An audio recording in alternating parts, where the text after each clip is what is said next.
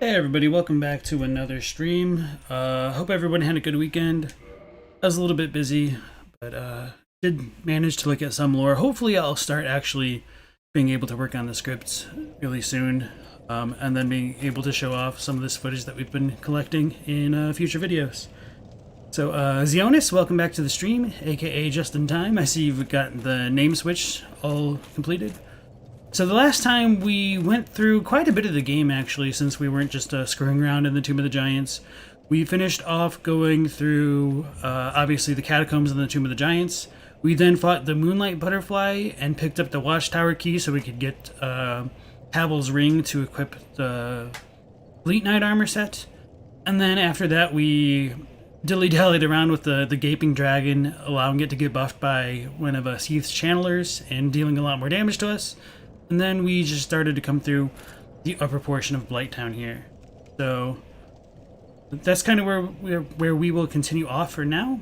And as we look out, we can kind of see a bit ahead into Blighttown. We can see that it's like a swampy place ahead. This is like the Hollow of the Great Tree, which leads to Ash Lake. It's kind of almost like right next to Firelink, because I think Firelink is right over there. Maybe we'll be able to show this off.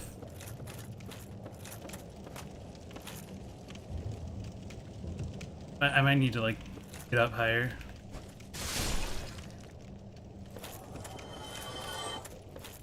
Here.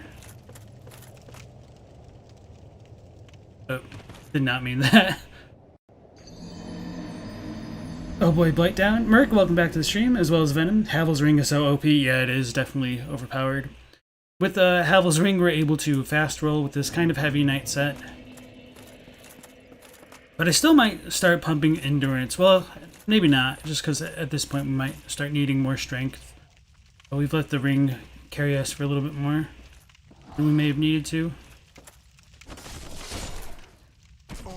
Wait, how did that one fall? Was it on the ladder? Okay, whatever. Let's go out this way. We've already been over here, I just didn't, like, look around. Okay, so I guess you can't really see it from here. It's probably from a different vantage point where we can go see a little bit of Firelink Shrine from this Blighttown location. Katie, welcome back.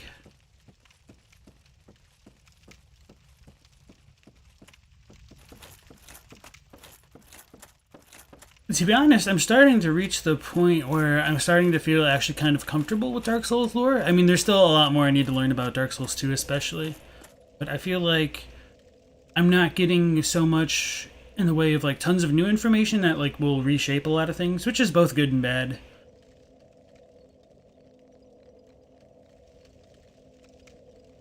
Probably need to go out further to show it off. Let me actually heal up. How many souls do I have? Oh, we might be able to level up. Oh, just a little bit shy. Alright, I'll kill like the next monsters and then come back and heal up again. As we come out this way, we'll find a couple dogs and one of the, like, I don't know what to call them, Blighttown residents? Oh, lived.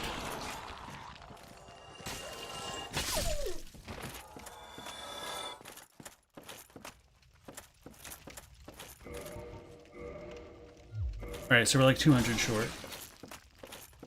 Should be able to find that pretty easily, though.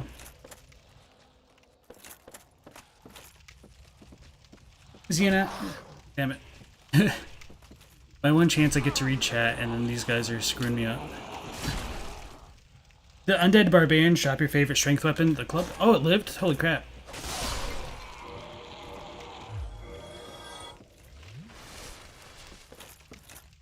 The large club. Venom says, so do you have any theories you haven't seen in any video yet? Well, to be fair, I haven't seen a lot of videos, so it's kind of hard for me to say. But,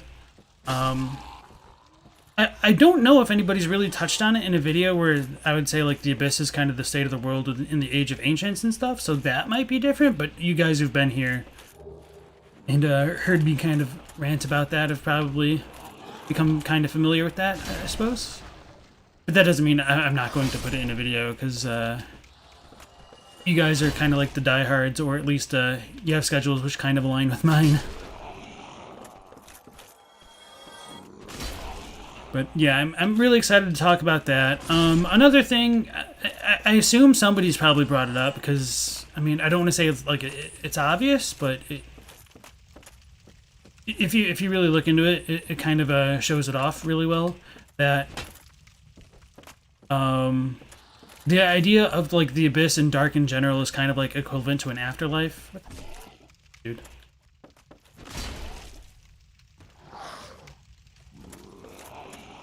My weapon broken? Is that why it's dealing not as much damage right now?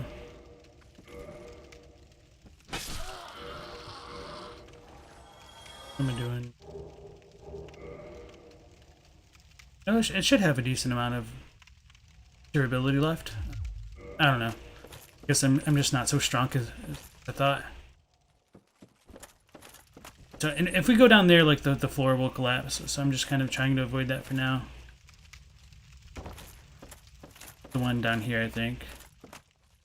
Wait, did it already collapse? Yeah, it just collapsed. And we went down to that portion on the last. I don't remember how to get to that item right now. Probably have to go back around and everything. But it'll be fine. Okay, yeah, just drop down there and that'll get us over there. So I'll go back to the bonfire to level up that one point, like I said. And we'll continue.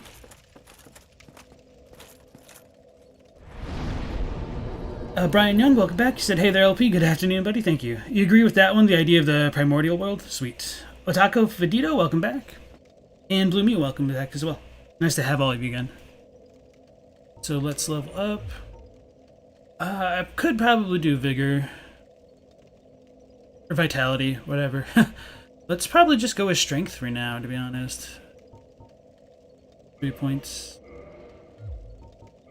Because our weapon can't be reinforced without some more large shards. So we're doing pretty well altogether.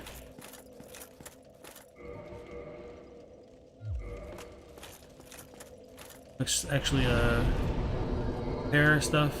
Let's just mention that. Oh, wow. Okay. Guess we've taken a bit of damage. Venom says, you think it was a JSF video that said Gale's Arena is in the Abyss and that it's the afterlife? Maybe. I think Candidate talks about it a little bit with like the arena as well. But I think he also cited JSF in that video, so there is a bit more to that thought overall, like with the humanity sprites and the cast. Oh, I forgot these things breathe fire. That's cool. Oh, and we got the dart throwers. I'm toxicked. I was just gonna go back to the bonfire because I don't have enough of the moss to deal with this. I should have mashed. Am I gonna die?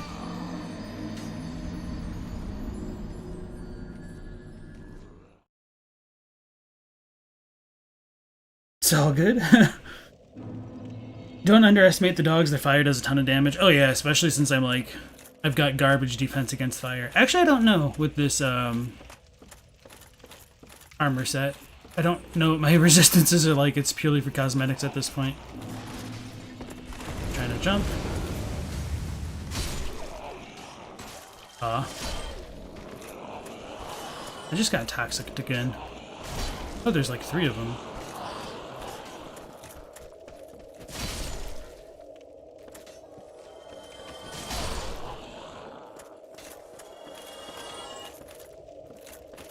I don't like not being able to one-shot things anymore.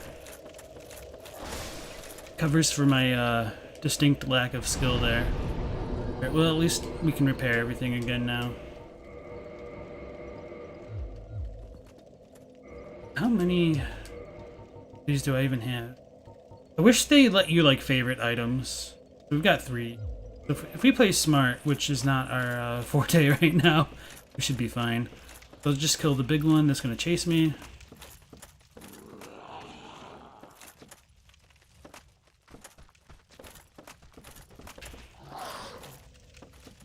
Then I'll go upstairs and then get all that treasure.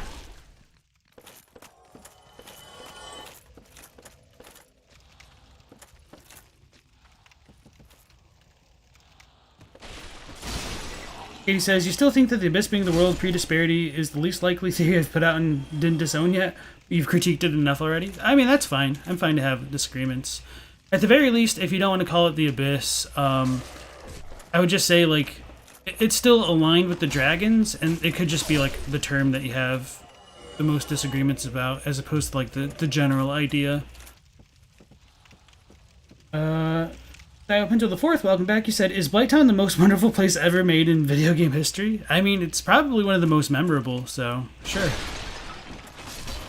I mean, I don't actually hate Blighttown. I kind of like this upper section just because it's so different from most of the other game, or most games in general.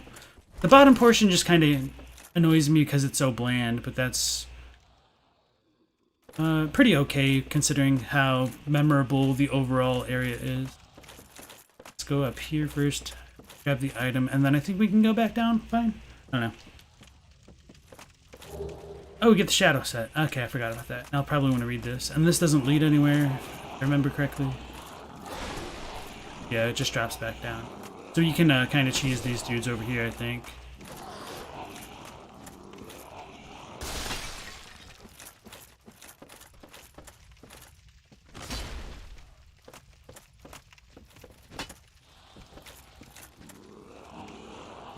Oh well, they're probably going to come chase me. Oh, they've already chased me? Wait. I thought he just disappeared for a second. Well, that time we one-shot something.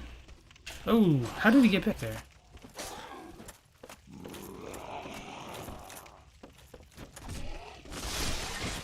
How did we thread the needle?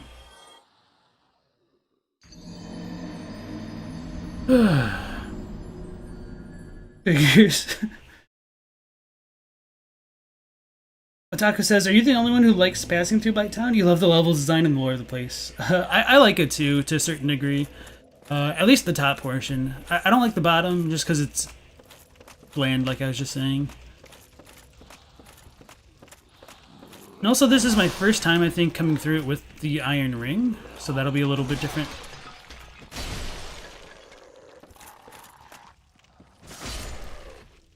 Oh, he lived. Of course, I forget.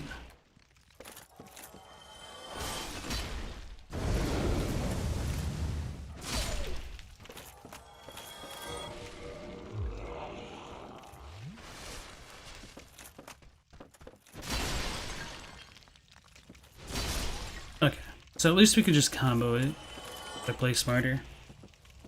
Ziona says, Jeremiah is your favorite character and he's connected to Blighttown, so Blighttown is good. This isn't Bloodborne. Blighttown is worse than Valley of Defilement, and that's saying a lot. I mean, a lot of the hate to Blighttown really came partially because of the frame rate issues in the earlier builds of the game. Like, it was nearly unplayable, and I'm don't even think I'm like hyperbolizing that or exaggerating. Oh yeah, we picked up the shadow set. We'll need to read that. Okay, yeah, we can drop down there and go through that. Okay, yeah. Okay.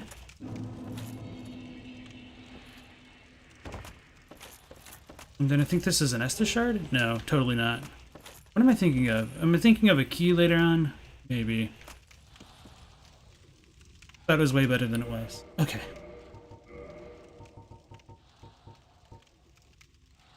FPS down. 7 FPS down. Welcome back, Effervescent. Alright, so this is the Shadow Mask. It's a black cloth mask worn by spooks from the Eastern Land, designed so as not to hinder their unique form of martial arts. While it sacrifices defense for the sake of greater mobility, it does offer resistance to bleeding and poison among other things, perhaps due to the nature of espionage.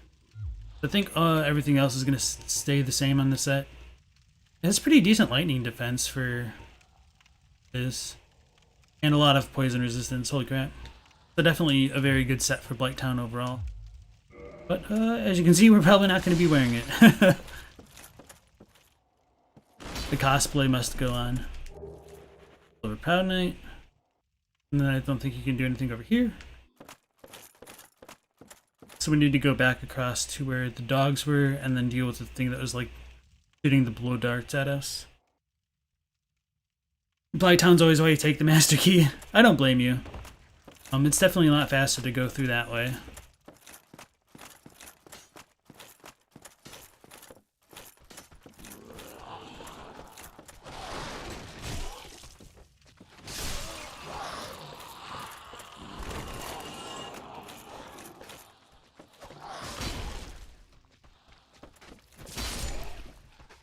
That time the slow speed of the Zweihander actually helped me out.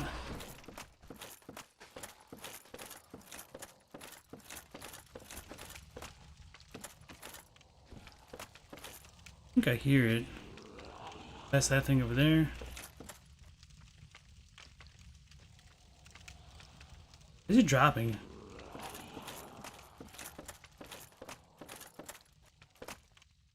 Can't make that jump, I don't believe. No, I've never gone and like fought the bloated thing from the inside. I'm kind of curious what happens if you try to like go down the slide that way. I don't know why he went down the hole there, or the ladder, but okay, we'll figure it out in a moment. Deanna says, during your first playthrough, you played a thief because you got the master key for free, so you went through the unintended way through the valley. Sadly, you thought you had to go up Blighttown. Yeah, that's unfortunate. I think I might have done something similar, to be honest. I don't remember. Because I always go, like, I come in from the back way. I come in from, like, the Valley of the Drakes. So I tend to, like, come back up through here, through the depths later on, to talk to Domhnall. Merc says, the Master Key Blighttown honestly trivializes it. It's only really worth going through for the Firekeeper soul. You can probably guess your frustration when you found a door that can't be opened. Venom says, even without the Master Key, you just always enter it through the Valley of the Drakes. You accidentally found that entrance first on your first playthrough, so now you can't help but consider it the real path. Yeah. This is my first time going through the depths.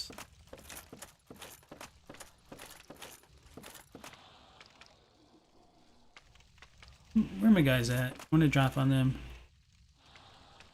I don't want to drop that far though. Well, let's try it this way. Fudge.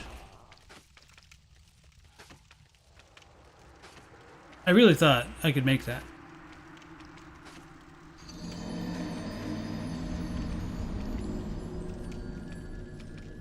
Effervescence says, the only thing worth anything in Blighttown is the power within. Maybe the Eito if your deck's built for PvP. Yeah. Foxy Boxer, welcome back.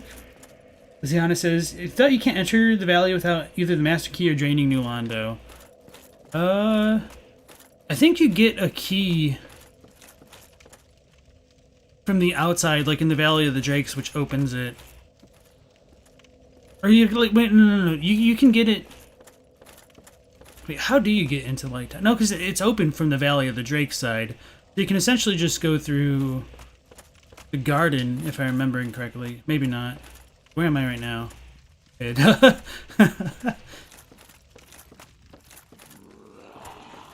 these things spawn out so soon?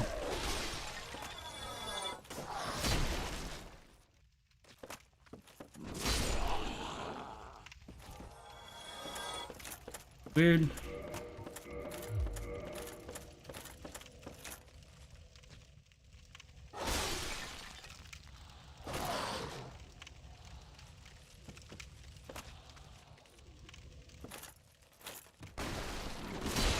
I thought I was about to step off again. These things don't drop anything, really. You can enter from the elevator at the bottom of Darkroot. Isn't the elevator locked until you activate it from the bottom? Protected by the Black Knight with the grass crest shield. Yeah, so we did that, and like we could have gotten to it pretty quickly. We've already gone that way. Yeah. So we just. Oh wait, no. I did want to go by like where the dogs were. That's. Well, at the very least, this thing won't ambush us. Just gotta pull the lever. Yeah, I usually come through just... I skip through the Valley of the Drakes after going through the Darkroot Garden. Because it's kind of a nice progression. It definitely feels more straightforward than going through the depths.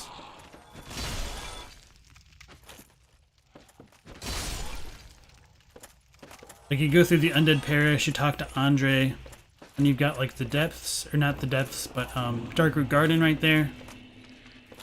Which kind of always made sense to me that way.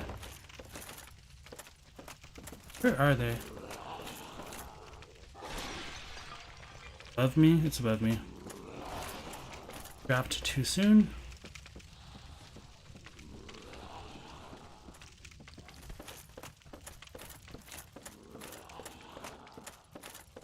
It was not above me.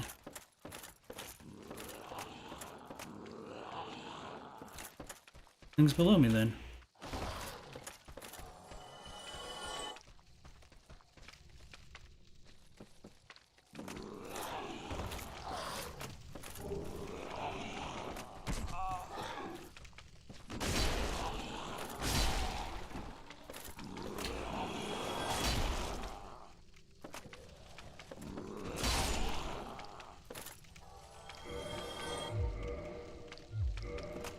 I kind of want to heal up, but I don't at the same time. Where's our entrance into the little cave area? At the very least, we can just follow the ladders, and then we should be okay. Instead of just jumping around and falling through the holes. Venom always takes it. Elda says, wait, if you play a Pyromancer, aren't you from the Great Swamp? Then doesn't that make you from Lordran? So apparently, like, the Great Swamp doesn't necessarily mean Blighttown, which has kind of always been weird to me. Like, Blighttown feels like it should be clearly understood as the Great Swamp.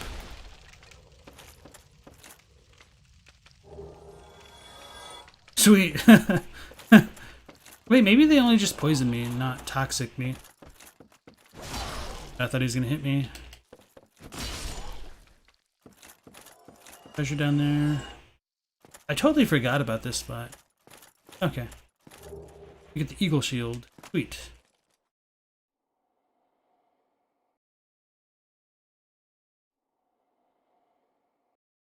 Huh. Okay, so I guess this is kind of like the view of where you can see Firelink Shrine.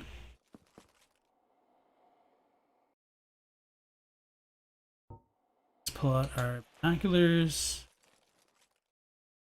Not much you can see over there. Over there, really. But if we look down, angles kind of suck. We kind of get a pretty good aerial view of the swamp area.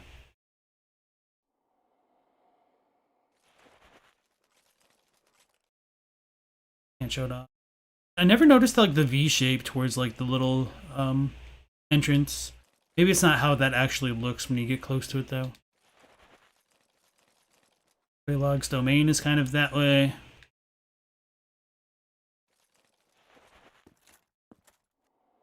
This is okay, I suppose.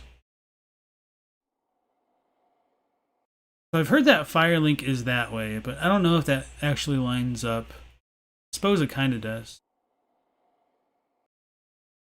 And then this tree right here is the tree to Ash Lake. In some ways, it kind of reminds me of the tree that you find in like the Dreadkeep, where you go down to fight the Twin Princes.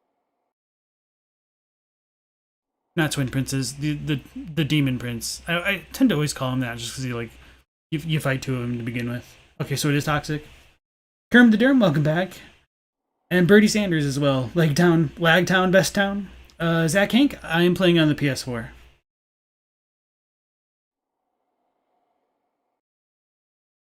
It feels more like a way forward than the depths. It does. Okay, sweet. And Justin says the Great Swamp isn't Blighttown as well. Yeah, so one of the reasons why you could figure out that Blighttown isn't exactly the Great Swamp is just because of Laurentius. He doesn't say like he's going to go back home or anything. He seems really out of odds being sent to Blighttown if that's where he's from originally. So for whatever reason, I'm going to assume like the Great Swamp is in the realm of men and Blighttown is in Lordran. So it's not. Ella said, you always thought that the Blighttown was the entrance to the Great Swamp. Otaku says, Great Swamp, Smoldering Lake, and Demon Ruins are fan services. Breathe in the fresh air while you can. Brady says, is the Great Swamp elsewhere? Probably just the realm of men. Wasn't the swamp artificially made by Engi? I don't think so, because it says that he was driven out of the swamp. But at the very least, he was probably driven out of... I don't remember the descriptions exactly. So it might have been Blighttown or like the actual Great Swamp. Foxy Boxer always assumed the Great Swamp was the swamp next to Blighttown? Yeah. Like, it definitely seems like it should be, but the way that it's treated it seems as though it's not at the same time. Professor Gomez, welcome back. He said, greetings, hope you have a good stream. This morning, watching a Bloodborne stream, you learned a word you never heard before and never thought you learned it through a video game. Is it ironic? I mean, sometimes that happens. I mean, I encounter words that I don't know. Maybe not like all the time, but feels like through the course of like playing video games and reading books, obviously. Venom said it does. Quelaag's domain is directly under Firelink's graveyard. Okay, interesting. I didn't realize it was like directly under. Okay, so that is Firelink up there then. So a little bit unfortunate that it doesn't show it off too much more. Elda says, do you think the man-eater butchers were cannibal swamp folk who went up or burgers who went down?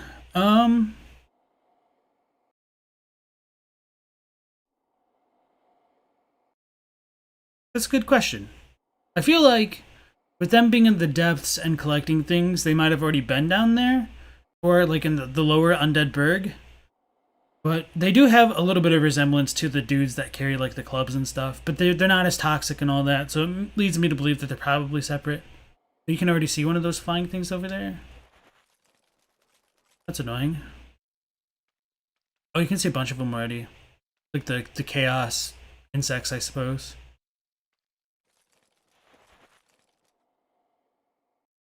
Venom says, you learned English through video games, so it's not that uncommon. You're not the only one.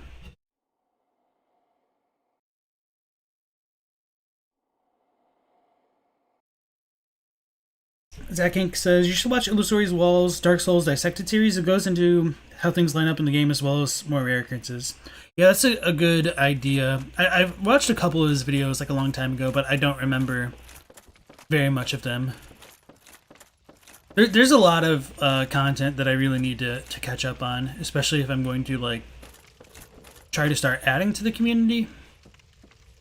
Just time consuming, unfortunately. As they say, all good things come in time.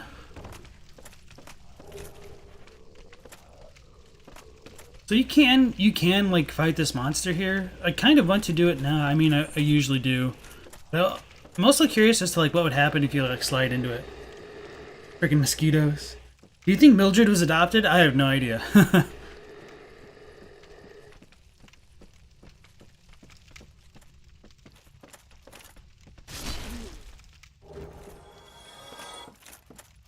Finally got that jerk. Sniping us from a distance. Yeah. No, okay, it's gotta be further ahead then.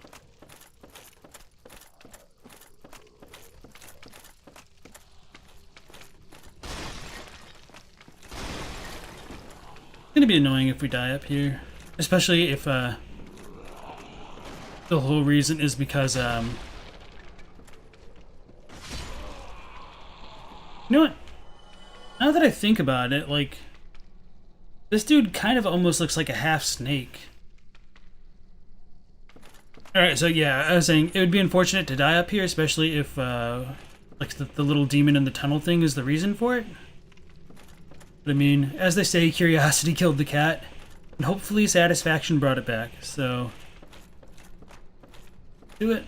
Oh, there's the ladder right there, I'm just blind.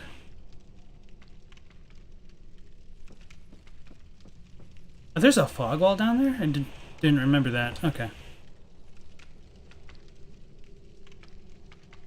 Let's... Do I have my binoculars out? I probably do. Yeah, I always do, because I always never remember to put them away.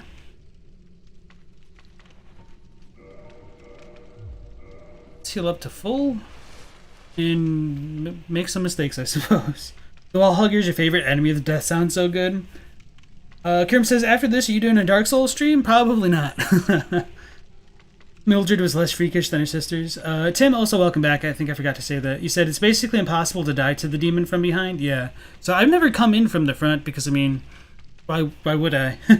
And Justin says, so since the wall hugger is in such close proximity to both the whip and pyromancy, you think it was a follower of King Jeremiah when he went to go learn chaos pyromancy? That's a good theory overall. I like it. I guess you don't really slide down here. You know what? Let's just save scum because I don't want to like take the time. And actually, oh, I should probably get like close-up footage of it. So this is This will be okay, because if I kill it on this side, I'll probably just go back to the outside and look at it from the side then.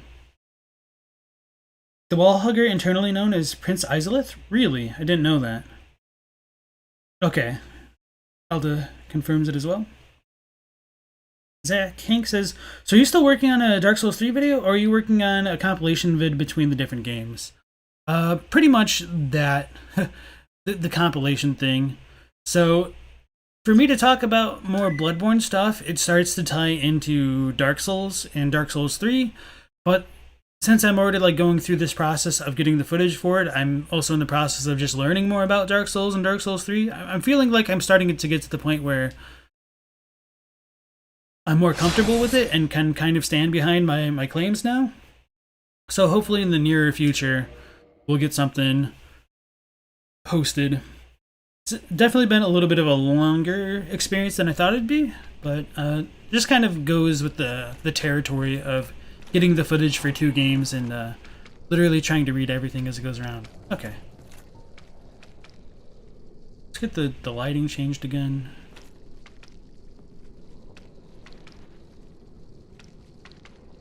This looks a little bad up close.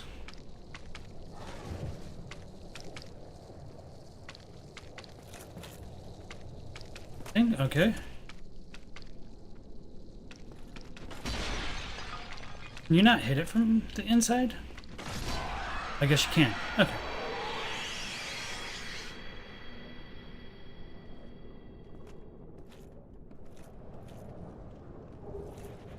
Get the power within. Carmina spell. You guys said there was a whip? I don't remember where that is. Probably need to look. But actually, I'll go ahead and reload it and then like get the side view as well as everything like that.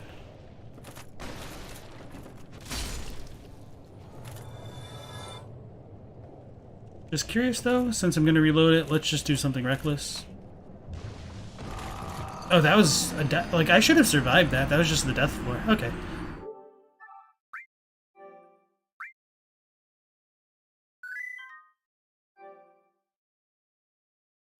Davin Sosa, welcome back in.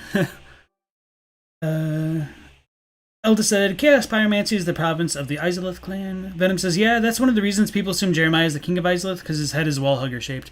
Yeah. I appreciated that connection. I didn't realize that the in-game files made the connections maybe closer. I guess you could still argue that there's a difference between Jeremiah and the Prince of Isolith, but I digress. Brady says, really, why? When did Isolith have a prince? I mean, it is cut content. It could be cut content for a reason. So take that with a heavy grain of salt.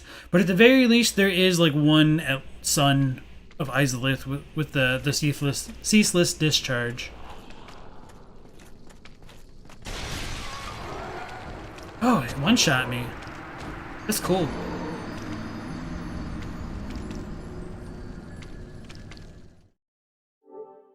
Wait a second. Okay, I am recording. I just was like, wait a second, have I not been recording again? Okay, it's all good.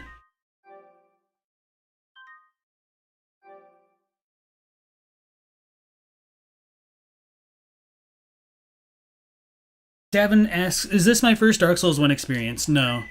But I am going through and like trying to get mostly everything that we possibly can in one playthrough, more or less. So I've played this game fairly recently. I think the last time I played it may have been like around January, or no, maybe it was earlier than that, like November. Yeah, I think it was like November. And at that point, I went ahead and platinumed it on Steam, or the Prepare to Die edition. So this is my first remastered experience. You sniped the wall hugger with sorcery, so you never got a good look.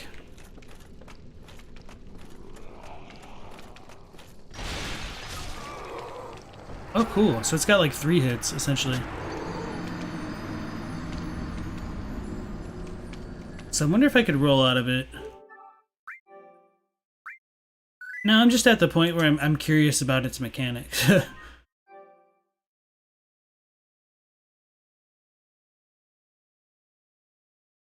Tim says the whip is further down. Okay.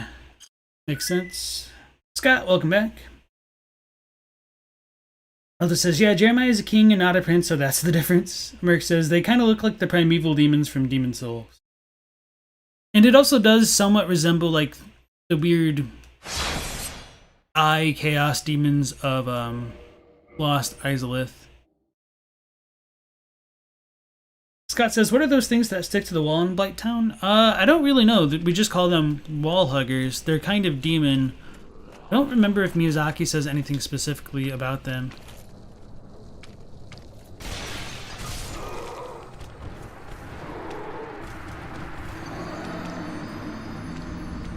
Interesting. Okay. Or this time I'll roll out of the way.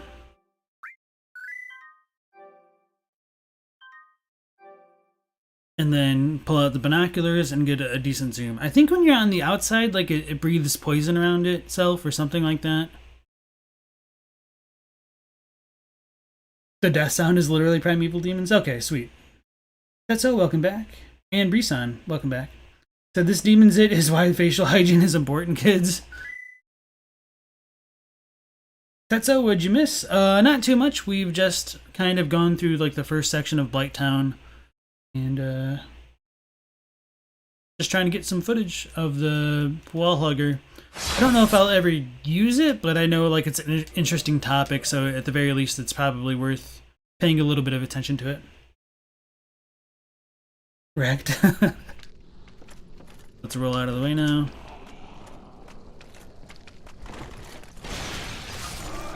Right, yeah, okay, I think I'll just need to go on the outside then.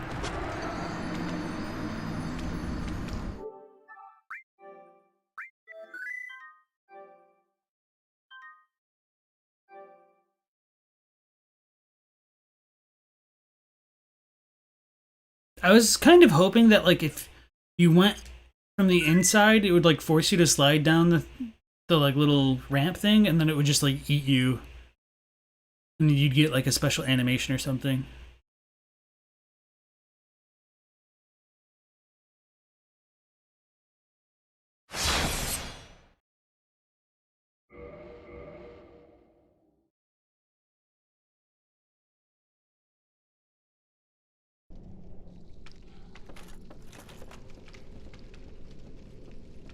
Oh yeah, so what I was saying about like the Blighttown men themselves, like these little dudes, they kind of look like snake men almost, so like in between man and snake man. I wonder if there's like a correlation between toxicity in snakes. I don't think the snakes ever like breathe any toxic or anything like that though. Probably not, it's just kind of a idle observation.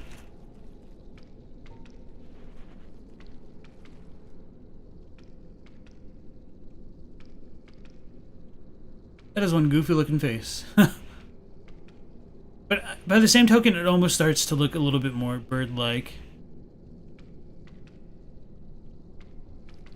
Kind of weird. In some ways, it starts to remind me a little bit of the Abhorrent Beast. I think the last time I did it, I probably jumped on this. Maybe there's a plunging attack animation. Hint. There's not. That's unfortunate. I feel baited from that. So I probably did not do a plunging attack since you can't do a plunging attack. That would have been really cool if there was, though. You just get like covered with blood and crap. Katie says, speaking of demons and the royalty, you had a theory that they had an alliance with Karthus, mainly because Demon King and Volnir's arena have a same unique symbol. Which symbol are you talking about? I know, like in Volnir's arena, like right behind the skull, like up the top of the wall, there's like a tree there, and I did look at a little bit of footage of Dark Souls 2, and I noticed that tree appears in the King's Passage there. So when I saw it in Dark Souls 3, I was like, is this tree just supposed to represent like the Bed of Chaos tree and everything like that? Or something else?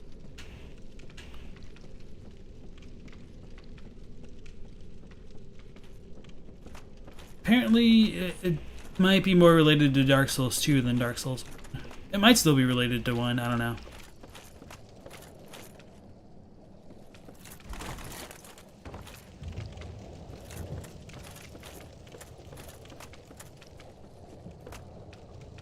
But that was lucky. I did not mean to actually, like, drop down there.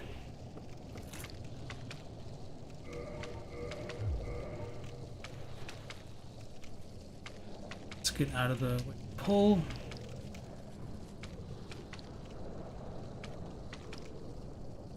Do the slow pan. Slow pan. A little bit faster than I expected.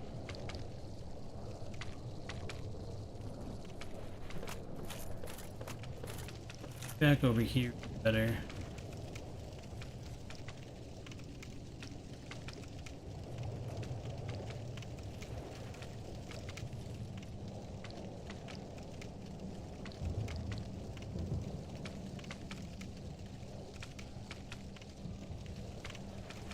A little bit more because the thing was in the way.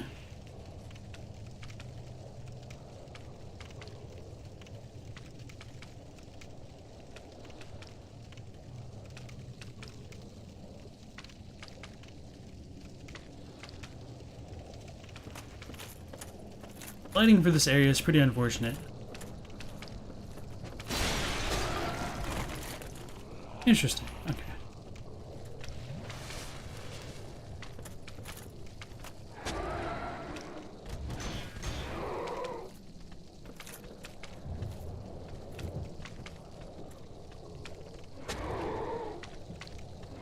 I thought it did a little bit more than that.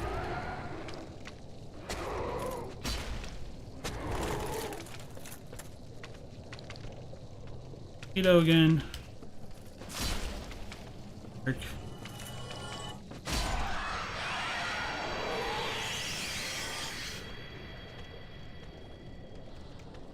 Okay.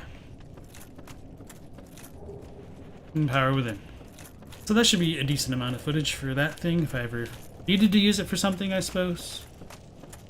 No particular plans, but you never know.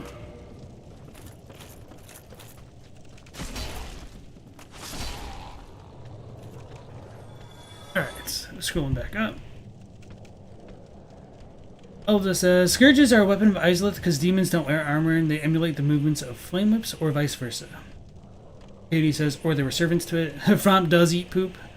You think they're just eyeless albinos like cavefish or albinos? That's what I get for trying to read chat.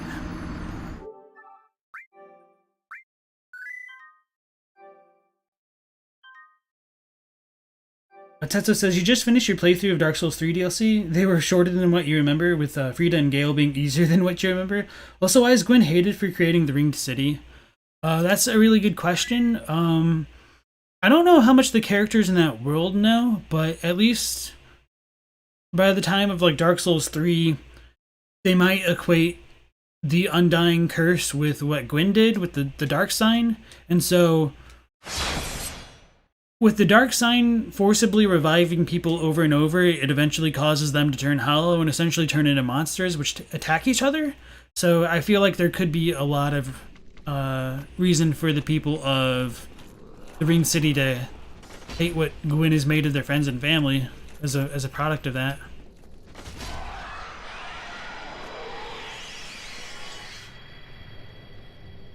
That's kind of cool. Arrows in. Also, what is its purpose? It seems like the Ringed City was a place where they gathered the pygmies to keep them complacent. Well, not into the attack though.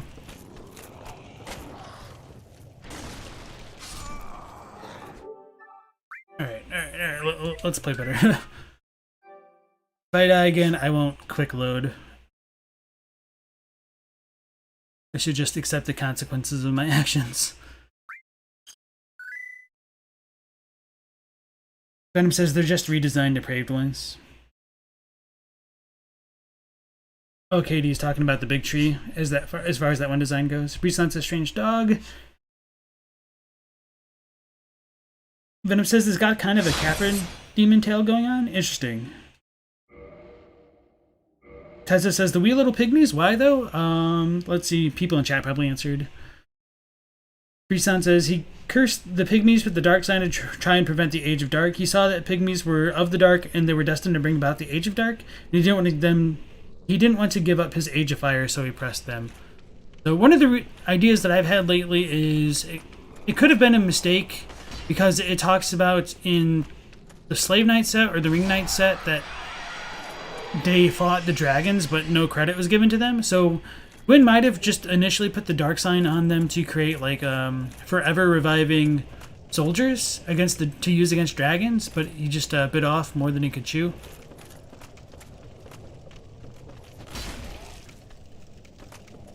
I don't know if that's how the games want us to read it. It was just a thought that I've had.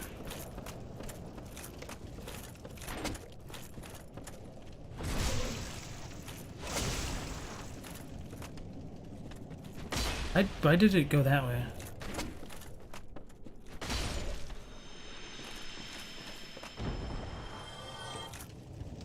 So I think that's it for now. Let me actually catch up with you guys. As Yana says, so the pyromancy it's guarding is its power within, which is made by Carmina, and it was a close-kept secret for eons. Professor Gomez says, oh yeah, I need to read that. Thank you. Professor Gomez says, you've never played the original release of Dark Souls? How bad was Blighttown on that version, previous to the remastered? I've only ever played Prepare to Die edition with the DS1 fix, so for me it was definitely, like, serviceable, but as people were saying, like, you would literally get, like, 7 FPS going through certain sections of it, so it was really, really bad. Tessa says the FPS was 15 to 5 on average. Alda says they were stuck in the Ringed City, it's a gilded cage. Yeah. And Katie says, you mean he pretty much holds everyone there as prisoners, so that might also be part of it. Elda says, a cage for a portion of the Dark Soul with diluted Dark Soul diffused around the realm of man. Tessa says, Gale is an insanely epic fight. You still can't beat the Dragon Slayer armor for the #1 boss fight. If that's the reason you could see what he did, it's not pretty bad. Age of Dark is going to nullify all the progress of gods and humans made to zero. So yeah, with the Age of Dark, Gwyn fearing like the loss of fire and everything, it kind of makes sense for him to do what he did. But with the dark sign being placed on man, it's literally what drives them to become hollow over time. So it is like a curse in many ways on men, because they can't even die to like escape the cycle there. And I keep forgetting how to fall down these. It causes people to forget their friends and family and attack each other, so it's a very terrible thing for humans to kind of experience. And so, with all of that said, the gods make it seem as though the humans have very little choice to stop the spread of the curse of the dark sign, because it's essentially just forcing them to either choose to link the flame and to stop the cycle that way, or to just give up life altogether. So for most people, that's not going to be much of a choice. Like, how could you give up life and then just doom all of your friends and family to a world without fire, without life, without warmth, etc.? So essentially, like, it's a win. It's not like a win-win, but Gwyn is more or less making it almost seem as though like the humans really have no feasible choices in trying to overcome the curse that he's placed upon them. This way, I don't even remember if there's anything like super important over here. I don't think there was. I think this, you can just like drop down here later.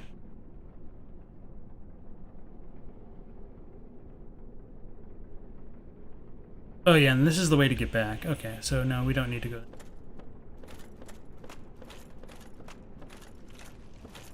Right, let's catch up with chat.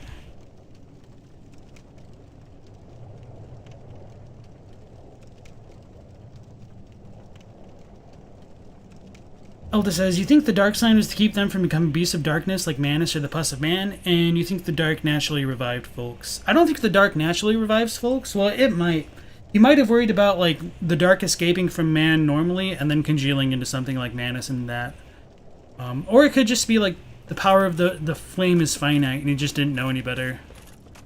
It's hard to attribute his actions to malice, although I mean, he did essentially use slaves in his army, but that was kind of only introduced in 3, so it's kind of hard to say what their motivations were at times. Oh, probably shouldn't have come this far right now. Damn it, damn it, damn it, damn it.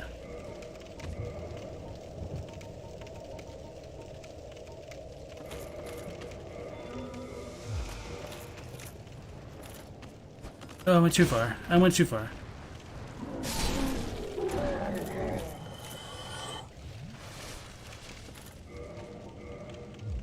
Alright, well, we'll try to make this work. I'll go get to the bonfire, and then I'll use up my humanity to fight the butcher-type enemy. And we should be golden.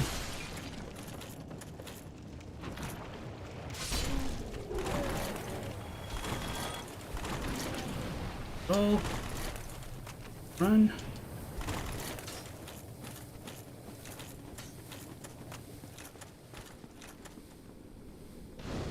Then we need to rest.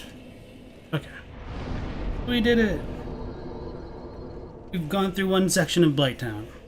Alright.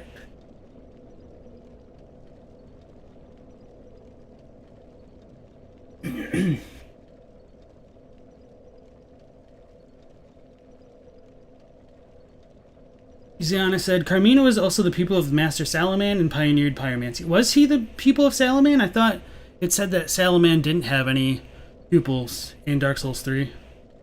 Brisant says, you'd credit their progress more to the gods than to humans. Humans never really had much choice in the world of the gods made, and the Age of Dark is supposed to be their time to rule. I mean, I agree with you. I don't think the humans had much of a choice either. And the proliferation of the Dark Sign does have some, like, questionable roots. 80 says, speaking of the curse, you had this what if Velka moment and thought that it might have been her on behalf of Gwyn who put on the curse. She seems to know a lot about the curse, and it is called the first sin after all. I think that's a possibility, but it's kind of hard to say definitively how it came to be, essentially. Etzo says, to you, becoming hollow is a nightmare, not because of losing oneself in memory. It's the immortality. The concept of never dying is the worst thing for you. It's a nightmare. So it's not even like they don't die, essentially, because you can at least go catatonic as a hollow, but yeah. After you hollow to a certain point, it says, like, you can't become human again, which is kind of scary. So the real scary thing for man is they lose their sense of self when they hollow to a certain extent. And that's explored a lot more in Dark Souls 2, especially with, like, Lucatiel as a character. Brisant says, a lie will remain a lie. Tim says, you passed the whip at this point, by the way. You need to drop from the fog wall was to get it. Okay, so we do need to go up there. That's fine. When we get out of Quelaag's arena and then go back up to the other side of Blighttown, hopefully we'll go back for it. And we also need to read Power Within. So let me pull that up before I forget about it.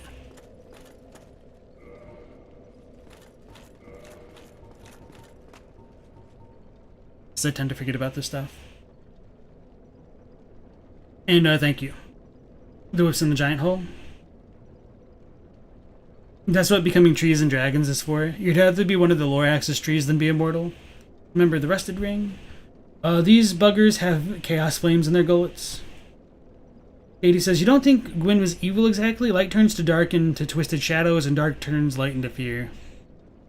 Questionable roots reject hollowing and become tree. Hilda says, it looks like people mutate into wall huggers from parasites, and after full maturity they birth mosquitoes, which grow into those fire belly buggers. Possibly.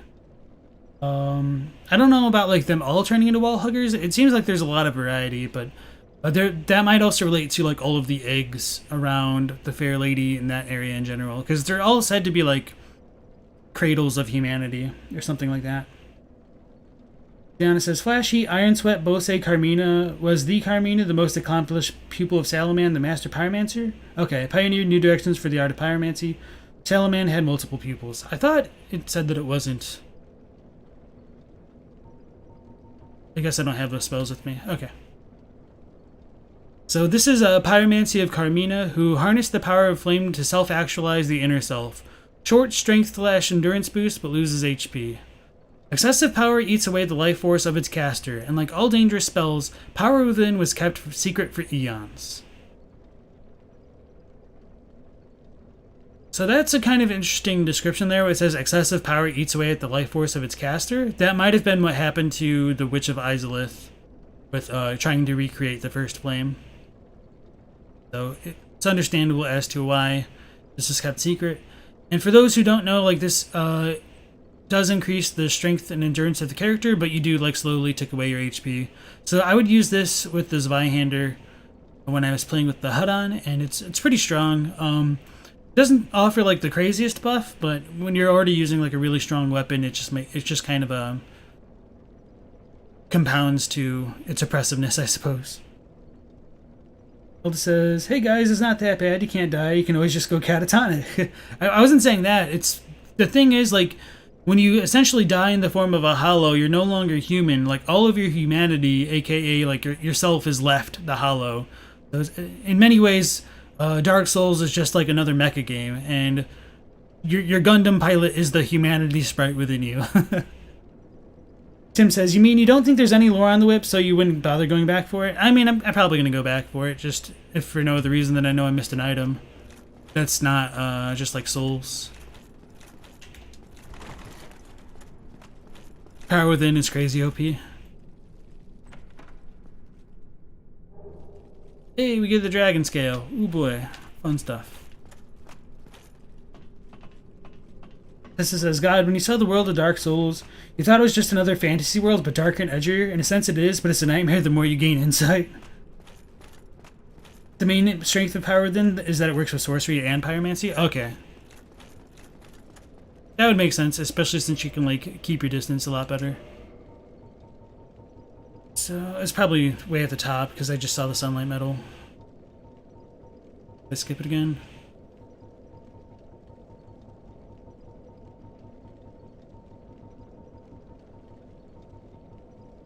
Is this a key item? I don't remember what this is.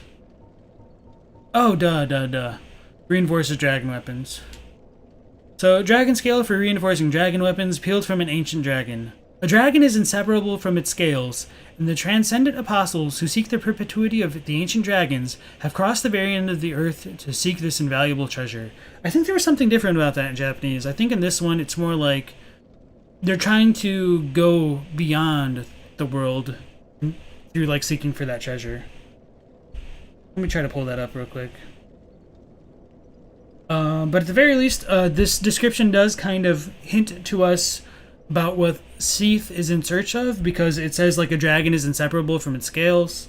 So Seath wants the scales because they are kind of the bridge to immortality for dragons. Let's pull up the dragon scale in Dark Souls 1.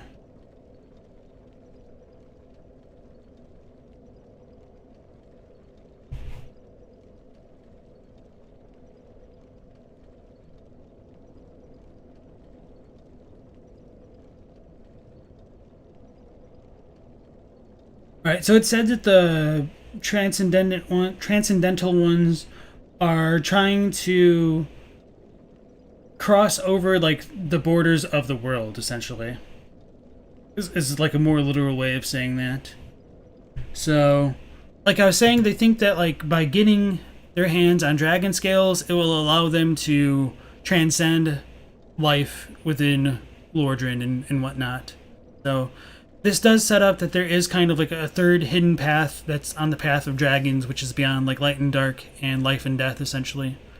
So it's a little bit unfortunate that this was just kind of misunderstood here, I suppose. Alright.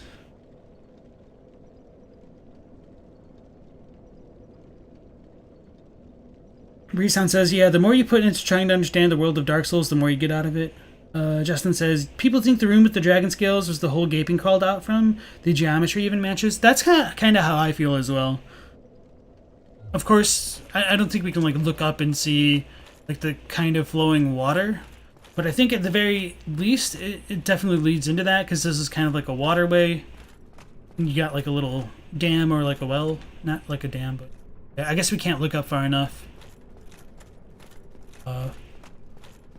Presumably all the wastewater would flow down from the Undead Burg and the depths into Blighttown, which is probably why it's all toxic and infested with crap. And from within mud, you do get like these lily pads. Oh yeah, we just get toxic, or toxic, not... We get poisoned really quickly here.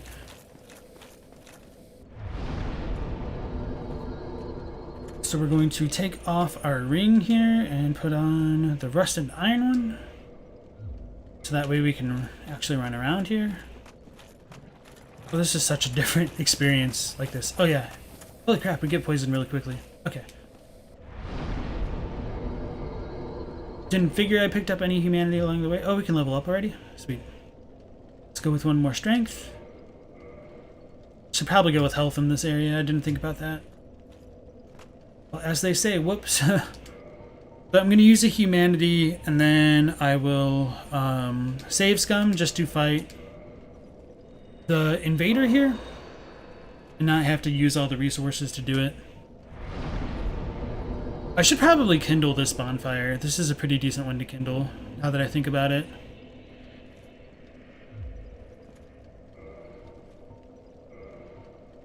Are we...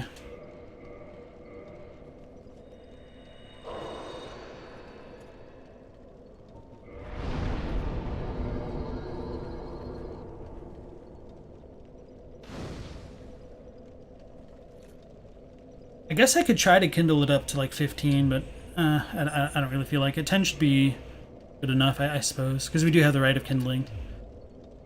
So with that out of the way, let's go ahead and save it.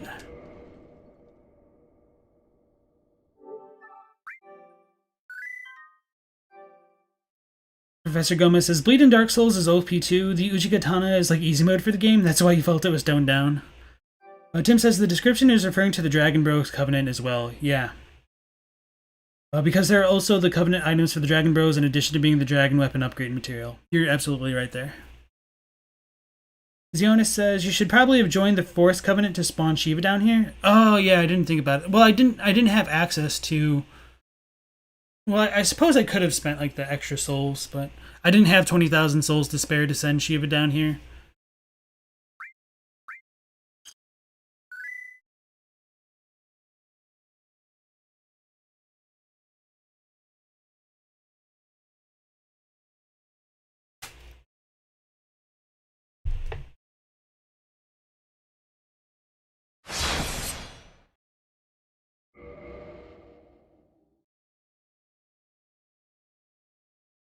You could always go through the Hydra's ladder.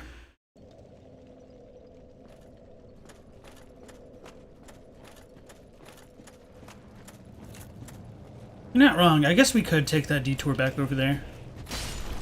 Does Shiva like go away if what's it called? You kill Quelaag or whatever? Or does he just go here whenever you do it? Because I don't remember Shiva's triggers at all.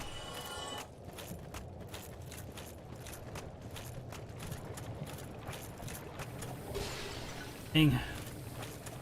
The poison resistance is nothing right now.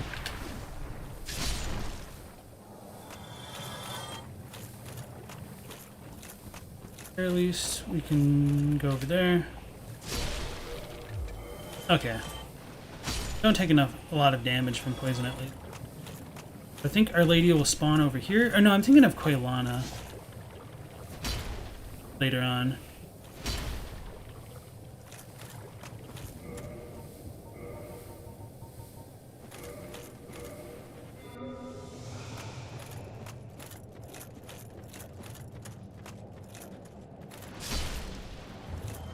I only hit one of them.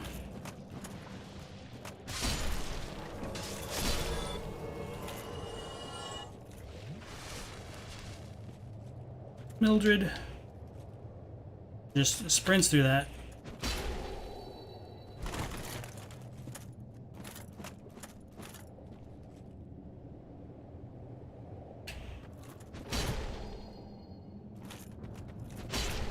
She's got a sack on her head, and now she's dead.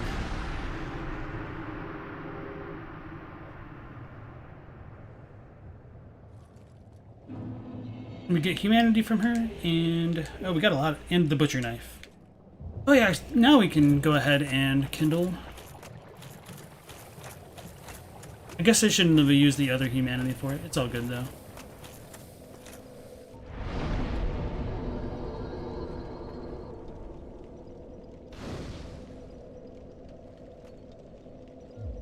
So if there's any significance to her wearing a sack, it doesn't really seem that way. I think there was an interview with Miyazaki and somebody on like the development team said they just kind of thought it was funny, like invading people there, and so they just kind of put that NPC there to just kind of maybe recreate some of the experiences they had in the office with that. So we picked up the butcher knife. Jade Gomad, welcome to the stream. Mango Maeve, welcome as well. Tim says, you don't need the crest of Artorias to join the Forest Hunters. It makes it a lot easier, though. Don't you need the crest to... Oh, I see what you're saying with the Hydra's ladder. I thought you needed that to get into the back of it, like, through that back area. Yeah, I forgot there is that ladder that goes up there. Huh. Can you just open that door from the inside, then? Okay. Unless you break the covenant, he stays. Okay, sweet. He just hangs out here after you talk to him in the forest? Okay, sweet. Jade says no shadow armor? R2 Pancake Maker? Yeah, no, we're just kind of doing a little bit of a cosplay run with the cover art, so we're using the Elite Knight set. So we're kind of nerfing ourselves a little bit, but I mean, with the giant dad build, it's all good. Poetry with LP, she's got a sack on her head, now she did. Jade says she's related to the Asylum Demon because if you trade your Snuggly the sack, you get the Demon Hammer weapon. I mean, I don't necessarily think that's like an explicit connection, but I understand why people go for it. I think it's more of like an Easter egg than anything like superficial. Diana says, the invasion in the swamp is a Demon Souls thing. The Man-Eater Mildred is a reference to the Butcher and the Demon Souls. Okay, sweet. You don't need the crest to open the door? It only opens from that side, even with the crest. Okay. Oh, you do need it? Okay. That kind of makes sense. Then you just need to go all the way around the entire time. Okay. Thank you for that. So this is the Butcher Knife. It's a giant butcher knife wielded by the undead man-eating cook lurking in the depths. More a tool for subduing and preparing live catches than an actual weapon. Those who have faced this deadly blade have a deeper sense of how helpless prey must feel. So this is a cool weapon. I think when you use this, you like regain HP, maybe from like killing enemies. I don't remember. Don't really need that. Oh, we're level 36. I didn't realize we're that high. Right now, I'm just trying to decide if we want to go through Quelaag's domain or just deal with the Ash Lake first. Probably Quelaag. And then we can deal with the... Well, I guess we could come back here after everything.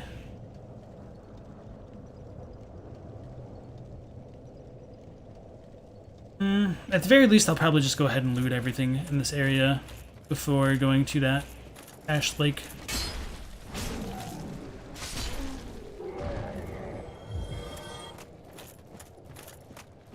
Probably be easier to deal with now. The fast ring. Holy crap, we take poison super quickly, despite everything. Soul of a Proud Knight. Ziana says it's another weapon that heals you and is associated with health gain, associated with eating humans. Yeah, that's a good point to bring up as well. Or like sucking the souls from enemies, I suppose, kind of.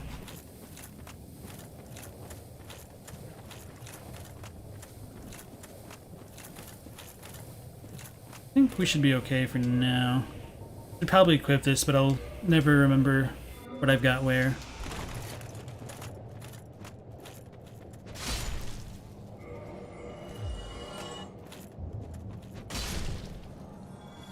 The nice thing about this Zweihander is it can actually like hit these damn mosquito type things a little bit.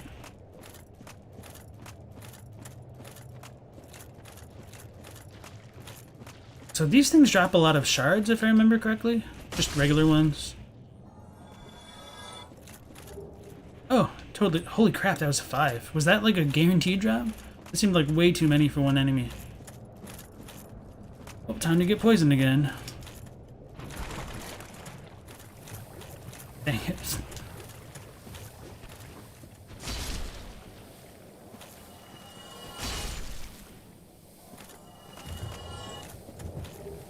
Hey, we got a large one. Okay, so these probably are decent to farm.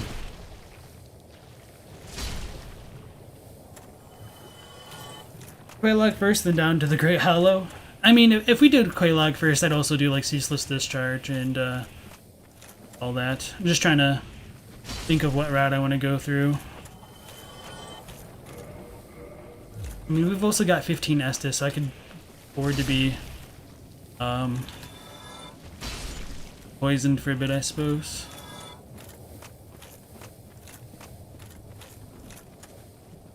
No HUD? That's correct, Mr. Draco. Also, welcome in.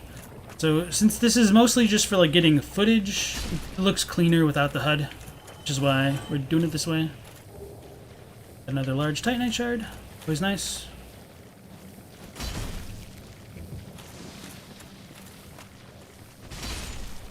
Oh yeah, I should probably repair all my weapons, or equipment rather.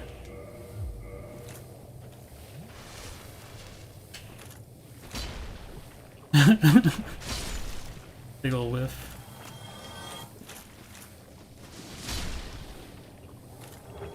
So I think they spit acid, which degrades equipment. It's no bueno.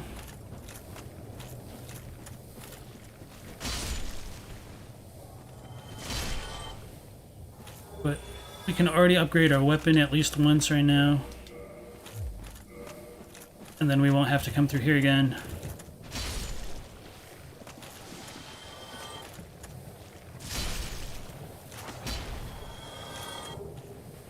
Maybe twice? When we pick up the server, that's a pretty cool weapon too. Let's run back to our bonfire.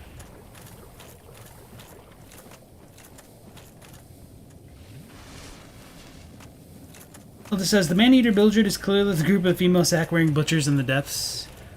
The server is an interesting weapon because it's subtly connected to Isolate. If you view it with Chaos, its description changes from occult energy to heretical energy.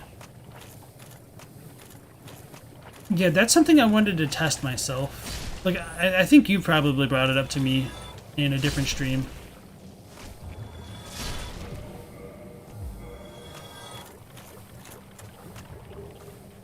Holy crap, they really do just drop 5 green Titanite shards.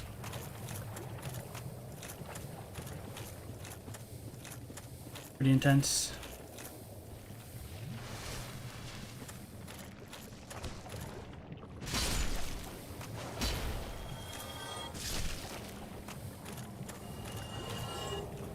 Another green one.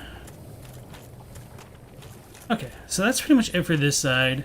When you go up through this like little tree here, oh, let's go pick up the treasure at least. Guess it's kind of dangerous to progress too far into here, though.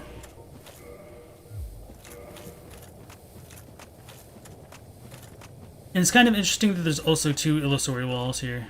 Let's put away our weapon. Oh, sweet, the poison just ran out on its own.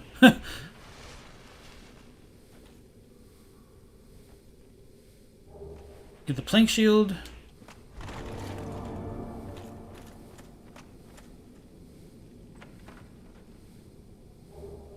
Twin Humanities.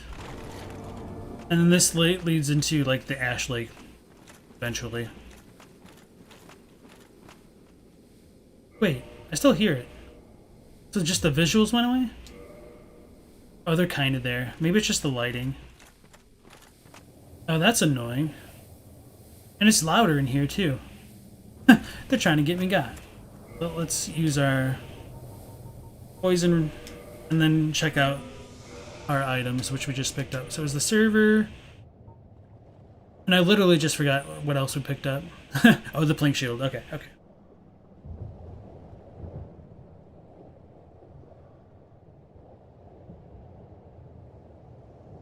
Tim says, yeah, these guys are one of the spots for farming the large shards, although you prefer the Depths hallway. The Depths hallway? Which hallway? I don't know what drops them. Philippe says, making the butcher female is an interesting choice. Jade says, you don't prefer to farm until you get tons of humanity in the gold serpent ring? 1 large shard or 5 green shards? Philippe says, you heard Miyazaki confirm that when Laurentius says that she was going to eat him, he was speaking of the butcher next to him, though you don't know why. You don't know if it means both were butchers were women or only her. I think probably both of them. They like to mess with people's expectations sometimes. And also with like Man-Eater Mildred being a female, I feel like it's probably just like a stronger connection. Jade says, grab the Chloranthe. Oh, yeah, that's a good idea. I just don't want to get cursed right now. But, yeah, probably could. Well, the thing is, I'm already using like the Grass Crest shield, so it's not like the biggest thing in the world. But good looking out. Our butchers are usually female, at least in this world. Philippe says, though many people hit the chest with their weapons after the first mimic so they could easily find it by accident. The double illusory wall is quite tricky. Okay, yeah. Great Hollow is a neat area, in your opinion. The slimes outside the bonfire in the depths drop them. Oh, interesting. I didn't realize that. Yeah, okay. Probably just because I don't like messing with them, because it just takes a while unless you're like using Pyromancy, essentially. So you can farm a plus 10 weapon pretty much immediately on getting to the depths. Okay, that makes sense. Justin says, you don't think you meet a mimic until Sen's Fortress. That's pretty much like the typical reply. There are no mimics until Sen's. Sleep says, it kind of makes sense that the giants are just androgynous appearance-wise. You never explicitly see female giants, so they could just work in dwarf logic. It says, not gonna lie, the Dragon Bros is the most badass covenant ever. People duel in honor in order to send a dragonhood and surpass their weak human form, at least in theory, because, you know, backstabs and all. Baby female giants just have deep voices. Okay, so this is the server. It's a curved greatsword, used in a mysterious ancient rite. Imbued with a frightful occult energy which restores HP with each hit. So, despite like the image, it is kind of like a larger weapon. And then we picked up the plank ring. Oh, and the eagle shield. I said ring. The plank shield as well as the eagle one, which I didn't read. So this is makeshift shield built from wood planks. Provides minimal protection but a cost of moderate humiliation. So this is pretty much a dead ringer for the shields that the Yarnamites use in Yarnum. It's even got like, oops, the little ring in the same spot.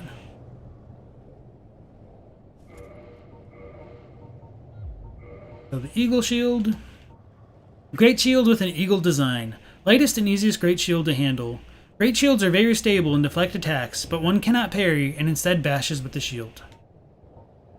So as you can see, it does have pretty good resistance, but honestly, it's really not that great overall. Because it doesn't deal like 100% physical resistance. Its magic is okay. Its fire is okay. Lightning is pretty good, but for that, you could just essentially just use the Grass Crest shield and be almost the exact same state. Or even the heater shield. I think that this one might be like my highest lightning resist right now. Really overall, not much better than just the wooden shield. So great shields are a little bit of a disappointment, but I suppose if they made them too strong, they'd be absolutely like broken for PvP. Jade says, you just realized the big skeletons on all fours in the tomb have a move just like the sharks from Bloodborne. Screw those enemies. The giants in the Ring City have faces. Yeah, the Adjudicator giants do. Stella B says, as long as you know they breathe mimics are easy to catch. Eagle Shield had to be nerfed? Okay. That might make more sense then, why it's pretty bad. Let's go ahead and upgrade our weapon.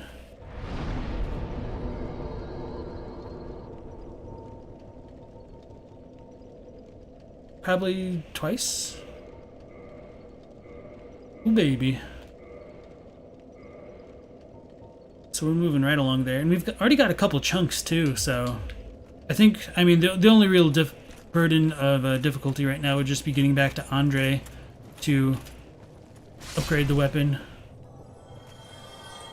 I feel like I'm forgetting something. Oh, yeah. And we could probably also see Quelaana right now. I might want to save it. Talk to her. Actually, I don't remember if we went that way. We'll get the couple of boulder throwers in a minute. All good, I guess.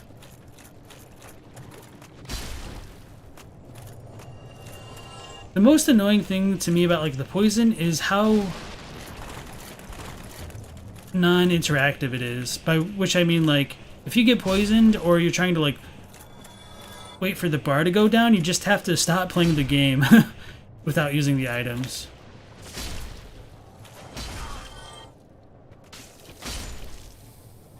Damn it. There's Soul of a Proud Knight.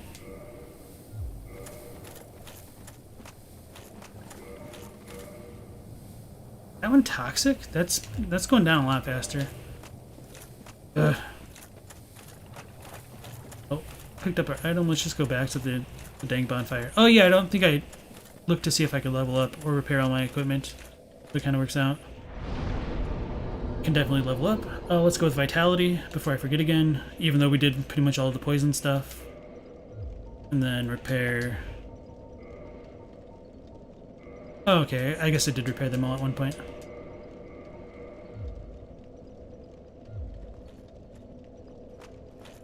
Alright, let me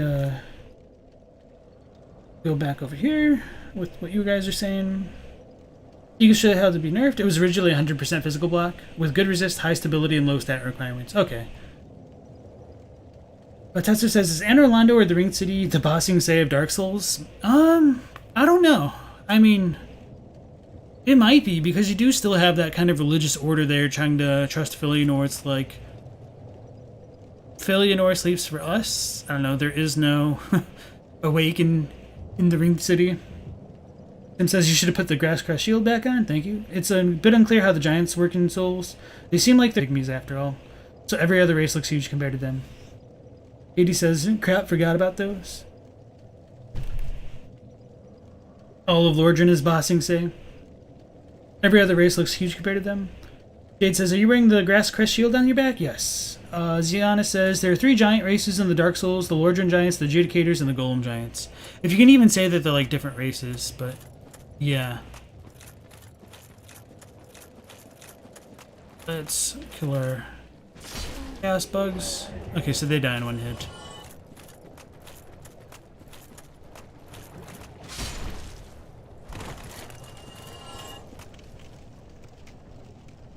Some of these bugs to fly at us again.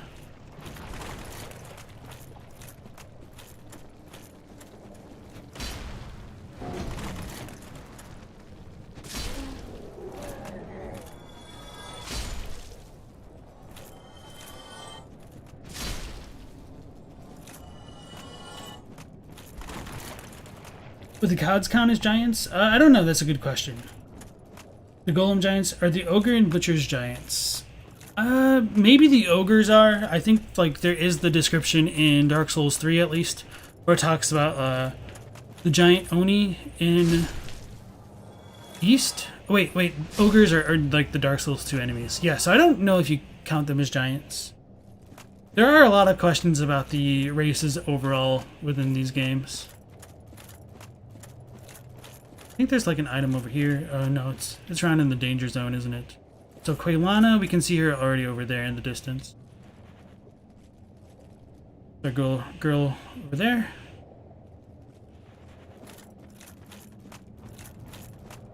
Mosquitoes done? Pretty much. Okay.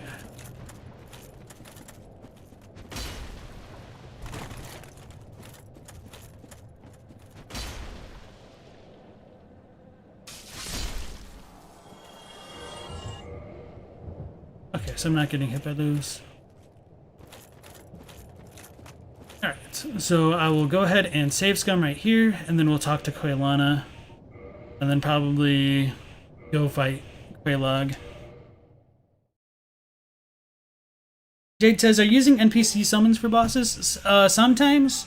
Like, if I want more footage of a boss, I'll summon an NPC to get, like, the third-party perspective, because I'm trying to collect footage for future videos. So like if the boss isn't like too much of a joke, I like to solo it sometimes. Most of the time, honestly. That's a good question.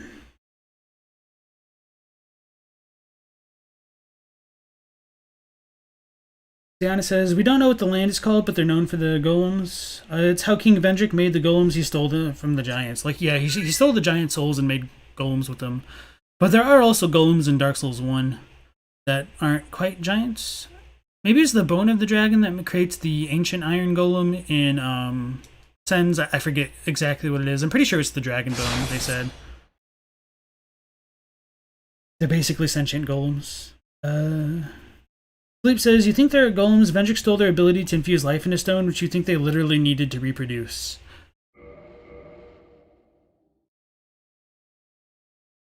Scrolling up. Mr. Draco says, so Dark Souls 1 giants and 2 butthole-faced giants aren't the same? Maybe not, maybe they are. I feel like 1 and 2s are probably the same. Because we see like the kind of repeat of them in 3. And then the Adjudicator giants are kind of mysterious. So the giants for... how do I want to say it? So maybe the giants with like the holes in their faces, maybe they're more of golems than actual giants. But I feel like that's sort of not true because you do collect like the giant souls in Dark Souls 2 and they have the holes in... Ow, how rude. They have the holes in their faces.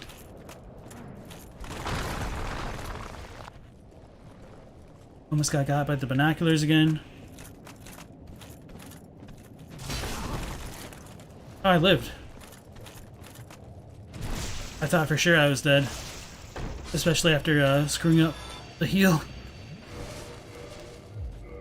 That's probably like extremely low HP or just then. Okay. I'm sorry, that totally distracted me. I'm gonna look over here since that guy's gone because I think there's an item. Yeah, okay. Oh, there's one over here. Oh, the Great Club.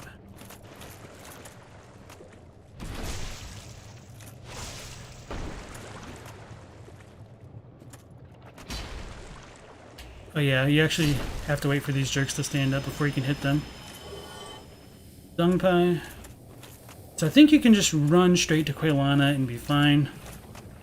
I don't think that the boulder throwers aggro right there, but then the little mosquitoes do, and that's annoying. And then I'll try to read everything, and then I'll probably actually resave it again, since we're already over here. Maybe they don't bother me because she's here right now. Yeah, they're not like flying towards me. Alright, yeah, I'll save it again. And then talk to our soon-to-be teacher.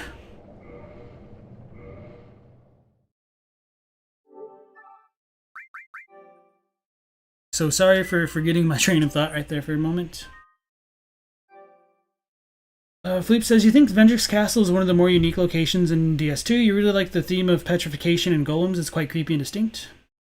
Luciana says, giants is an umbrella term. Humans are definitely not the same as pygmies, but we're in the same class. Similar to how witches are their own race, but are peers to Gwyn's race. Philippe said, you meant the ogre-like creatures in 1? Like the swamp guys? Oh, okay.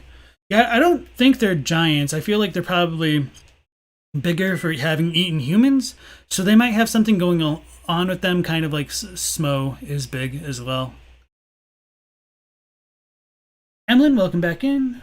Hello, have a good stream. Thank you very much. Falling a bit behind here. Lordran giants have eyes. Trolls are hippos. Okay. Tetsu says, so Nito had control of necromancy. Witch of Izalith is the Witch of Izalith, and Gwyn is essentially the Zeus of Dark Souls. What are the pygmies? What did they have? Infinite potential or something? So according to Koth, the very first pygmy, like the furtive pygmy, was essentially the progenitor of man. He found the Dark Soul, and according to Miyazaki in an interview, he split it up and shared it amongst the humans. So in that way, you can say that the humans are the descendants of pygmies. But with that said, Bloodleth does call himself a pygmy in Dark Souls 3. As far as like the Japanese text goes, it uses the same term. So it might just be possible that all humans are technically pygmies, because we're much smaller than most of the gods we see, as well as the giants. So if you just wanted to make a stronger difference between what a pygmy is versus a human, you might just say like a pygmy is like a primeval human. But there's really no thing that's like super clear about the differences on the races.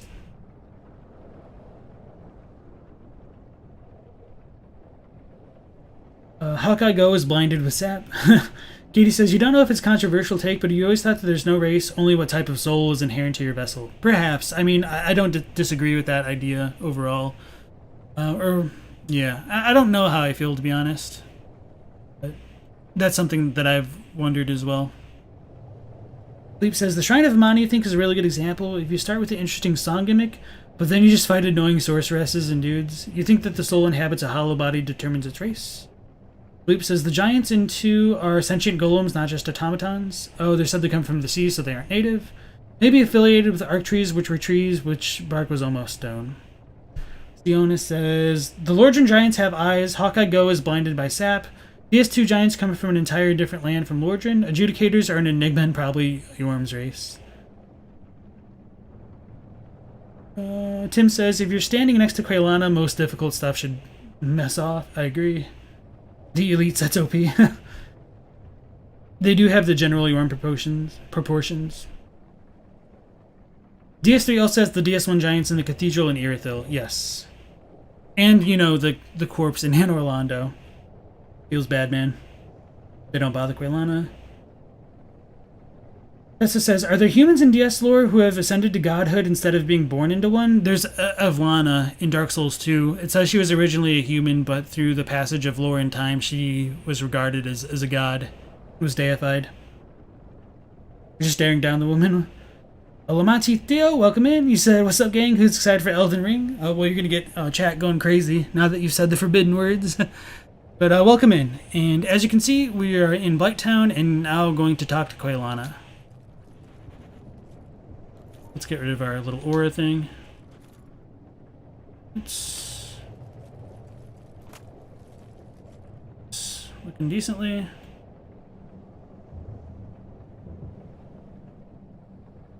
I'd probably kick her and she'll stand up, but that's probably how most people see her. A mere undead, yet you can see me. Fascinating. I am Quelaana of Izalith. I am not often revealed to walkers of flesh. You have a gift. Are you too one who seeks my pyromancy, like Solomon? Very well. Then we are done. You have spoken. Now away with you. The voice of reason fails. Then here is a lesson for you that you can only learn once.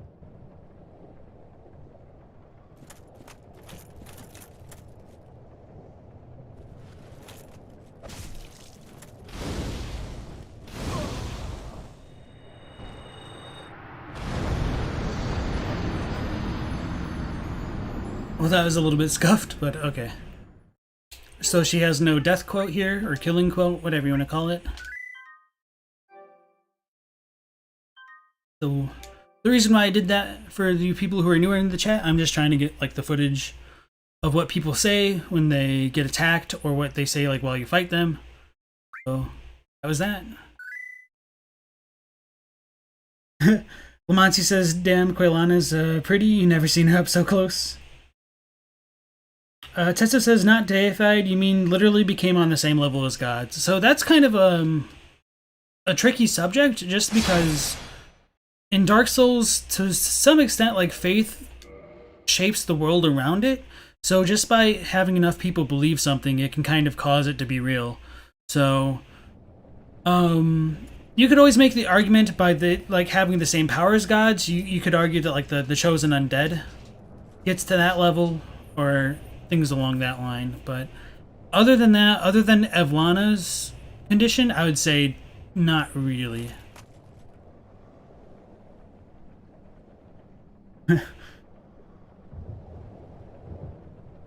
Katie says, pygmies are probably the first amongst humans. Furtive pygmy was the very first ones. Lords were what came after him, and humans are what came after them further. So it sounds like the furtive pygmy found his lord soul after the other three did. So the furtive pygmy wasn't the first one, according to Koth at least. Tessa said, memes aside, you never care that much about Elden Ring. You're sort of the type who only gets excited when a game actually releases. Lamont says, every time you hear, oh, you tragic thing, you quiver with so much giddiness. Ziana says, Havel was a battle brother of Gwyn. Technically not like brother, more like battle buddy. Resan says, you've learned not to hype about upcoming games because you've been hurt before? Yeah, I feel that. Rip all the fans of the cyberpunk in the chat. A mere undead, yet you can see me. Fascinating. I am Quelaana of Izalith. I am not often revealed to walkers of flesh. You have a gift. Are you too one who seeks my pyromancy, like Solomon? Very well. Then we are done. The voice of reason fails. Then here is a lesson for you, that you can only learn once. Farewell, my mother. My sisters, what have you done?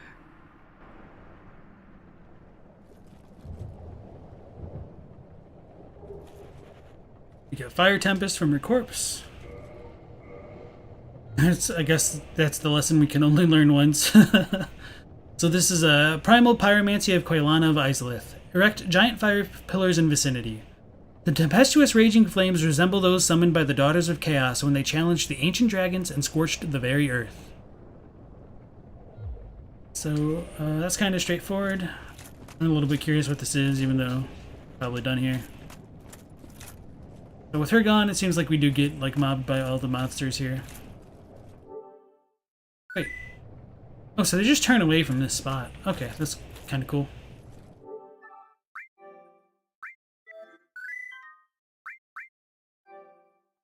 After Broke Punk 1995. Sleep says, so are there some bosses which probably were humans or something similar? Oh, so there are some bosses which are probably humans or something similar. Yeah. There are like the cases of humans turning into demons, I think. I think there was like a demon in Dark Souls 2 that was explicitly once human, which is kind of weird.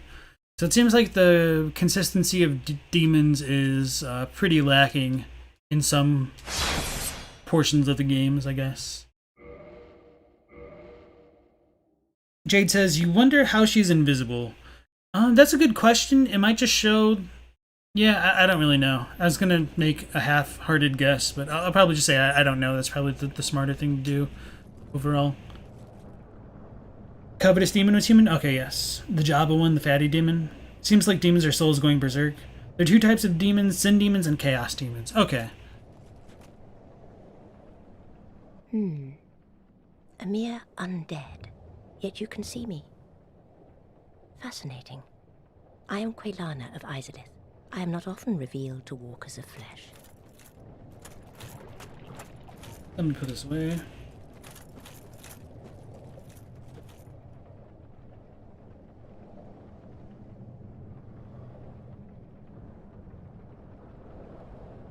A mere undead, yet you can see me.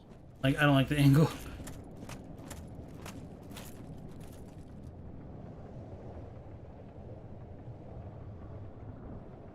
A mere undead. Even though we've gotten the footage twice, doesn't hurt to get a third one. Maybe this way. There. Not.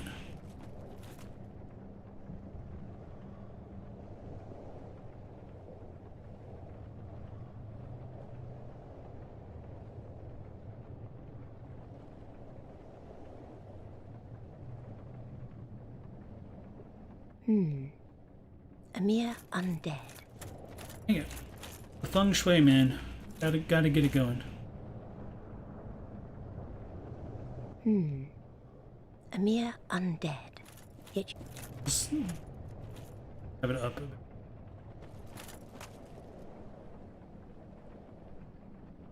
This should be okay. a mere undead. Yet you can see me.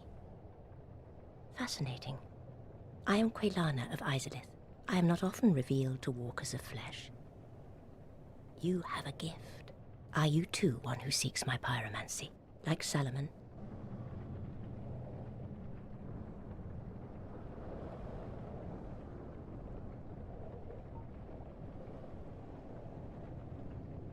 Yes, of course. It should be expected. Very well. You shall be my pupil, but to pursue my pyromancy, you must give something up. Are you prepared to do this? Long ago, I accepted another pupil like yourself. Over 200 years ago, there was a man almost as bungling as you. In your world, he was called Salaman, the Master Pyromancer. The little rascal really made something of himself. Pyromancy is the art of invoking and manipulating fire. But remember one thing. Always fear the flame, lest you be devoured by it and lose yourself. I would hate to see that happen again.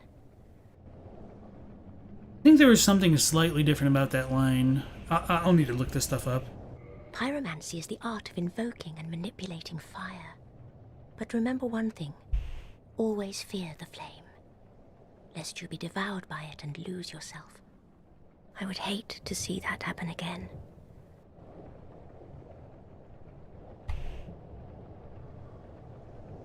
Alright, let me pull this up real quick.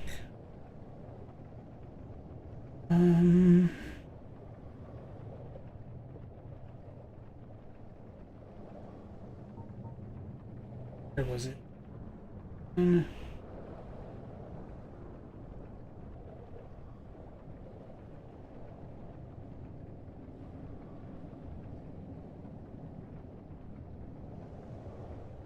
Alright, so when she said, always fear the flame lest you'd be devoured by it and lose yourself, it's a very slight difference, but I think it's kind of important actually. It's in the Japanese, she says something a little bit closer to fear the flame.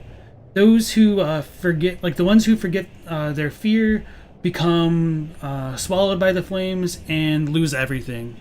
So I think that's more poignant than just like always fear the flame lest you be devoured by it and lose yourself. Because I feel like that's kind of more of a hint as to what happened to the Witch of Izalith. The Witch of Izalith lost her fear of the flame. She thought she could control it. She thought she was more powerful, I guess. And since she lost that kind of respect for it, it engulfed her and turned her into the bed of chaos, and she lost everything. I think there might have been one other thing with that. Maybe not. Okay. Pyromancy is the art of invoking and manipulating fire. But remember one thing. Always fear the flame, lest you be devoured by it and lose yourself. I would hate to see that happen again. And so that kind of puts that last line in more context there. Pyromancy is the... but always... I would... So she'll have more special dialogue for us once we like buy all of her spells, I guess. I don't really feel like doing that just now. We definitely don't have all of the souls for it. So we'll just leave her be. But we can, at the very least, check out some of these new spells. But before doing that, I'll catch up with you guys.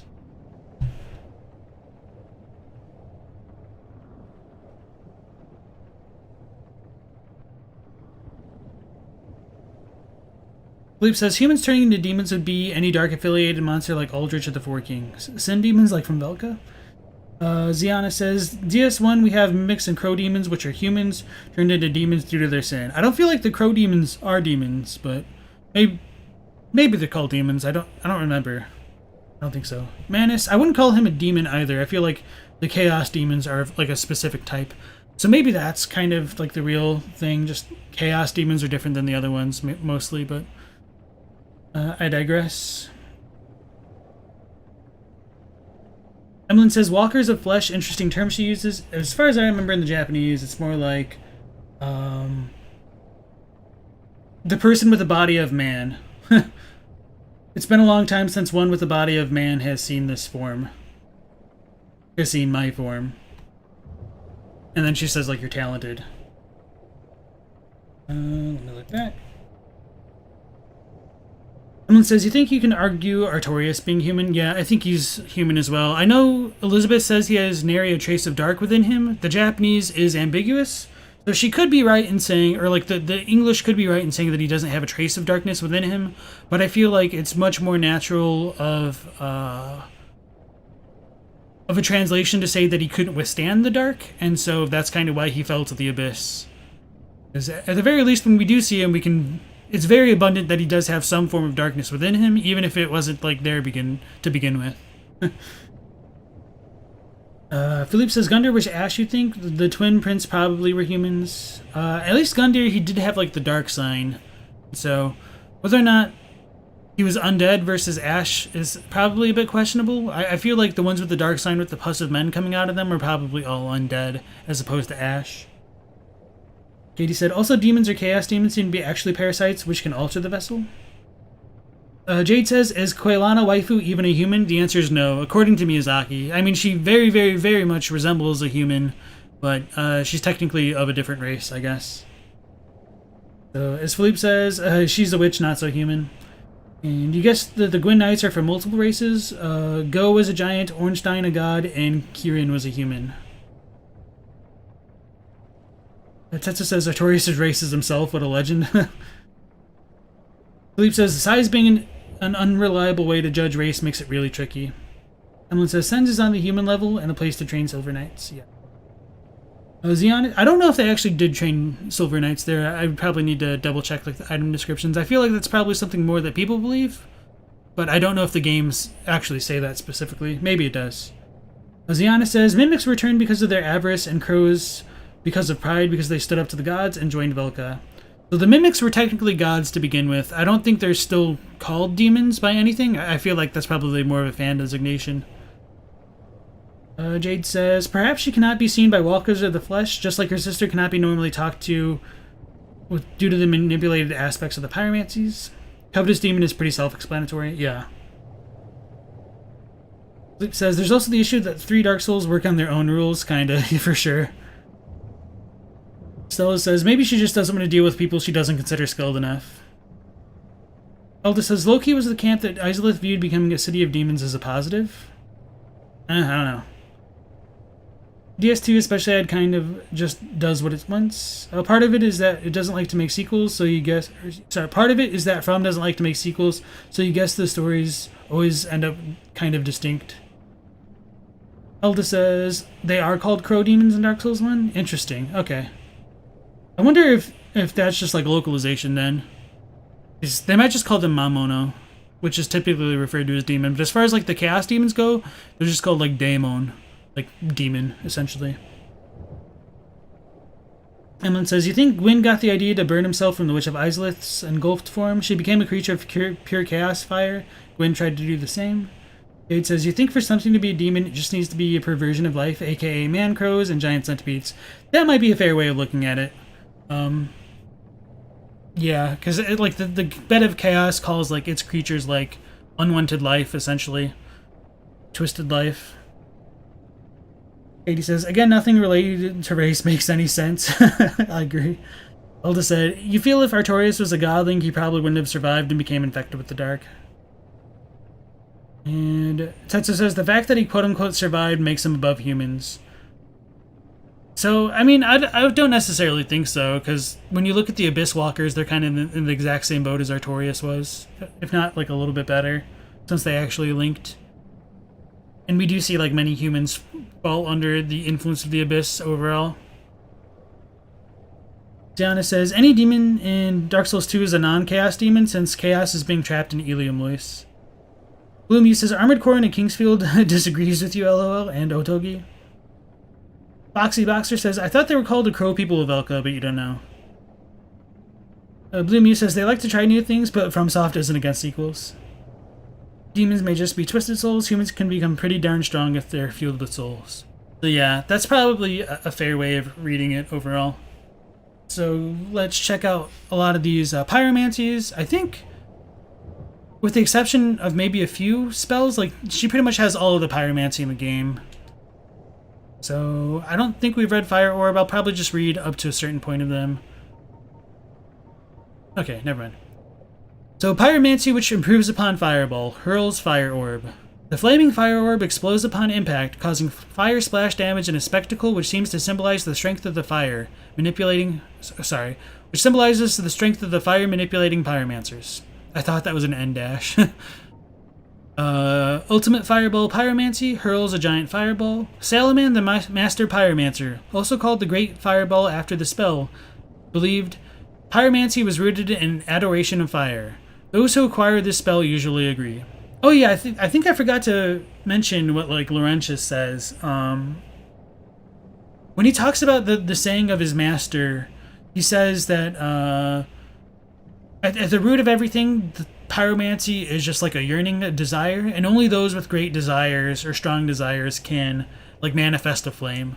So that kind of ties back into this description where it says like belief in pyromancy was rooted in an adoration of fire. I feel like adoration there is probably meant to be in like the yearning sense, which does tie into like darkness and a whole bunch of other stuff we'll explore a lot more of as we continue to play.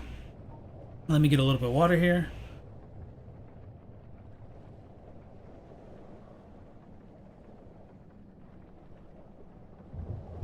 Firestorm is primal pyromancy taught by Quelaana of Izalith, erect fire pillars in the vicinity.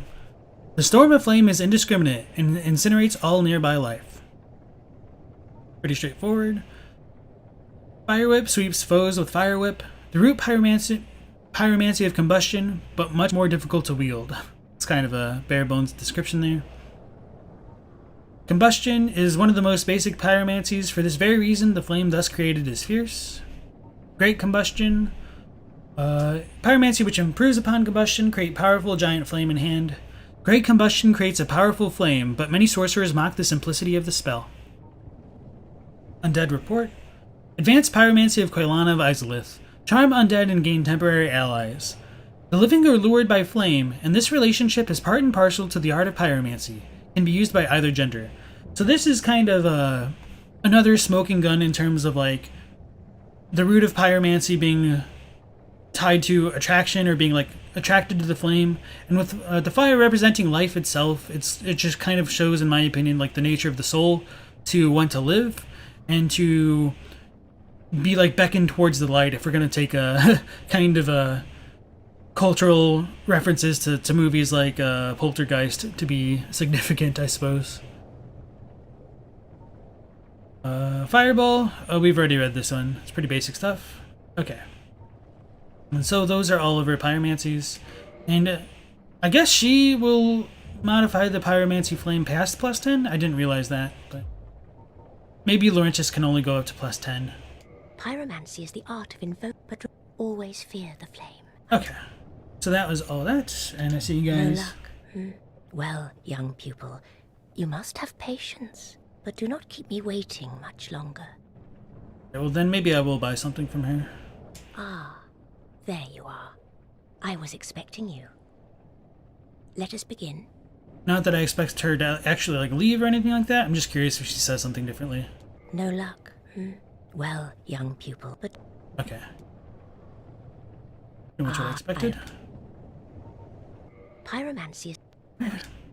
Let's go ahead and buy something cheap that I can probably use. I don't even know how many slots I have. Might as well go for this since we can actually buy it.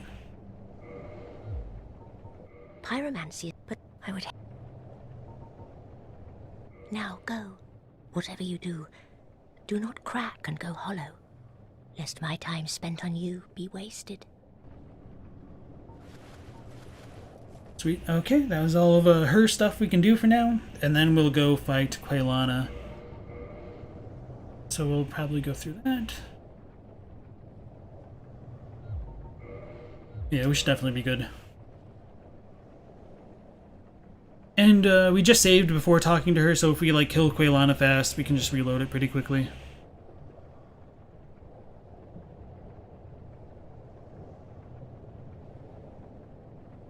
Xeonis says, anything can become a demon. Which of Izalith became a demon despite not being human? Fire isn't exclusive to Chaos Demons. Both Capra and Taurus cannot summon flames. That's a fair point. Philippe says, maybe it's just Dark Souls' tumultuous development history. You're guessing fire demons are from Izalith and there's lightning demons? So one of the weird things is that the Batwing demons in Anor Londo almost makes it sound as though it's because the fact that they've been in Anor Londo for such a long time that they've gained like lightning abilities. So they might just be products of their environment to some degree, but that still calls into question like why Taurus Demon and Capra Demons don't all have like fire spells, but instead boulders. As Giannis says, yeah, the Batwing demons can wield lightning, but it isn't innate. Philippe says, you guess that shuts down the theory that a demon element is based on who was transformed, and most demons are fire because they're from Islith. Zionist says, the Smelter Demon isn't chaos bred, but can wield fire just fine. But the Smelter Demon was also formerly human, was it not? And so that kind of works. I mean, I don't remember Dark Souls 2 lore much at all, just because, like, I haven't played it, so I could totally be wrong about that. Tim says, Laurentius goes all the way to plus 15, but for the Ascended plus 5, you need to go to Quelaana. Okay, that's kind of what I thought. Thank you for the clarification. Philippe says, would gargoyles be golems or demons? I would probably say golems, but there is kind of a strong relation between the two overall. Diona says, funny thing is, you don't think any chaos demon can actually use fire innately? Even the fire sage needs a staff. Batwing demons were probably taught by the gods since they are servants. Melter just came into existence. Stella says, fire sage is using fiery sorcery though, isn't it? Yes, technically. But as far as Zionis' statement right there, I would ask you what you think about like these little chaos insect things over here, the ones that can shoot fire. So there's still only 3 of them.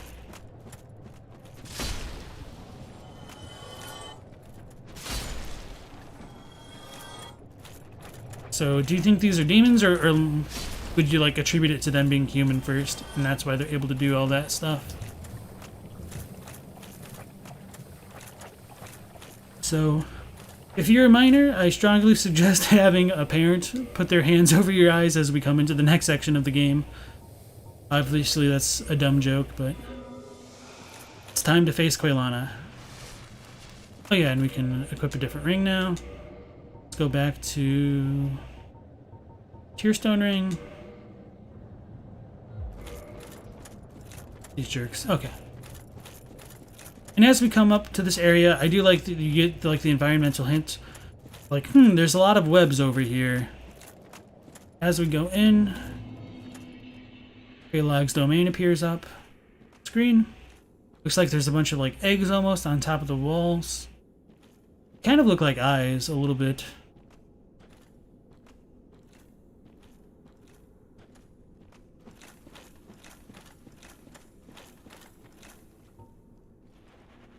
And as we come in, you can see a few people like pleading or potentially like praying to whatever lies before them.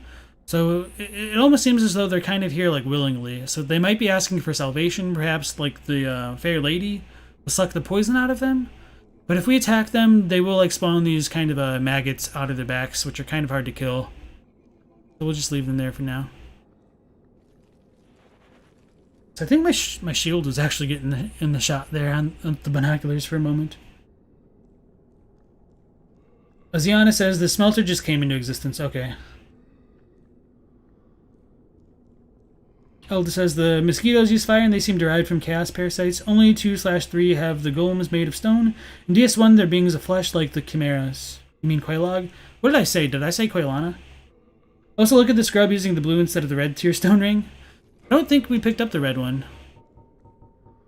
But also the blue one is super helpful for a HUDless run. So that lets me know that I need to like heal twice or I'm like super close to dying. I need to make space and all that. They're mosquitoes imbued with chaos magic, kind of like golems. Leap says you don't quite grasp why they just live like this. That is kind of a big mystery, isn't it? Oh, we get a summon sign over here. Who's this for? Oh, this is for Mildred, who we just killed, right? Yeah.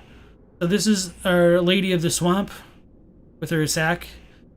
And so this just kind of goes to show that death isn't always permanent in Dark Souls. I think you actually have to kill her to get her to summon in. I don't remember. So we'll fight Quelaana, not Quelaana. We'll fight Quelaag like normal style once, and then I'll probably reload it if it went pretty quickly, or if she doesn't kill me, just to get a little bit more footage. I don't think I need like a ton of her footage, but well, I guess even the cutscene would probably be good enough, but it is kind of nice to just have extra footage than not enough. Also, we should be able to show off most of her abilities. Demon time. Cover your eyes, young ones.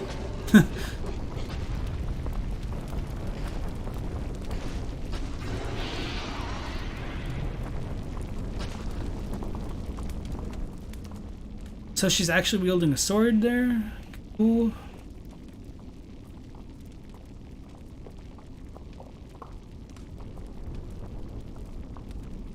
Very conveniently placed hair.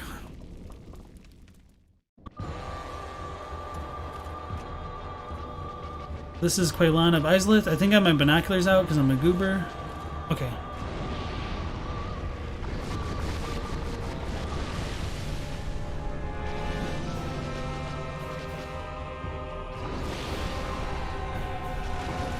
Don't roll into the fire. But we got lucky with that other roll.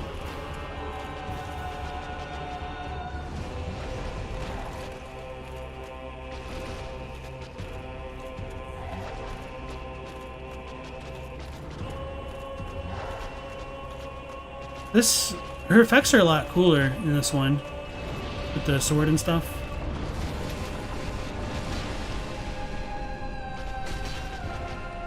She's gonna explode.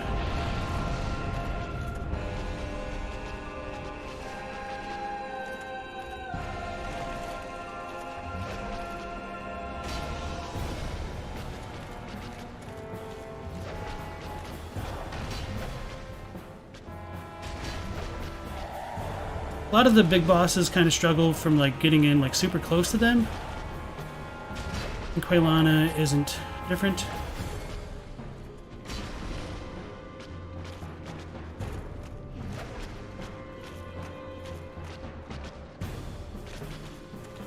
Gonna puke. Oh, she aborted the puke. Stab. Oh, dang it. I was just trying to unlock to get like a clean look at that as we hit her. 2, 3. Gonna explode. Puke.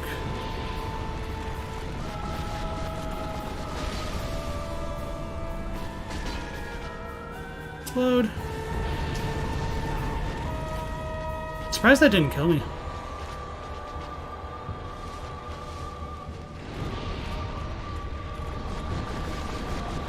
I forgot how much lava stays in the arena. Stuck in it. Puke.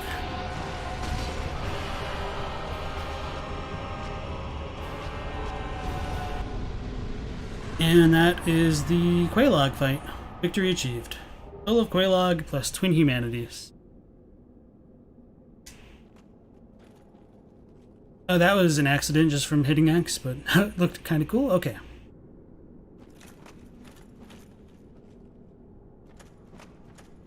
Yeah, that was that.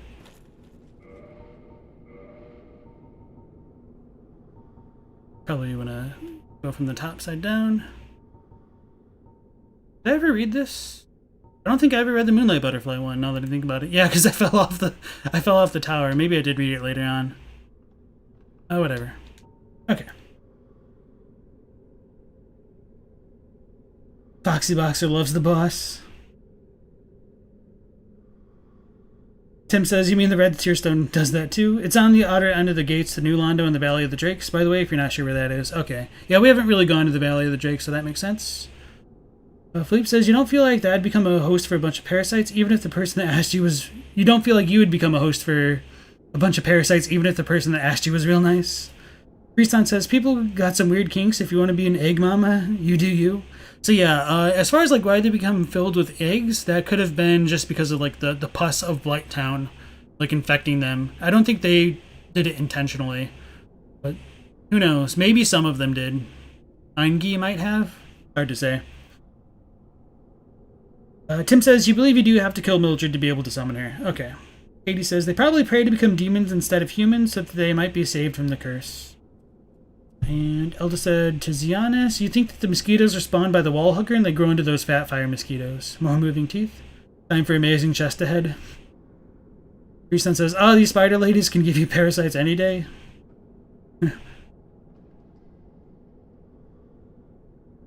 You're kind of questioning if From just doesn't know how teeth works. Joking aside, they probably just do it to make it look gross.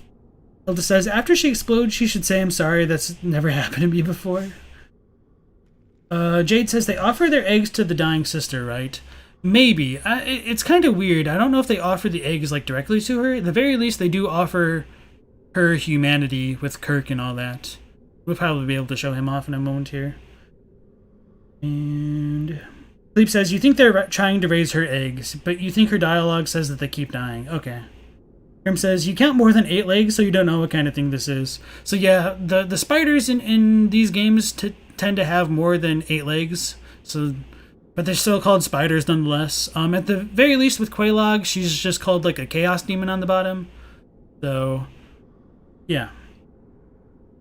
Ziana says, you think the crag spiders are the end results of the worm infection, and the worms are filled with chaos similar to beta chaos. They're tiny seed beds. Even still, you don't think they're chaos born. Okay.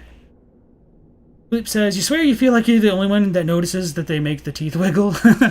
Yeah, I mean, at least for me, especially like being in the midst of the fight, it's harder for me to notice those details if I don't like pull out the binoculars and look super close. Ziana says, the crag spiders very much like the bastardizations of Quelaag. You can see a human body on top of the insect body. Okay, cool. Probably need to look at that closer then. So this is the soul of Quelaag, once daughter of the Witch of Izalith, but now a chaos demon. Special beings have special souls, and Quelaag's soul contains all aspects of chaos. Use it to acquire a huge amount of souls or to create a unique weapon. So we'll be able to show that off later by going back to Andre. And I don't believe I read the soul of the Moonlight Butterfly. It's the soul of the mystical Moonlight Butterfly, which flitters in the Darkroot Garden. Special beings have special souls. The butterfly's soul is a creation of Seath the Scaleless. Used to acquire a huge amount of souls or to create a unique weapon. Alright, everybody. It's been about 2 hours. The dog is pestering me, so she might need to go outside. So I'll let her go outside for a little bit. And in the meantime, I hope you will enjoy the brand new Be Right Back screen. And then when we get back, I'll probably talk a little bit more about the soul of the Moonlight Butterfly. So hang tight and see you soon. And then this is the kind of noob trap setup killer. If we try to come this way, the boulder comes crashing through, and then you just fight a bunch of Cabra demons, a bunch of Taurus demons, and so having another recycled... Why is that back now? Well, you got by the oldest one in the book. Venom says, when you started this playthrough, you mentioned how obvious the ball rolling trap was, and I thought he's going to fall for it on a second trip through the asylum. I figured he probably didn't have a lot of hits with this Byhander. Wait, what? That's actually really, really funny.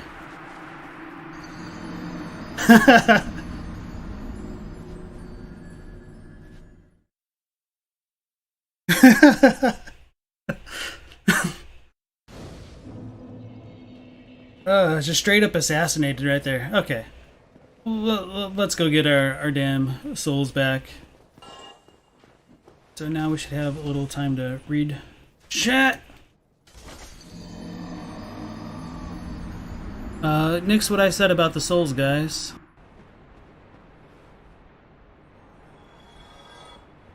So if I remember correctly, you actually just need to walk off here. You don't run. Because that screwed me up for a while. Well, sometimes I just get stubborn. Which I really shouldn't do on stream. I tell myself not to do it on stream, and then I end up doing it anyway. Alright. Or then I say, let's play smarter, and then I continue to do the exact stupid thing that got me in the situation in the first place.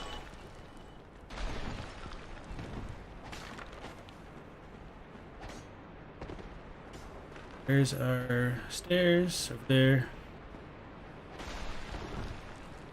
Damn it!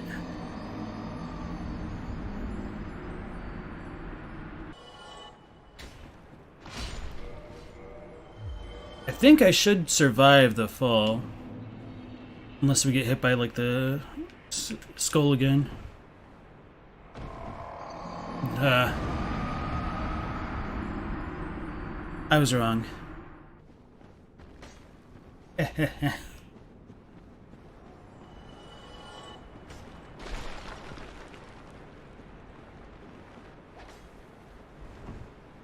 Oh, that jerk.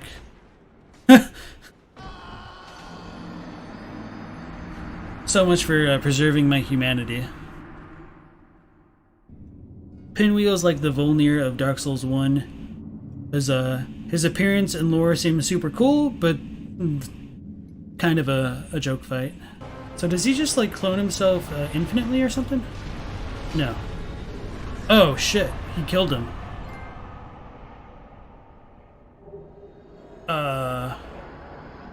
Okay. I didn't even see him hit him. The Tomb of the Giants is a pretty scary area, especially on a first playthrough. Alright everybody, and we're back. Sleep says, spiders in real life technically have 10 legs if you count the pedipalps. Yeah, for some reason they're not counted as legs though. I'm no biologist, so I can't say why. Elva says, you think the fair lady impregnates her disciples with her eggs after she sucks out their pus? You defeated spider waifu? Xionis posted a picture in the Discord about the Quelaag spider. Sweet, let me check that out.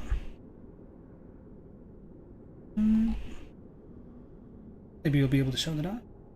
Oh yeah, you can see like the little remnants of man on top. Yeah, okay. Kind of like the inverse of the pilgrims. They look like recreations of the fair lady. And like Quelaag as well. So yeah, I do think there probably is that kind of relationship between them. But there is also like the fact that it also resembles the witch Izalith herself. Or the Bed of Chaos, rather. Alright.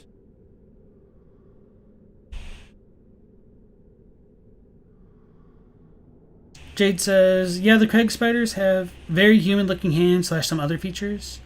Loop says, it's really hard to see for sure because of the Quelaag misshapen proportions, but you think she has 8 legs and you guys just keep counting the pedipalps, which aren't supposed to. Humans have 4 fingers and 1 thumb.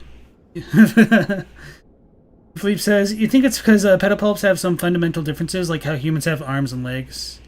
Like the claws of a scorpion, they don't count as legs either. Yeah, that's fair. Yeah, as far as I know, like the pedipalps like hold prey if they get it and whatnot.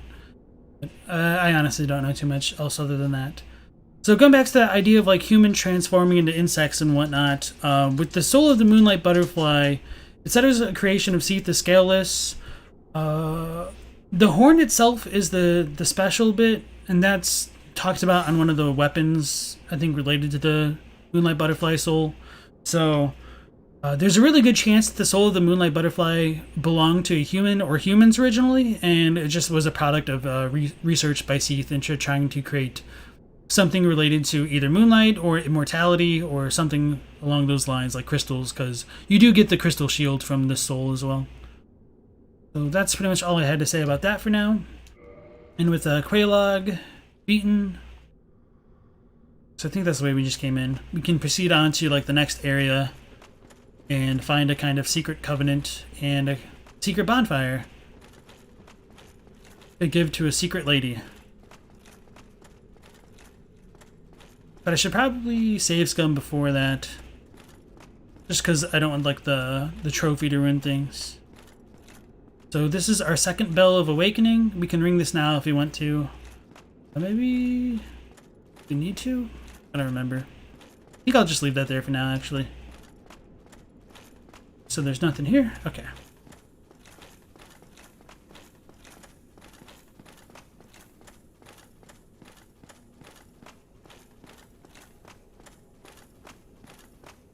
And so this is kind of the way forward.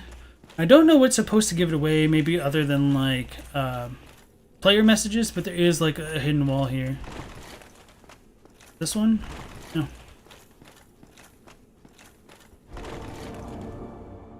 And we can see Engi over there.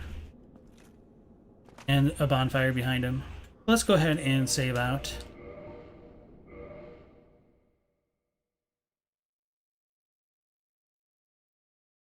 Ziona says, it really pushes home the demons are parasites theme.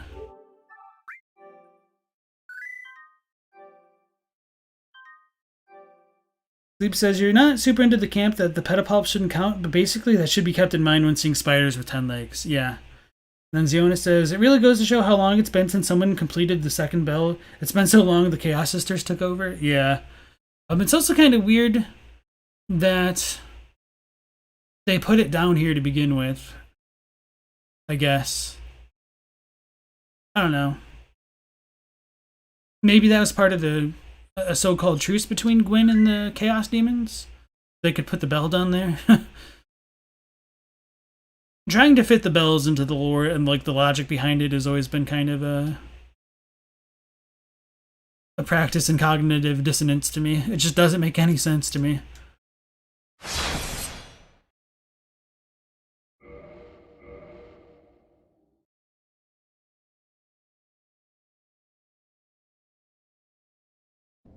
Loop says maybe Quelaag was more sane back then. Possibly. Maybe her and the Fair Lady could have been more sane. Although I guess the Fair Lady's kind of sane. Okay, let's put this stuff away. Get our boy. Maybe I'll leave that for now. Oh dear. What have we here? Are you a new servant? Then you shall not pass. Away with you. The nerve of you. Be gone at once. The nerve of you.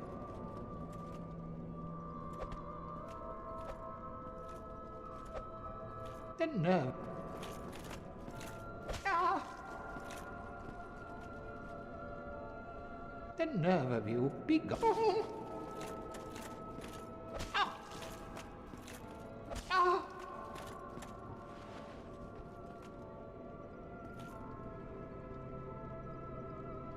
The nerve of you. Be gone at once. Ah! Ah! Ah! My dear fair lady, you are in danger.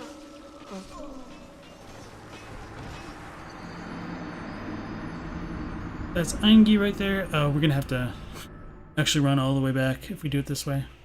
And as we've just shown off, if you kill him or any of the egg dudes, you'll get like the kind of centipede-esque maggots coming out of their bodies. They also have like really big pincers. I think it's the exact same model as the hateful maggots in Bloodborne. Not to say that these ones came from Bloodborne, but that Bloodborne reused those assets.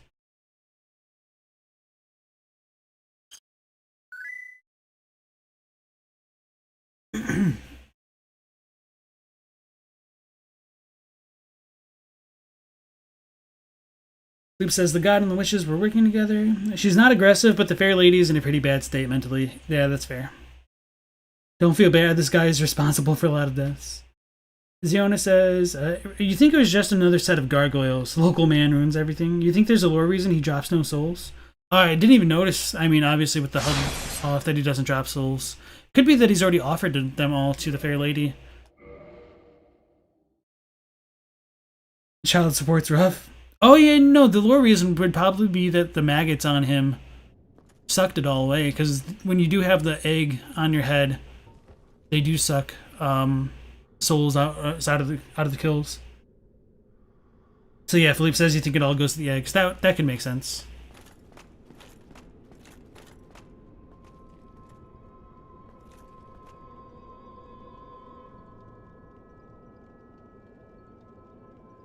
Oh dear. What have we here? Are you a new servant? But you have no eggs. Ah, no matter. Go along and have audience with our fair lady. I pray that you will mind your manners.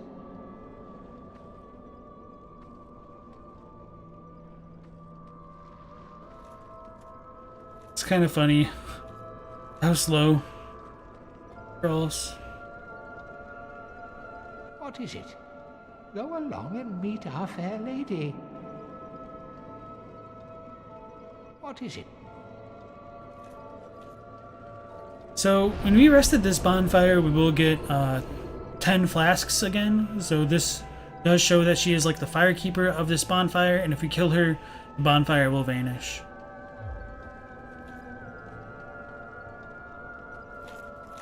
Go ahead and take a good look at everything. Actually, I don't remember these being open before. At least in the original. I mean, they might have been, I just remember. So as we look at the fair lady, we see she's like all kind of ashen and white. She resembles Quelaag in that she's got this kind of insectoid lower half, which seems to almost be dead except for like the way that it's writhing, and a humanoid upper body. So she's part chaos demon, and if we try to talk to her,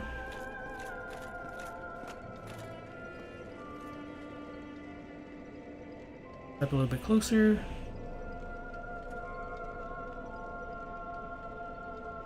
Okay, this will be good. She just can't say anything, so we can choose to enter the Covenant, reinforce our Estus flasks with her if our girl, what's her face, Anastasia is dead, if Lothric does kill her, which he probably should if we go back through the Blighttown and get her the extra Firekeeper soul. We still need to do that. Talking is kind of fruitless. Oh, so you... Okay, I was going to say you need the ring to enter. So let's wait for that to get off the screen there, and then we'll say no for now.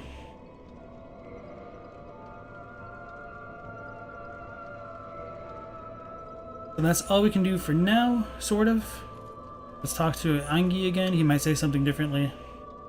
Are you prepared to dedicate yourself to our fair lady? Let me get the angle a bit better again.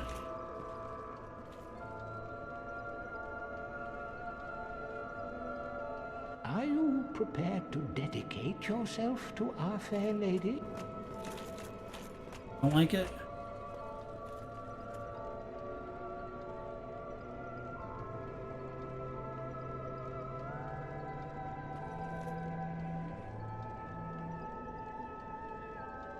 Okay, that'll be better. Are you prepared to dedicate yourself to our fair lady? Then I will make available whatever you require. If you need something, ask me first. There is no time for idle chat. Think only of our fair lady and what she may need. There is nothing to say to you, except if you lay a hand on the fair lady, you should be prepared to face my wrath. There is nothing to say except you should... So from him we can buy the servant roster, which will allow us to check the servants of the Daughters of Chaos, the Covenant, which we didn't join just then. Alright. Ziona says, the fair lady drank the poison from the locals and caused the death of her children. Yeah, that's kind of what I think you can infer from that. And that might also be why some of the things in this area are so corrupt, because she has been taking in the impurity within like all the poison and crap. But I mean, ultimately it doesn't really make too much of a difference. So I mean, we could still be wrong with that because she's still messed up, Quelaag is still messed up, and all of the people around here are all still messed up. So whether or not they were infected by her or by other things is fairly irrelevant, I guess. But at the very least, it does show, it might show like some proto ideas of what would go on to become the Pilgrims, because we have these egg dudes. They have all these eggs growing from their backs, presumably where like their dark sign might be. So I don't have like super strong thoughts on that overall, but at the very least in Dark Souls 1 there were some ideas which do set up things for like Dark Souls 3 and their Pilgrims and the variants within them. So come back.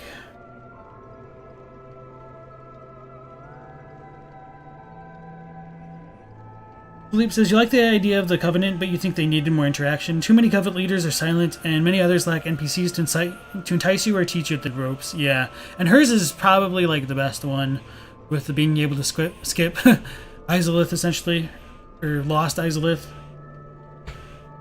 Katie said, you don't know if you said it on a previous stream, but Hollow's ash is actually Engi's ashes. Hand clutches, white hair talisman, and description says that it was someone who devoted himself to a woman. Okay.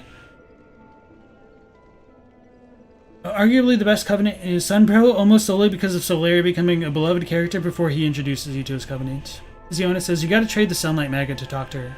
Well, no we don't, because we have the ring. Emlyn says, all fair ladies' fire seems to be drained. Philippe says, you feel all Covenant should have had an extra NPC to attract your attention to it, explain the ropes, and a leader with a bit of depth.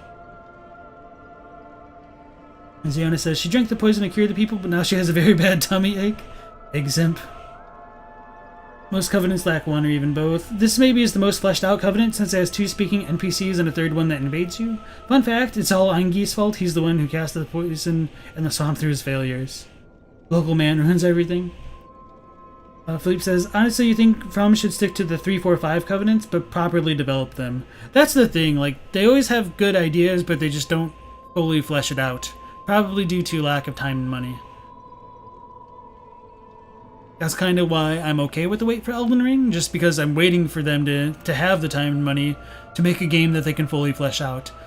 And the funny thing is that this will probably, like, blow up in my face just because we'll probably get Elden Ring and it probably won't be as fleshed out as we still want. But who knows? Hopefully it'll all work out. Tetsuo says, random question, but what if the Siva crisis from Destiny hit the world of Dark Souls? I mean, I don't think so, but we'll see. Philippe says, it's not a wonder the guy basically worships her. She took all of the consequences for his actions. Philippe says, Dragon's probably the worst silent leader, no NPC. Well, the Dragon one kind of makes sense because of that. But that really only gets fleshed out by the times of 3, I suppose. Okay. So, Eggbearer Engi keeps this roster of those who serve his master, a daughter of chaos. Engi praises those who offer significant humanity to alleviate his master's suffering. But what is praise from Engi really worth? So that's all we can buy from him? I thought we could buy Pyromancy. So we can also have him modify our Pyromancy flame, which is cool. There is nothing to say except you. Maybe he only does that when we rank up. I don't really remember how it works. So let's go ahead and equip our Witch's Ring and talk to him. So, old ring from an old witch, engraved minutely with indecipherable script, but seemingly useless. So, this is going to be a little bit sad, as per the norm with Dark Souls.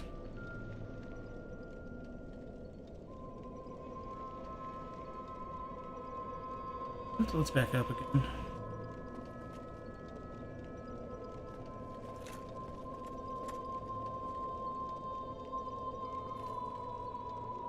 Okay, here we go.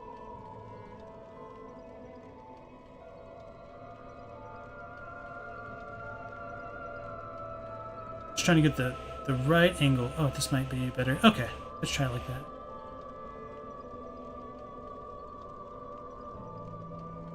Quelaag, my dear sister.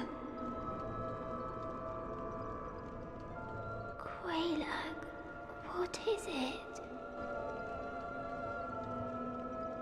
Quelaag, my dear sister. The eggs, it hurts. They've gone still. I am afraid it may be too late. I am so sorry, dear sister. I'll be fine. I have you, dear sister. But promise me that you will take care of yourself. I promise. I'll be fine. I have you, dear sister. But promise me that you will take care of yourself. Goodbye, Quelaag. It was so very nice to chat. Oh, my dear sister, don't mind me. It does not hurt terribly.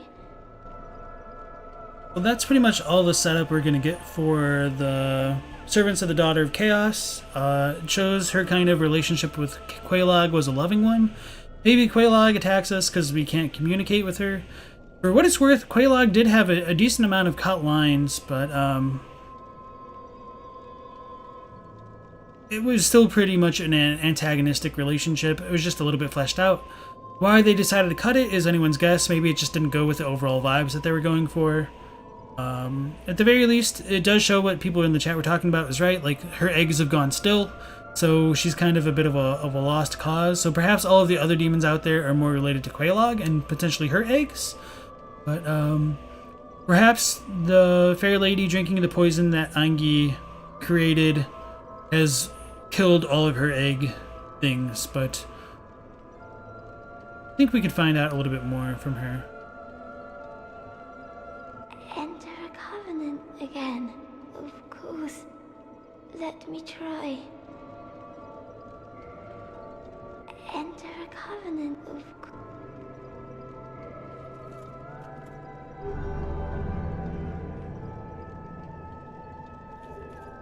Get the Great Chaos Fireball. Covenant established. I'll be Okay. that you. Leave again. Goodbye, Quelaag. Do be safe.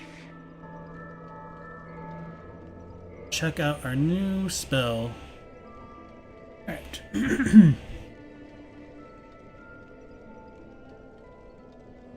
Emlyn says Engi might be under Quelaana's control. Why do you think that? And y'all going on about Destiny 2?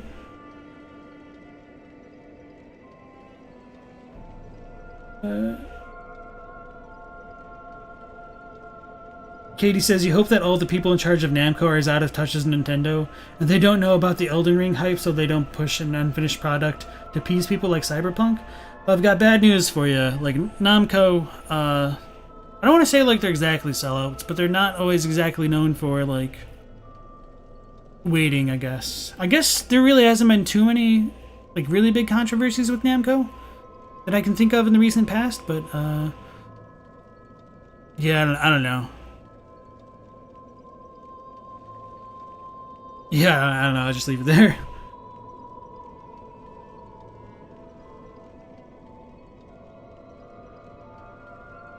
Philippe says, no games can really damage the lore because the lore was never consistent in Dark Souls. Risan says, you feel like Miyazaki has enough clout to push back against Elden Ring being rushed. You'd be kind of surprised at how that can happen sometimes. Like, I doubt Todd Howard wanted to release Fallout 4 and 76 in the states that they were. But who knows with how many ports that they made of Skyrim and everything.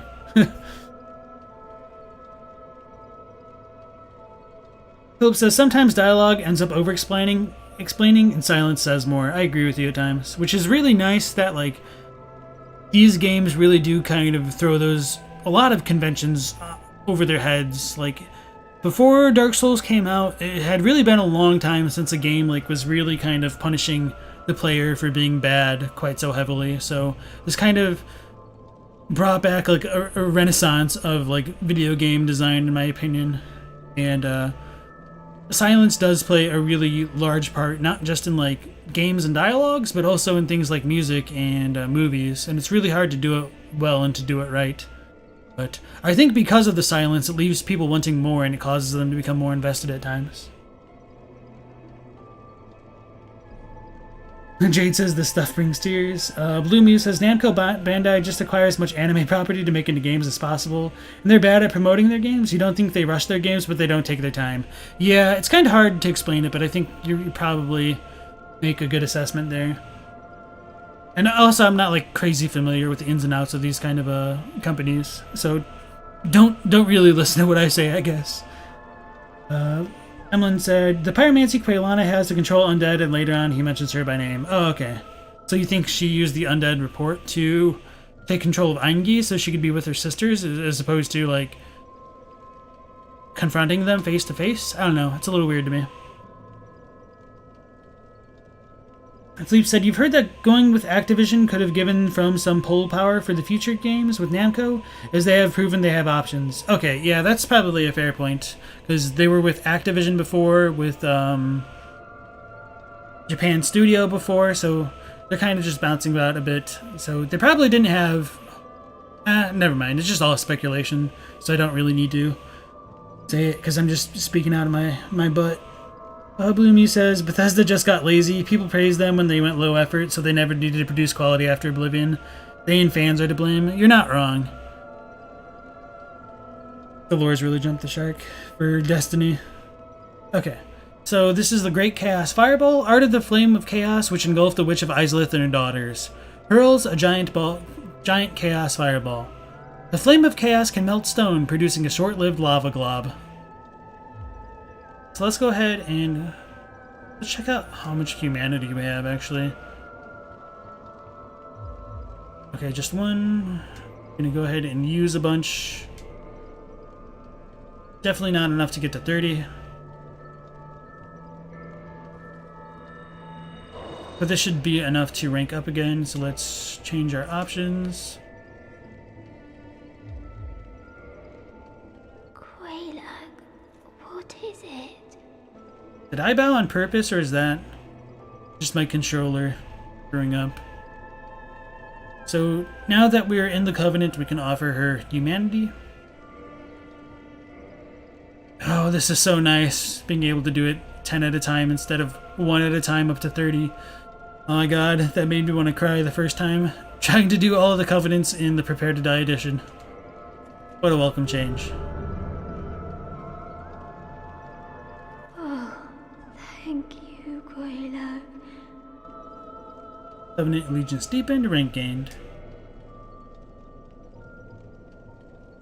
I'll be fine. I have you, dear sister. But promise me that you will take care of yourself. Goodbye, Quelaag. Do be safe. So, at the very least, this does also show that, like, the Fair Lady is blind, and she doesn't recognize that we're very, very obviously not Quelaag. So, maybe the ring just communes telepathically, but it seems like she responds with the voice of something. It's really weird to consider how this is supposed to work. Maybe she's just poisoned to the point where, like, her body can't really feel too much anymore, so it might need the ring to kind of break that kind of spell over her, for lack of a better term.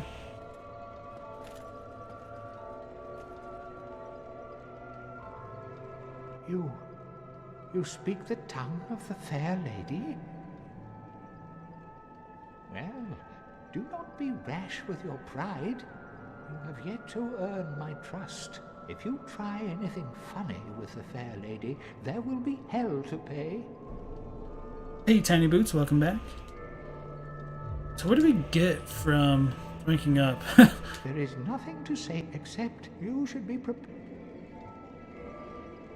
Is rank 1 just as soon as you enter? I don't remember how the Covenants work, I guess. Might need to, like, look this up again. Let's use a bunch more humanity.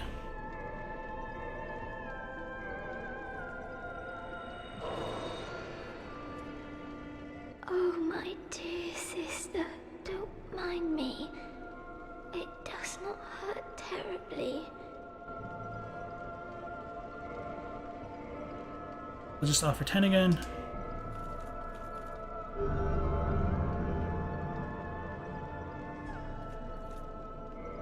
So we didn't gain a new rank. I don't know what the reward is then. I'll be but that you... Goodbye, Quelaag. Do be safe.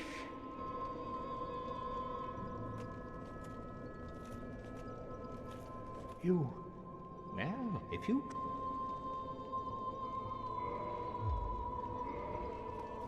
Alright. There's nothing over here. Like, for a long time I thought there'd be, like, a secret entrance over here, because it's just, like, too obvious not to be, but it really isn't. There's no secret entrances over here. But when you do rank up enough, it will open up the path to Lost Izalith. Not in here, but, like, further down below. We'll just kind of leave that there for now.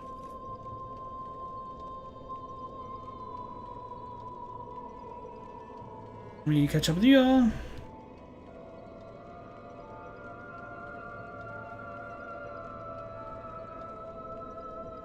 Someone says Quelaana is trying to kill her sisters and mother. I would disagree with that strongly, just because at the time of 3, you see Quelaana hugging the spider corpse of the fair lady, without the fair lady in it. Jade says, haha, Namco likes money. Look at Scholar of the First Sin. Yeah, you're definitely not wrong. Sleep says, you don't think Soul can jump the shark because it hasn't established consistently?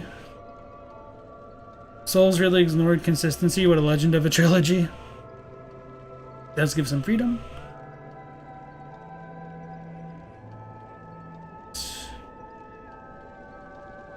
Sleep says, you like a consistent world, but you dislike repetition, so being able to break the rules and go somewhere else is worth it. You think the series is at its weakest when it's redundant? Katie says, all of us are basically making super rough assumptions that amount to please let Elden Ring be good, or at least be better than 2. No, it should definitely be better than... I'd be really happy if it's just like on par as 3 as far as my enjoyment goes. I just want it to be kind of better than Sekiro, to be honest. And Sekiro is a really, really good game. It's just a little bit too linear for me, I suppose. Philippe says, you feel like they'll pull back on the RPG side after seeing Sekiro being much more action? And Ziana says, oh, also the Strangers... Okay, talking about Destiny. Tetsu says, a Scholar of the First Sin worse than OG DS2? I don't know. I feel like it's a little bit contentious between people who really, really love Dark Souls and those who are just kind of into it. I don't know.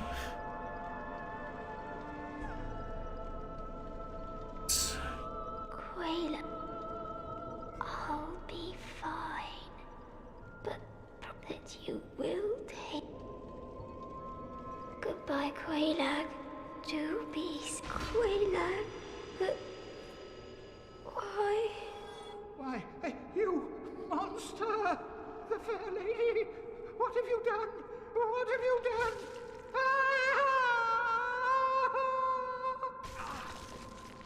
Oh, he grabbed me. That's actually super cool. Holy crap.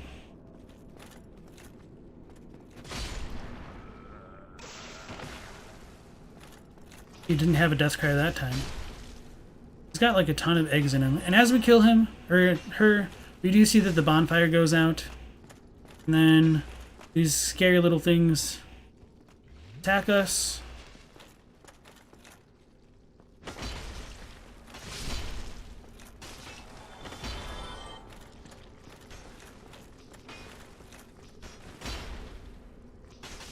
Garbage. So they're gonna kill me.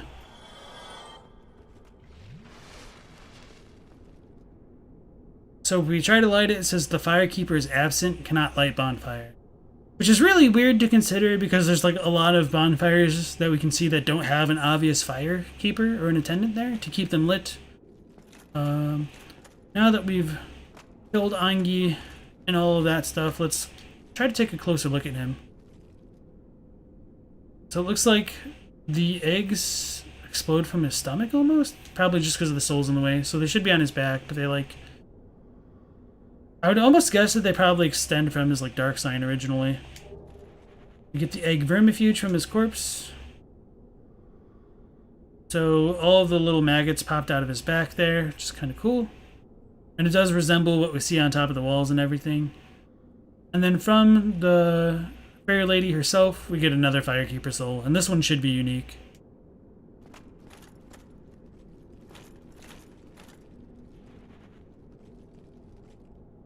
I guess no, I was wrong. These are like a slightly different model. Maybe not. Wait. Yeah, they're like a slightly different model than the ones in Bloodborne. But overall, extremely similar.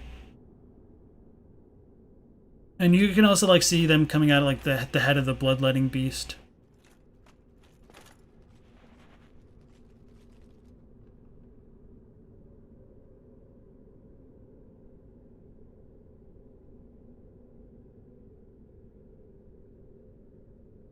Alright. Hey Tanner, welcome back in. You keep showing up as I kill people? Yeah, I know, right? Blue Mew says it'll have to be linear considering it's going to be more story focused. You can't bring in an author and not expect them to insert themselves somehow in writing or narration. Philippe says it's debatable whether Scholar of the First Sin is better or worse. Tetsuo says why? It's for the footage, also to make y'all freak out. Sleep says, G.R.R. Martin will only make the world, not the story. Hopefully. Jade says, in a world of magic and be a little vicarious, trying to explain exactly how something came to be or how it works, like LP side of practice and cognitive dissonance. Also, welcome back, Tanner. It's been a minute. As you can see, we just defeated Quelaag as well as her little sister, and all that stuff. You're the Firekeeper this whole time. Yeah, if we are, though, it is weird that we can't just reignite these flames after they've gone out, I guess is kind of what I was trying to get at there. But as we do look at the bonfire, we can see it is filled with like a bunch of bones and ashes. So the significance of that is also something that's really hard for me to try to explain. Actually, what is that? That looks really weird.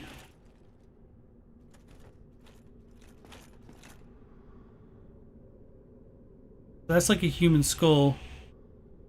Oh, it's just cracked open skull, I think. It's kind of metal. Like, it almost looked hairy for a second, so I was like, what the hell?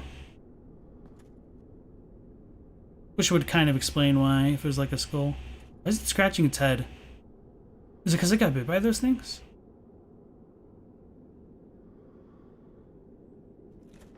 Yeah, so I got infected by Engi probably when I got grabbed.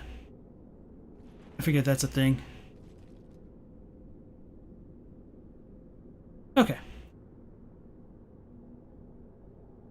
Bloomy says, the only thing that keeps it from being pure action adventure is the RPG elements. Tiny Boot says, you have a theory about the bonfires that don't have a Firekeeper? You think there are Firekeepers that have been buried alive underground beneath the bonfire? They're all the same engine. Tanner says, hey LP, do you know about Egghead? Yes, I do. If you wait long enough, you'll grow the eggs on your head. Well, they lit the fire first, so it's theirs. Do you think if you put a sword in the ash-like skull, you'd be able to create the first flame? I don't think so, but it does call into question, like, how the bonfires came to be and why they came to be. It's something that's probably always going to bother me, and I don't think we're ever going to get a good answer for it. So what did we pick up? We picked up the Firekeeper soul as well as the egg of vermifuge. Removes parasitic egg from body. Bitter sour chestnut removes parasitic egg from body. The egg bearers have chosen to serve the flame of chaos, and the eggs symbolize the selfless choice. I probably should have shown that off. Whatever. We're an egghead now, and that doesn't mean we're just a smart guy.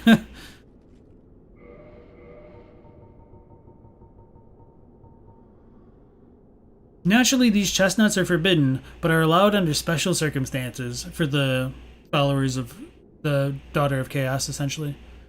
So let's check out her soul, which we could technically give to Anastasia if she's still alive. So this is a Firekeeper soul. Well, hold on. Soul of a Daughter of Chaos, Firekeeper of Quelaag's domain.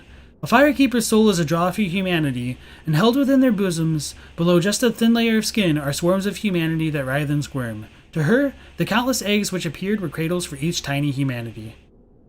So that's kind of a cool tie-in that the eggs themselves might have humanity within them, or that they writhe and stuff.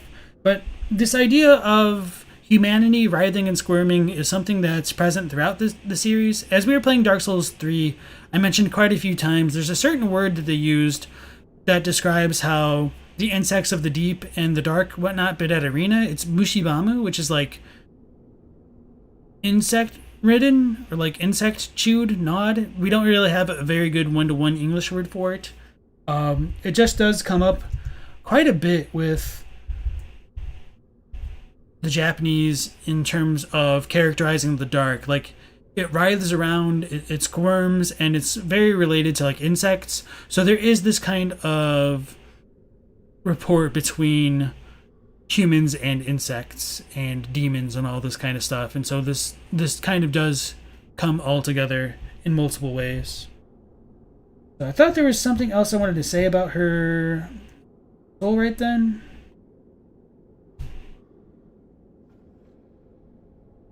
Let me try to look it up again.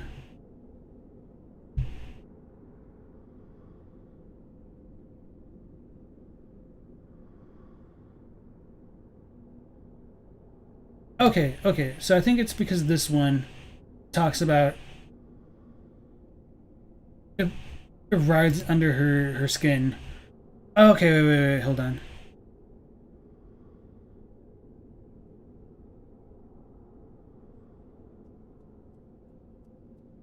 Okay, yeah. So when it says a Firekeeper's soul is a draw for humanity and held within their bosoms below just a thin layer of skin are swarms of humanity that writhe and squirm.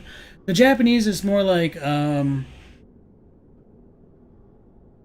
Firekeeper's soul is a draw for humanity, but the same is also true of her body.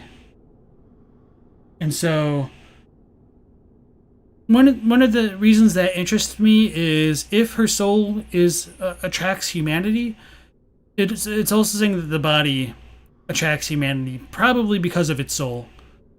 And if her soul was essentially like the white stuff that we see to begin with, we could probably take it to mean that all of like the darkness in the humanity probably tries to suck the power from souls. And since souls represent life in general, that kind of goes hand in hand with what we see with spells like with homing crystal soul mass, I think, or is it just homing soul mass?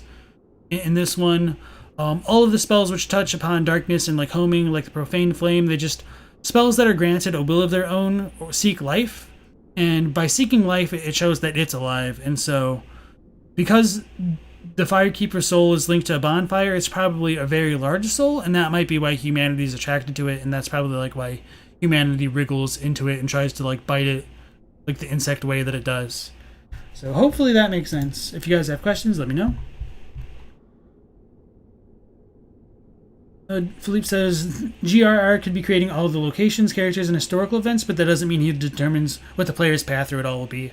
Yeah, I agree with that. It'd be really interesting to see if it's a non-linear game that still has a lot of different stories one can take. I would love to see something like that. So, keeping my fingers crossed a little bit. Ziona says their bonfire is the bonfire.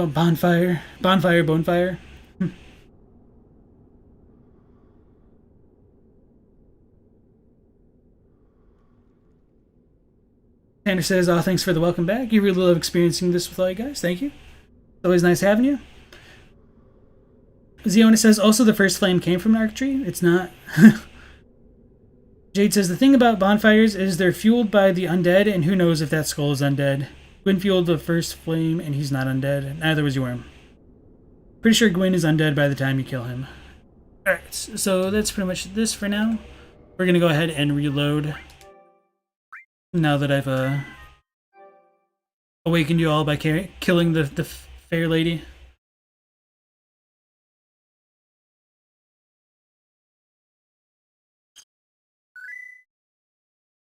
We also got to show off Engi and him attacking us. We also got the really cool grab, so pretty satisfied as far as like the footage goes. It just looks like jerky. So one of the things that I noticed was in the intro for Dark Souls 1, after the portion where like you see Gwyn with the Silver Knights, when he's actually throwing the lightning, he still kind of looks like jerky.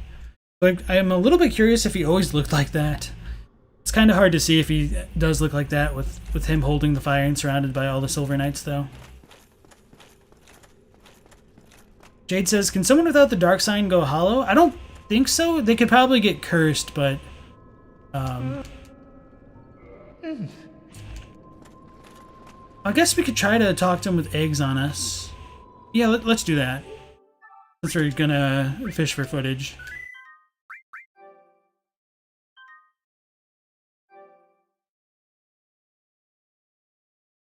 Oh yeah, and then we can talk to the lady with the ring on for the first time. She might say something different. Okay, sounds like a plan.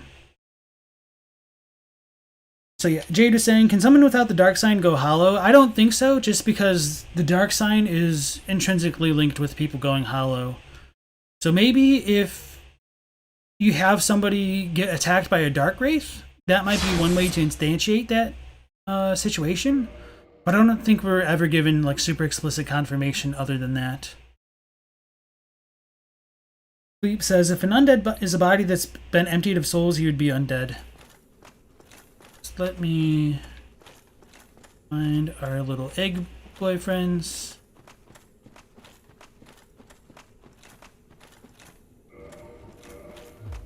We're almost at full health.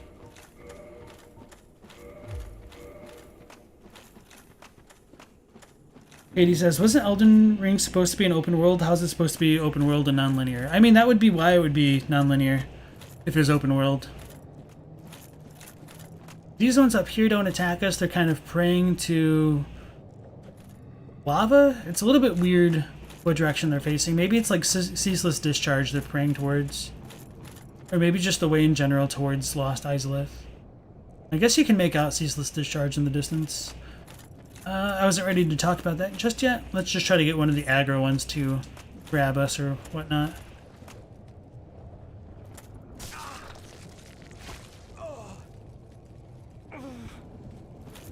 So with that done, we should be infected by the egg now.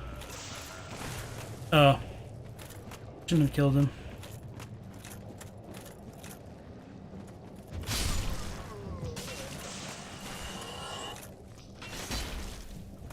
I wonder if these things... Oh, we didn't kill it. I was gonna say, I wonder if these things are like weak to fire and like a firebomb would do well. Did they just like spew black blood at us? I don't know. Yeah, okay. I don't know if that does a status effect. I'm kind of curious now.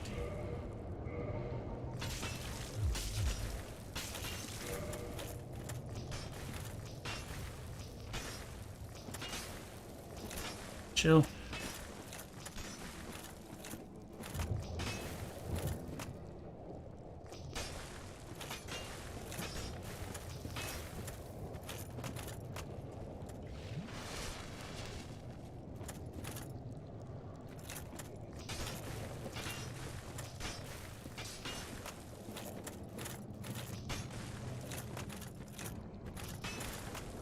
Is it not gonna spit again?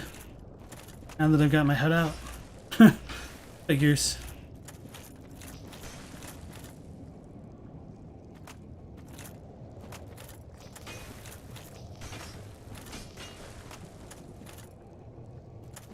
So since we're just kind of waiting for this thing to not do an attack, one of the things that I've wondered is if like the impure aspects of man are like congealed onto the back, if that has any relation to why Father Ariandel uses the flail to whip his back. I wonder if that's related to... Okay, so it didn't really seem to do anything. Okay.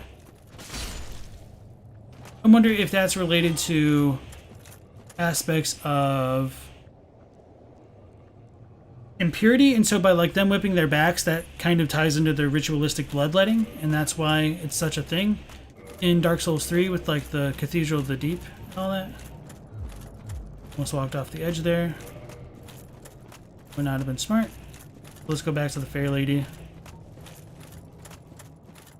And hopefully get this animation right in front of us.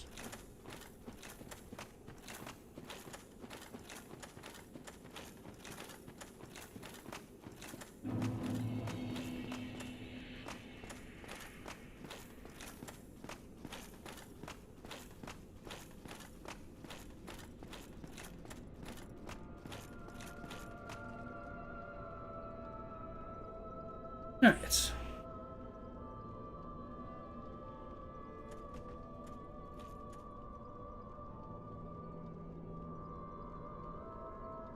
Sleep says, there's a common game structure where you spread a bunch of bosses around the world and go to the final boss once you killed them all. Yeah. Metroidvanias could do it well. So if they made like a really, really good like 3D Metroidvania, but had like the bosses have more stories, or maybe have like killing the bosses in a certain order affect how the events of the game unfold, that would be like AAA to me right there. Something that I've wanted in the game for quite a long time, because it's been a while since we've seen like anything really get implemented kind of like that. It's not been done like super well, I don't think. Ziona says, don't you need to lose humanity to Hollow? Yeah, so if you have like the Dark Wraiths who sap out the humanity from people, it might be possible. But at the very least, it does show like in this game, if we do get the Dark Hand and go through the Covenant and try to steal humanity from characters like Rhea and Petrus, they don't go completely hollow by sucking out their humanity, I don't think. Maybe if we reload the area, maybe that might be worth something, worth some testing, I suppose. I don't think so, but... That could just be due to like game limitations where they need you to reload the area, so they can't just have somebody go hollow immediately, unfortunately. Philippe says, you think Gwyn's hollow, or at least the god equivalent. Hollowing means to lose yourself. Gods don't have humanity, but they have a lot of souls. Big boy coming, here he comes. Philippe says, burning his soul in the first flame would hollow him. You don't think he was a jerky when he lit the flame, at least.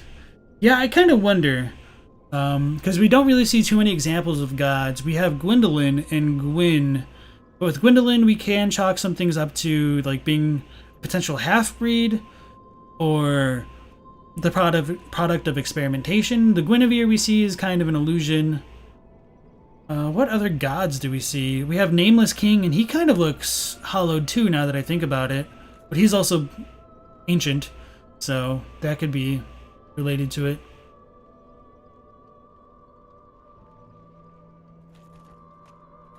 Takes a while. Oh, here we go. Wait. Alright, and then we equipped our ring. Yep. Okay, so let's talk to Engi. It's going well.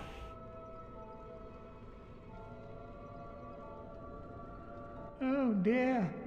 What have we here? Are you a new servant? Ah, no matter. Of course. Go along and have audience with our fair lady. I pray that you will mind your manners. Amounted to nothing. Should have known better. Jade says, but you obtained Gwyn's soul after he's defeated, so we didn't burn it. Or does burning it mean he doesn't get burned up, or just weaker or something? So the nature of linking the first flame is dubious. Some people have wondered whether or not it's tied to the humanity within us, which gets related to like the rite of kindling, that humanity reignites the first flame. I don't really know what to think, to be honest. My mind still isn't made up. Philippe says, soul of Gwyn, Lord of Sunlight and Cinder, who linked the first flame. Lord Gwyn bequeathed most of his power to the gods and burned as a cinder for the first flame. But even so, Lord Gwyn's soul is a powerful thing indeed. Philippe says, so he burnt down a lot of it, but it's not an instantaneous process. Philippe says, 3D Metroidvania would be nice for Elden Ring. Would you want a Chalice Dungeon 2.0? That's a good question. I mean, if it's done well, yeah, but just not as they released it in Bloodborne. But I'm confident they wouldn't do that quite again. Maybe they can make like a realm to make it make sense, but we'll see. KD has to go. Thank you once again, KD, for dropping in and leaving comments, as always. And hope to catch you on the next one. Philippe says, you don't think Chalice Dungeons were a successful experiment, so no. You think you'll only haul if you go dry on souls and humanities. You do wish you could turn NPCs into jerky, but many of them just have human forms. So let's talk to our fair lady again with our egghead.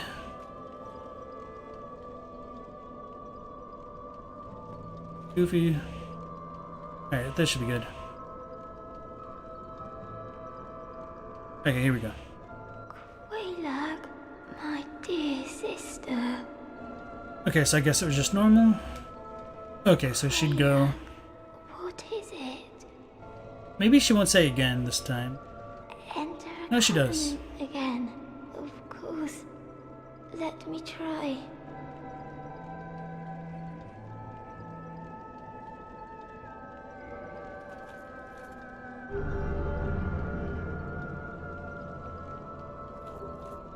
Great Chaos Fireball. Quelaag, my dear sister. The eggs. It hurts. They've gone still. I am a Quelaag, but why? Why, you monster! The fair lady! What have you done? What have you done? Ah!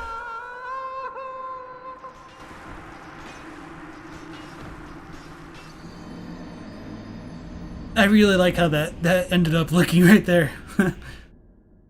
Alright. I obviously didn't want an egghead, which is why I did it like that.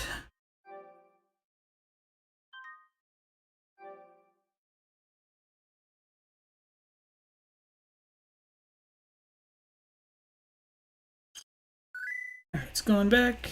Jade says, you think a lot of players that enjoyed the gameplay of Bloodborne saw the dungeons as a great boon? If they redid it, they would have to improve upon it for more accessibility. Yeah. KT Shu, welcome in. You said, doesn't Logan say at some point that Seath is a god? You don't remember exactly. Technically, no.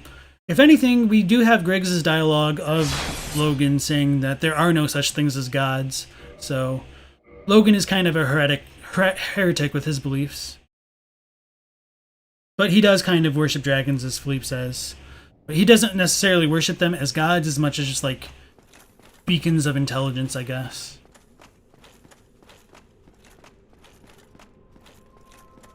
Oh, dear. Right. KT says, got it, okay. Jade says, when you kill the Crestfallen Knight, he drops souls. You hollow when you forget your purpose. Yeah. So there is, like, a weird dichotomy where, like, even on a lot of the corpses we can find, like, a bunch of souls, and even on some of them we can find humanity.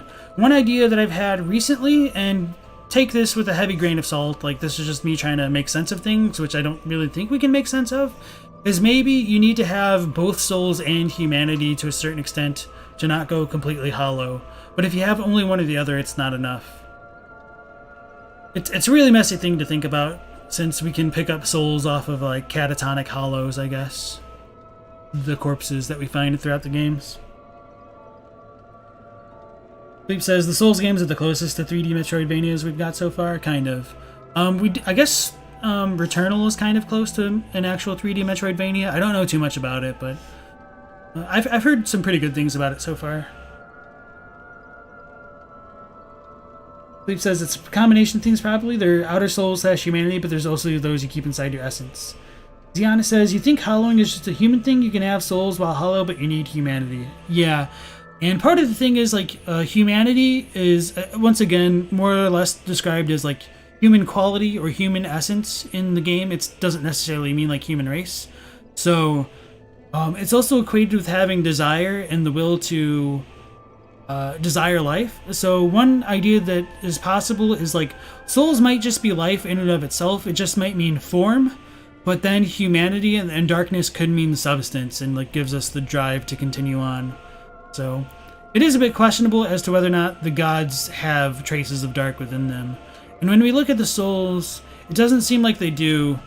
But at the very... yeah, this is Dark Souls 1, so we can't show them off bigger. But at the very bottom, it does look slightly darker. I don't necessarily think that means that there's dark within them. And obviously Quelaag isn't exactly like a god or anything like that, but it just might be worth consideration. And when we do look at the humanity sprites, we do see that they are kind of, like, tinged with whiteness around them. But if it wasn't for that whiteness, they wouldn't really be humanity. They'd just be darkness, perhaps. But again, that is just kind of all conjecture, so don't take that too seriously there. Perfect footage of the worms eating him. Philippe says, do people drop more / less / same amount of souls after they hollow? I think so. That might be worth testing. Like, losing hopes allows your souls to seep out. Bloomy says, Big Hat is the most far gone of intellectuals. He makes his own dogma a form of deity. Soul Khan, welcome in. You said, are you Japanese? How do you translate if not? I am not Japanese, but I have studied it extensively. I have a degree in Japanese and English, so this kind of combines a few interests that I have. And so, for words that I don't know, I use, like, dictionaries. Native dictionaries, typically, just because it's really easy to miss some of the nuance if you're just using bilingual dictionaries. And also, I use an English thesaurus because sometimes it's really easy to understand what the Japanese is trying to say, but trying to word that properly into English is kind of a lot of where the challenges come from at times. So, like, for example, when I was bringing up the insects before, like Mushibamu, there is no, like, one-to-one English word for, like, insect eaten. So the closest we have is, like, worm riddled or, like, something like that, but it just doesn't work always. And again, with, like, humanity, we're, like, even on it, like, it does mean humanity, but I feel like the typical way that we'd interpret this in English should be, like, human race, like humanity is, like, in the human race. Oh, the humanity versus, like, oh, the human nature, I guess, would be the more appropriate way to read it in Japanese. So it's a really weird concept, and some things you just can't translate completely.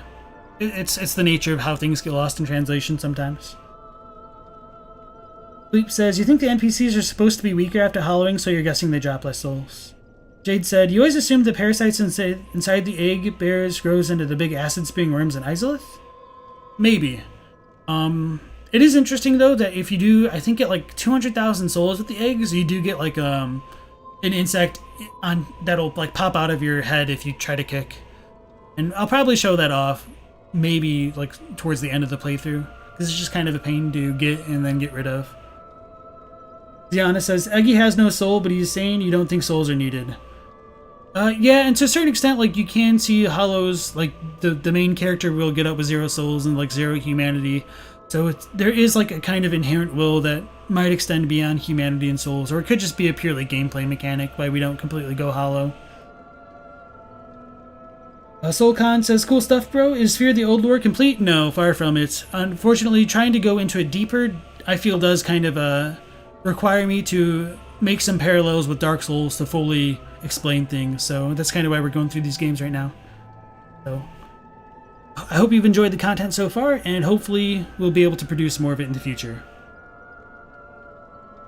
Ziana says, literally anyone fights the Chosen if threatened. Jade says, in seriousness, it seems that if you know your purpose, you won't hollow. Engi presumably has no souls, but he has a purpose for his fair lady. Engi threatens you if you dare touch the fair lady. That's a good point as well. As long as you have some kind of drive, that might be enough to kind of withstand the hollowness within you. And, let's say no. I think this will give me the chance to enter it again. Let's check this. I was like, why is this not working? Okay. So now we should be good here, and then we can go fight the Ceaseless Discharge. Oh, wait. Probably shouldn't do that. What do I want to do? I'll ring the Bell of Awakening.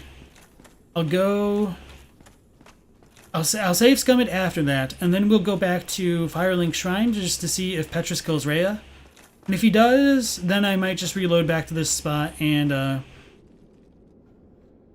wait, we're screwed if he's killed her after Quelaag already. But at the very least, having a save spot down here will allow me to go kill Ceaseless Discharge early. And whatnot.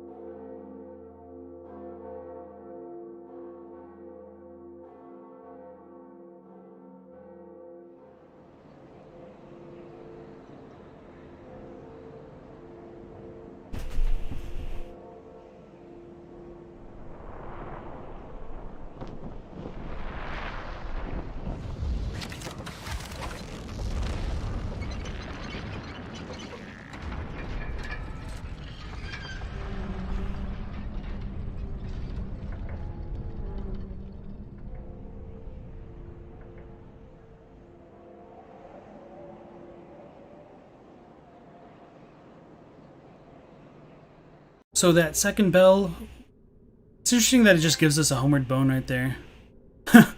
And a trophy.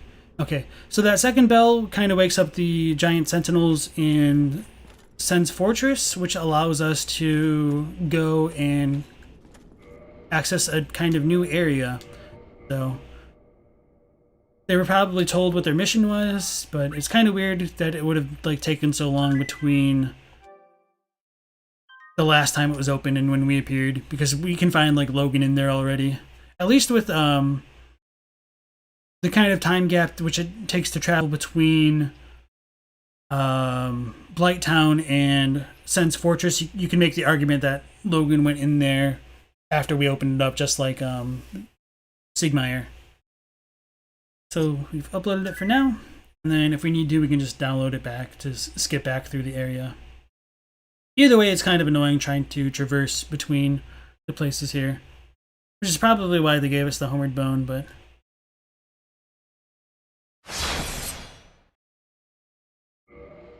okay. Tanner says, the Dark Ember weapons deal bonus damage to gods. Might be that they're empty of darkness entirely. Maybe. It could also tie into, like, belief. Because it's not just the gods. It says, like, people who strongly believe. Or, like, clerics and whatnot. And so maybe the gods themselves believe in the power of the dark. Because there's also the power of the dark... Sorry, power of gods can, like, counteract things of the dark as well. Like, there's certain pieces of equipment that have been blessed by gods, and that resists dark damage. It's kind of weird how it all fits together sometimes.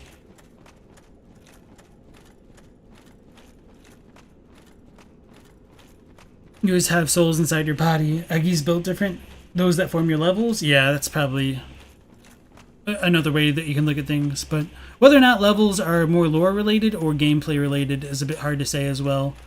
But at least with Dark Souls 3, I think they build up more on the concept by calling them like sovereignless souls. So they're like unclaimed souls versus like claimed ones. So you might have something there by saying they're unclaimed or whatever.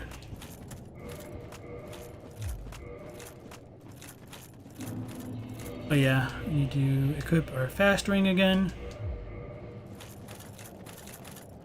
And then we'll go up elevator.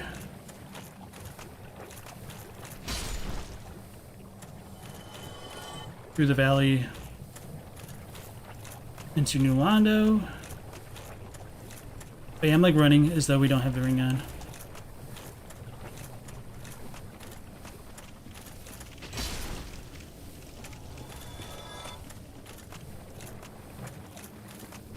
And we could probably also level up a ton.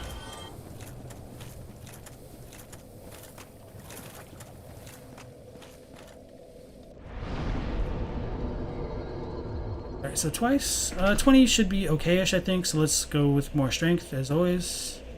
Now that we've kind of got our base stats figured out a bit.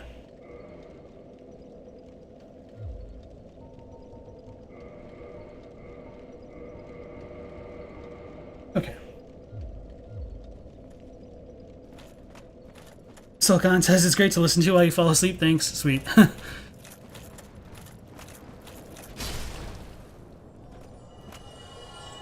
Tanner says, is the lore for Sense Fortress as scarce as it is in Japanese as it is in English? Any insights? That's a good question. I'm going to assume so. To be honest, I haven't looked a lot into Sense Fortress, but I don't remember how many items really even talk about it in English for me to compare it to the Japanese. So my gut reaction is to say yes, probably.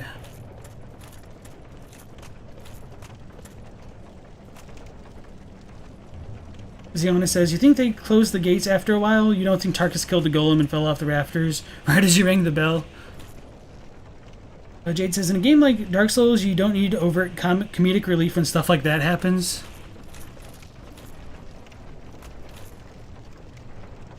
Wait, was that at the bottom? Was that like a thing? A soapstone sign from the devs?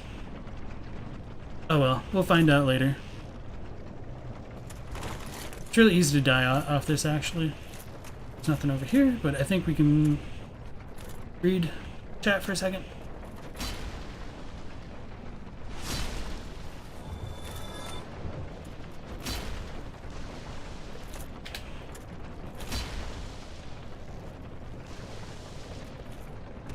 Damn it.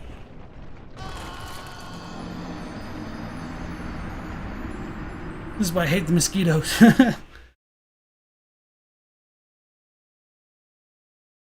Cue to mimic drop kicking the chosen undead. Or just me falling off another ledge for no reason like that. You jinxed me, Jade. I blame you. I blame you, not me.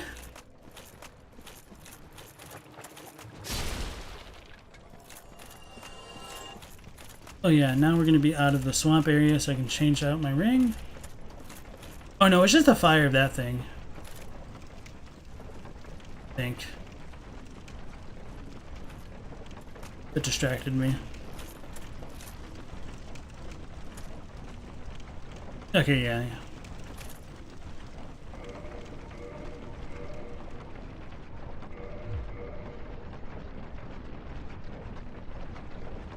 I just don't want to spend the time scrolling through and possibly dying from that.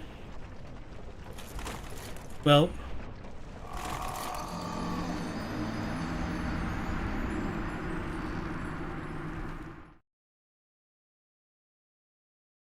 I'm surprised it didn't get us the first time, but it waited just to make sure we lost all of our souls. At least it was only like 2,000. Now I'm getting tilted.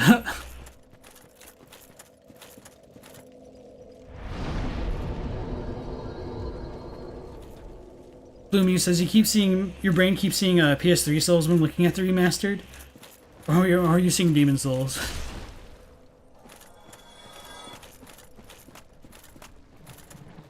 I don't know. Gravity claims another soul. Did you see the wheel dog? Oh yeah, that might be worth showing off. Because I did not. I was not paying attention.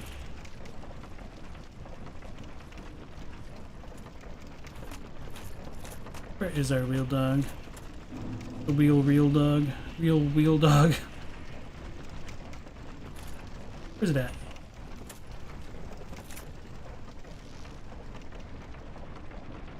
Is there one up top too? Yeah, you can see it. I like the little attention to details like that, even if it's kind of goofy. But I thought I just died again.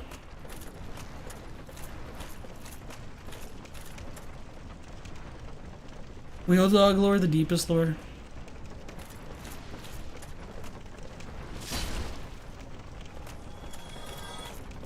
It's the wheel lore.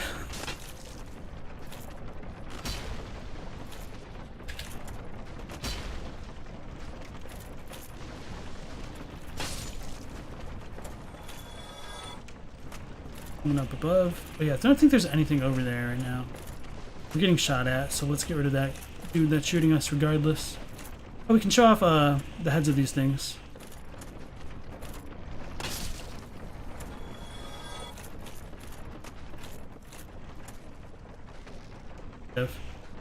Maybe not. Dang player light.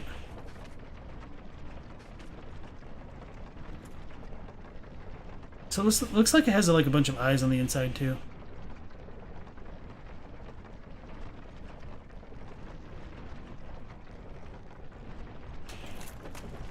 We try to look at that. You can see that it does have like normal hands. Oh. Normal being an operative word there.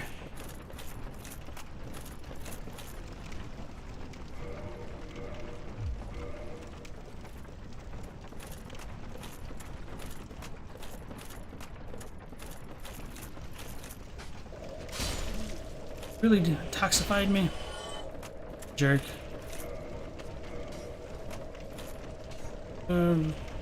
Scroll down.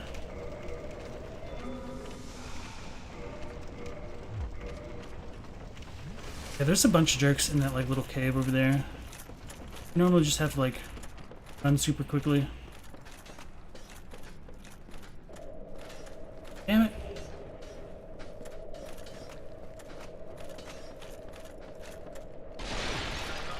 Went down the wrong way.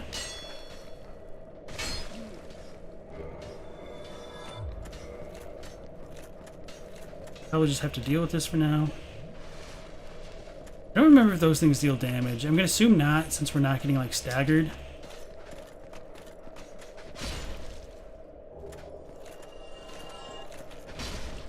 The annoying slash funny thing. Oh, I was gonna say the annoying slash funny thing is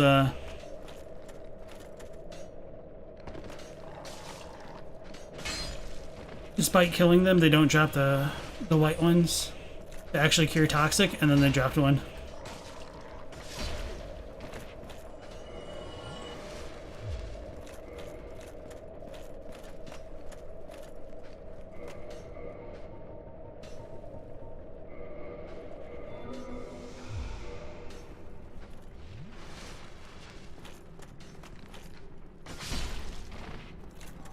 So with this, Lordran will kill Anesthesia, right?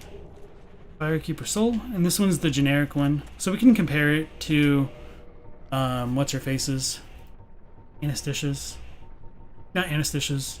The Fairy Ladies. Oh, I guess we can't because I didn't kill her, that's right. Yeah, so this one doesn't talk about the humanity being drawn to her bosom, but overall, they're pretty similar.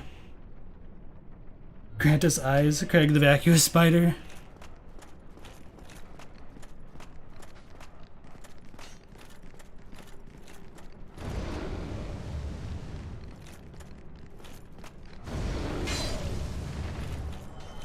Poor doggos with their indigestion. But don't remember if there's anything down here. I didn't think so. I think you just like slide down to your death.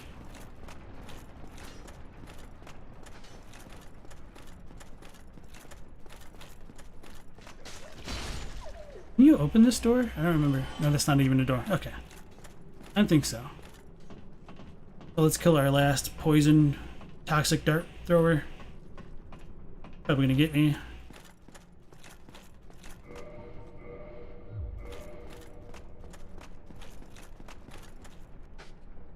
Totally not how you do that. Okay.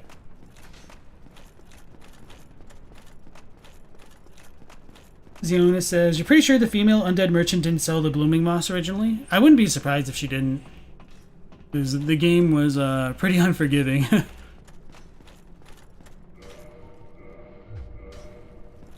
Work. Okay. There has to be another way to go up there then. I just don't remember how to do it then. That jump didn't make it.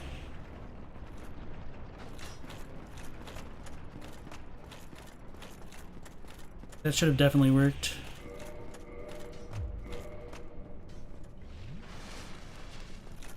Alright, at the very least, I'll make this the last try to jump over there, just because it's annoying. We've still got 8 Estus, which is why, partially why I made sure to go with like the kindling up to plus 15. Screw you. So that was pretty much for nothing, other than just getting rid of him.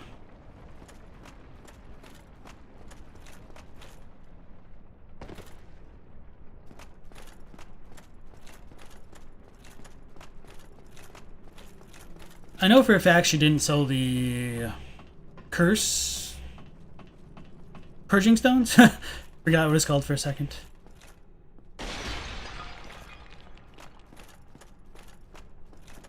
And so part of the reason we can assume like their breath is toxic is probably because they're like eating this crap. Whether or not it's actual crap or just other kinds of poisonous muck is debatable. The real reason for coming in that room is obviously to get that Firekeeper soul to increase the amount we heal with our Estus. Where is it? Oh, that's right.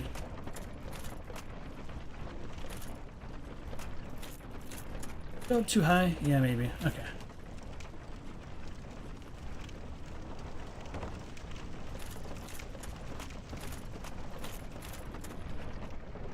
Do we just need to drop down there? I think so. Oh, okay, so this just goes this way? No. Yeah, we do need to go up to the top. I just don't remember where the other ladder is. Okay.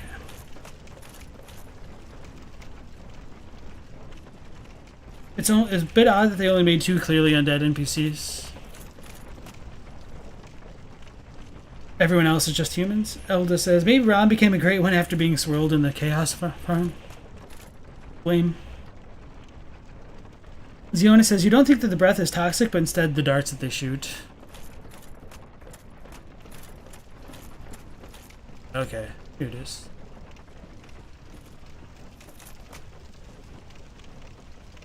That's a fair point, but I feel like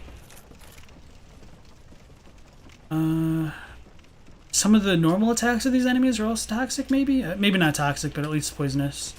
But you might be right. It's just the darts.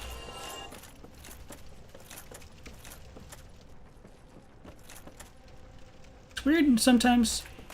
Like, when we turn around, he just, like, holds the blade up like that. Is there a reason for this? Does anybody know if it, like, has a mechanic that I don't know of? Like, he just kind of gets stuck? Or, like, it aims up? That.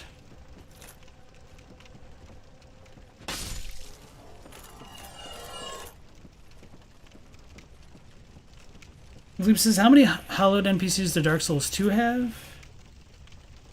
You only remember the blacksmith? I don't know. That's just for the ladder? Okay.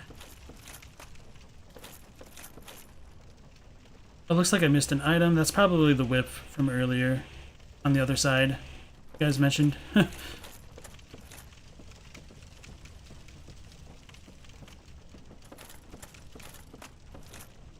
mimics. And so this is the key, I think. Yeah, to New Londo Ruins.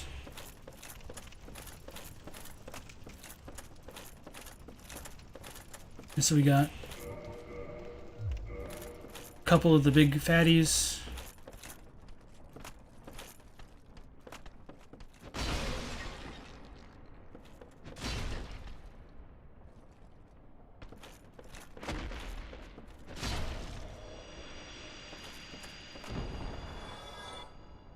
I thought I was going to drop some poop.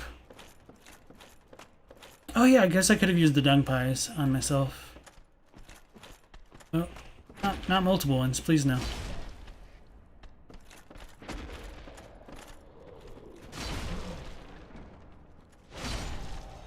Ooh, got lucky.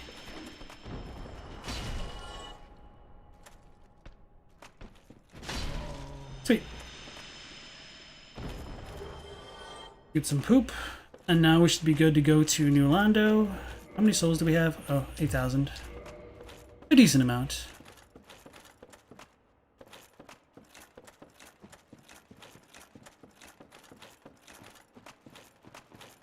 Actually, I suppose if, what am I saying? That if Petrus doesn't kill Rhea, I'm probably not going to reload it, because then we can go to the forest to get Shulva, maybe, and then probably just need to come back down to Blighttown eventually anyway. Well, yeah, because we'll need to go to Lost Izalith. I guess part of the reason of doing that would be to get first to come through here, and then maybe I was gonna try to like fight the four kings later. We might be able to rush them. I don't know. The new game cycle, because they've got a decent amount of health. I guess I could farm a little bit, but at the very least we could do that with killing Ornstein and Smo and then just not getting the Lord Vessel. It'd probably be a bit annoying, but definitely feasible. Yeah, probably going after Anor Londo, because we could hard farm in the Painted World if we really wanted to, if we were super worried about difficulty. Okay, that kind of makes sense. Ziana says, the clubs are imbued with poison, but the darters themselves aren't poisonous. They even have moss for themselves. Oh, okay, that's cool. Thank you. Philippe says, you don't think they have any in 3, but they really underuse a main aspect of the story. Well, one of the things in 3 is that they've transitioned away from like traditional hollows to more like ash. Some NPCs are ash and others are undead. It's really annoying to try to figure out which is which.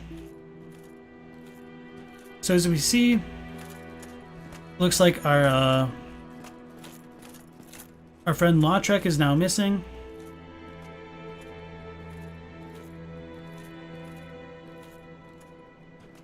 And our friend Anastasia is gone. We get the Dingy set.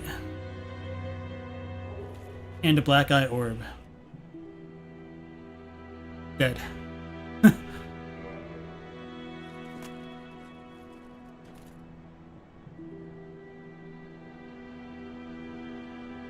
This will probably just be funny for the screenshots, if for no other reason.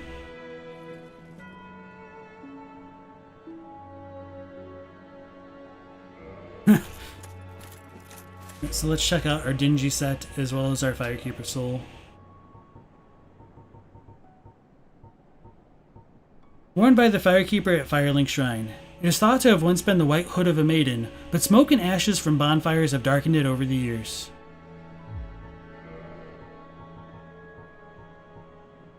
So it's probably all the same then.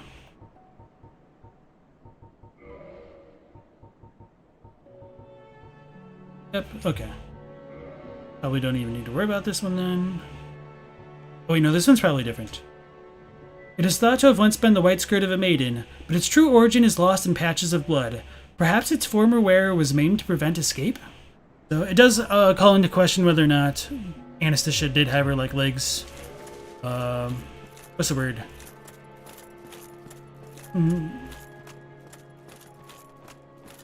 hobbled. Wow, it took me a minute to think of that. Or not. It's kind of terrifying. Crestfallen bro should say some other stuff, and especially now that Frampt has woken up. Let's... I was going to save Scummit, but let's go check to see if Petrus is here, or if he's killed Rhea. He might have, which would suck, because I would have screwed that up then.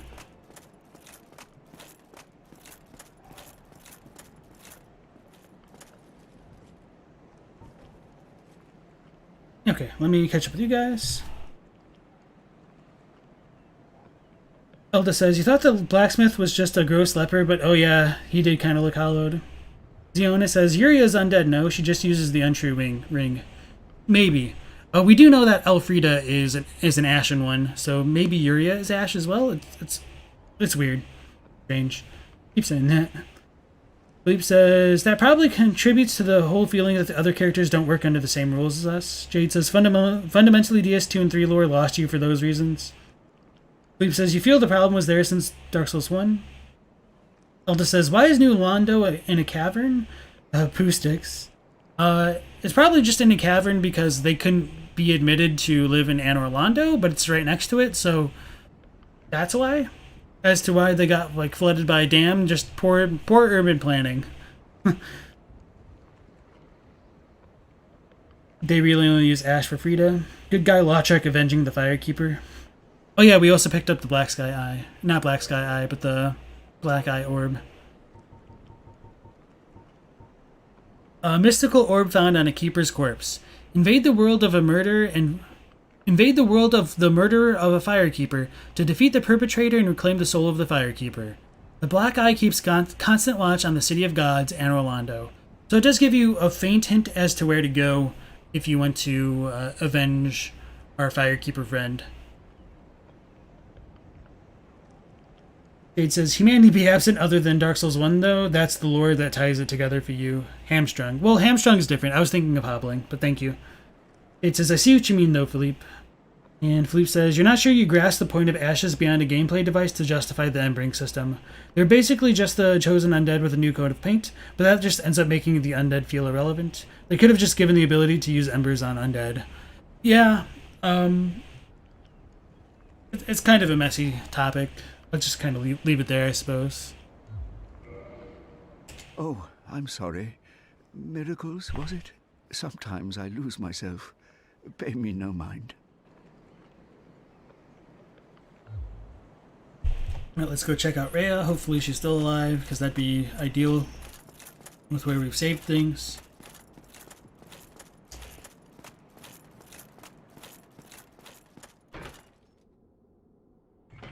I thought it wasn't working. I was like, what? I was so confused for a second there.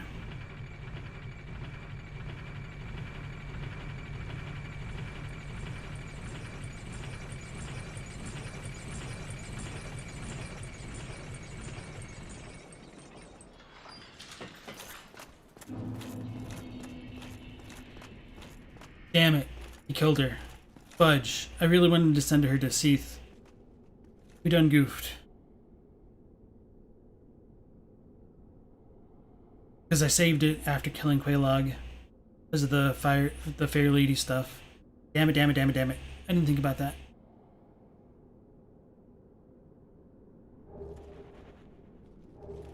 We get the pendant. Which is useless. But it's the item Miyazaki always chooses to go with. At the beginning of the game. Pendant, no effect. A simple pendant with no effect. Even so, pleasant memories are crucial to survival on arduous journeys. So this might have been what helped her stay human for a while. That,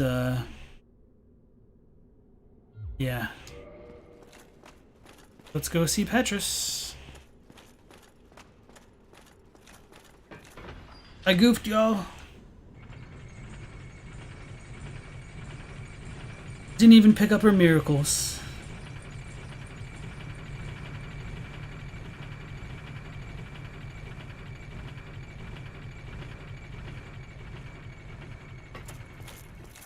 That's annoying.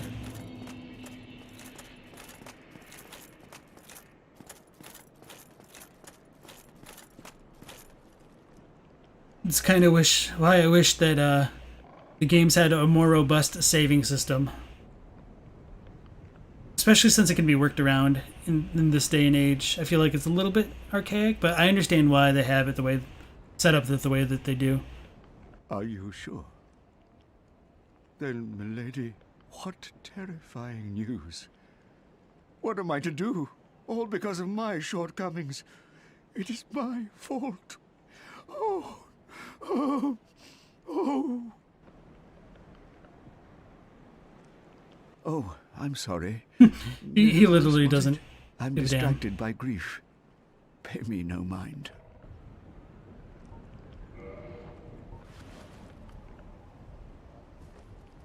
Oh, I'm sorry. Miracles, was it? I'm distracted by grief. By the lords! You damn fool! Enough of you! Feel the wrath of the gods!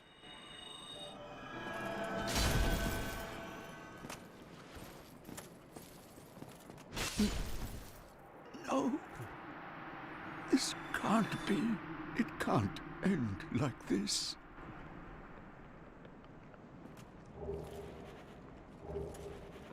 We pick up Ivory Talisman, which would have belonged to Rhea. So it does kind of confirm him as the killer. He also said it was his fault, like bluntly right there. Oy, oy, oy, oy. So let's check it out. I think we've already seen it because I've killed her before. Yeah, okay, not too much. Ivory Talismans are granted only to female clerics, so that just kind of puts the nail in the proverbial coffin for him. Oh, maybe I shouldn't have killed him, because I don't know if I can enter the Way of Light. Screw the Way of Light. Yeah. Let's go ahead and save scum it, and then talk to our other NPCs. They'll probably have more to say with all of that out the way. What are we doing? Oh, yeah.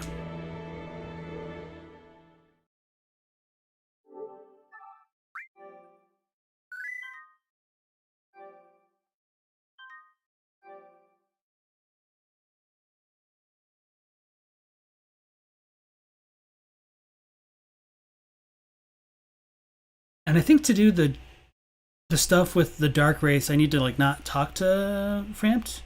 So it's partially why we're saving here. They could have just given the ability to use embers on undeads. Ziona says, you kind of wish you'd get invaded by NPCs when you killed the Firekeepers. Like, killing Fair Lady spawns a bunch of vengeful spirits. That'd be cool, especially like with Kirk or something. Engi just going after you is a little bit lame, but at least it's something. Sleep says, NPC invasion could have had more story interaction overall. Agreed. New game plus incoming. Sleep says, if it's inconvenient, normal people are less likely to try to reload. Yeah. Could have gone away with it. He could have gotten away with it. It wasn't you, meddling kids. Jade says, the theme about the undead to you is that they're largely irrelevant in the grand scheme, mostly puppets to the gods, but as they press on, using their numbers, eventually they'll be the chosen one to go all the way. You love the cleric set? Those baggy pants are so nice.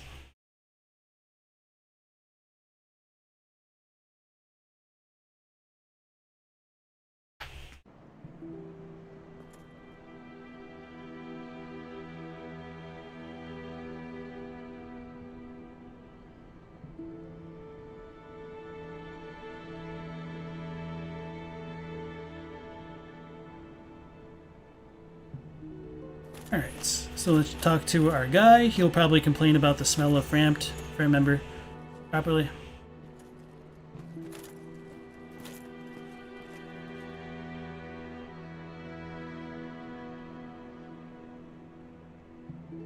Alright, this should be good.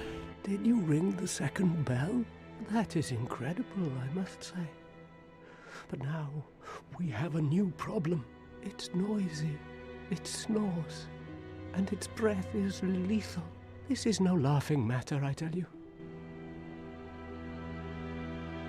Damn, that stench. And I was really beginning to like it here. Ah, maybe it's time I do something about it. With him saying that, now he'll go down into New Londo and turn into a hollow and attack us. So I'll probably reload before talking to him again and try to get Cursed to get his other line of dialogue. Maybe it...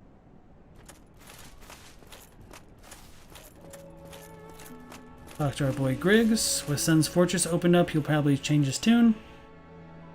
Maybe Crestfallen won't leave until we do the stuff at Sen's. Oh, hello. Terrific to see us both in one piece. And pray that you never go hollow. Is he really not going to say Oh, anything? hello. And Whatever. What a jerk. Dylan E. Hoover, librarian, welcome in. You said quick rundown. Are we just starting? No. So yeah, we just killed Quelaag. We finished off ringing the bells of awakening. So, Rip devoted spider sister. Yeah. You also missed us killing the actual fair lady for a bit of a lore dialogue and all that. Man hollows because of stinky breath? Well, he might dislike the smell of Frampt because Frampt eats a bunch of random crap, whether or not he smells like souls or something else. It's up in the air. Probably Sen's next? No.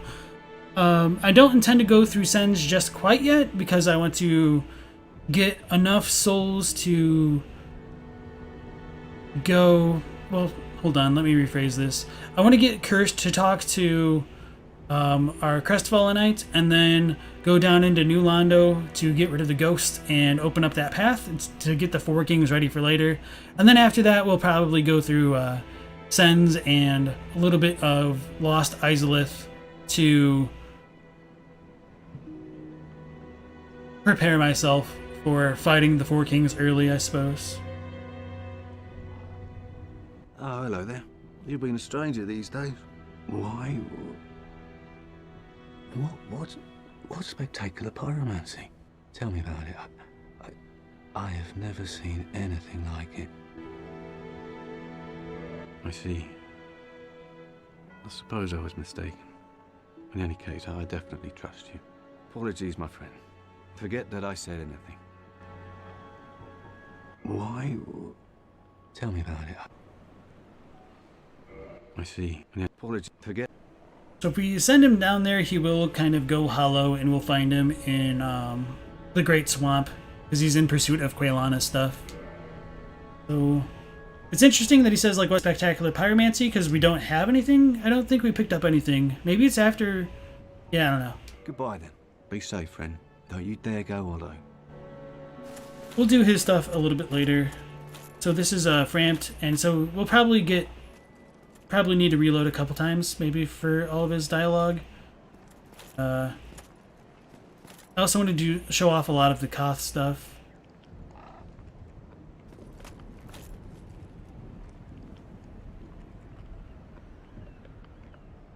This is pretty much the only way we can do it. And so, as I've pointed out before, like, the trope of somebody smiling in Japan is often a sign that they're not to be trusted, that they're kind of plotting against you. So the appearance of Frampt is suspect because he might just be working against us. His overall appearance is very disconcerting, and the same is true of Koth. So whether or not both serpents are kind of playing at both sides to get the outcomes they want is questionable, because we do see Frampt join Koth in the Dark Lord ending, but we don't really see Koth join Frampt in the Light ending. So we might be able to consider these serpents as a kind of like Ouroboros, eating away at each other's tails in a cycle of constant birth and death. But there's also the idea of both hands fighting each other, like on a real person, or like playing chess against yourself, that it's just kind of a believable struggle between both like good and evil. But essentially, it's all under the control of one individual. Whether or not that's like one individual or just like fate itself is another matter that's worth considering.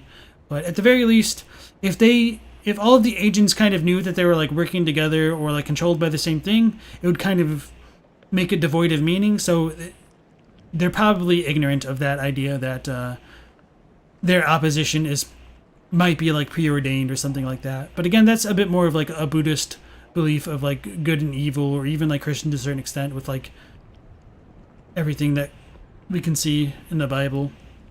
So I suppose that idea isn't really Christian, because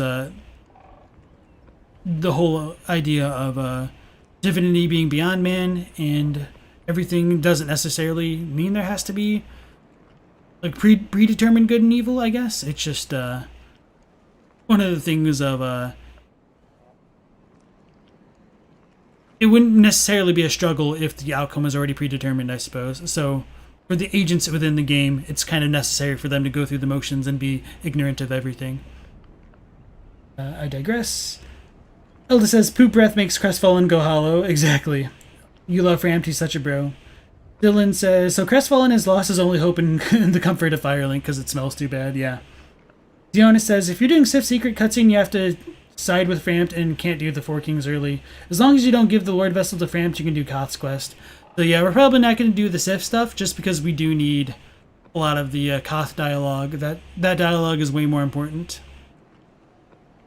Dylan says, light/dark dualism is more, I don't know how to pronounce that, Manichaeanism? An influence on Christian and other moral systems. Okay. Wait, I think I missed what you said. You said, does gender affect the dialogue? Is female PC with Laurent? He was almost nervous sharing about how in sharing Pyromancy Flame he gave the player a piece of his soul. It sounded romantic to you. So some of the dialogue is gendered. That one is not. I think most of it is just like them calling the protagonist like lass or something like that, like miss or something like along those lines. It's never really been too significant. I think the biggest differences come with like Ariana's dialogue saying like she sells her blood as opposed to like saying, do you hate whore's blood? But that's really the only bit of gender dialogue I think which really makes a large impact on the story. So with all of that being said, let's go ahead and talk to Framped and get this dialogue recorded for us. Ah, hello. Was it you who rang the bell of awakening? I am the primordial serpent, King Seeker Framped, close friend of the great Lord Gwyn, chosen undead, who has rung the bell of awakening. I wish to elucidate your fate.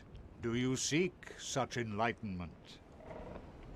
Zionis makes a good point that Henri turns into a dude and vice versa. Yeah, but other than that, like, it still has like the same consequences. There's really not like a ton of differences brought out by gender. And in Dark Souls 2, you can switch your gender. So let's say no. By the lords, are you certain?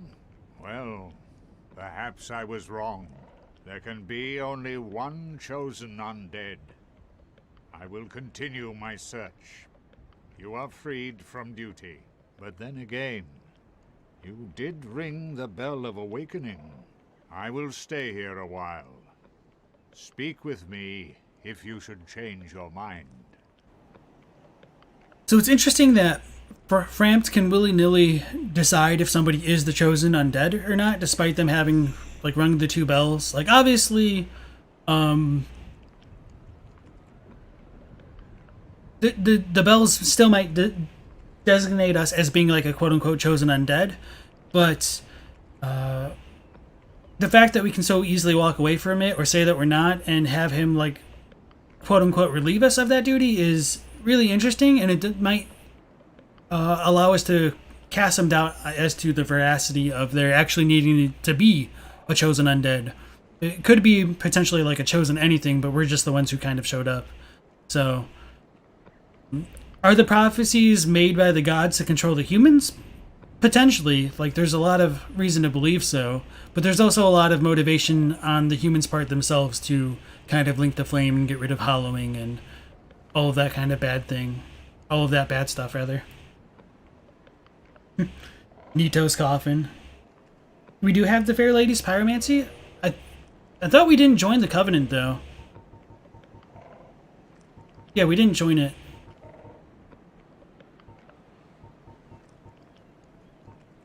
Oh, no, we did buy it. Damn it, that's right. I'm totally wrong.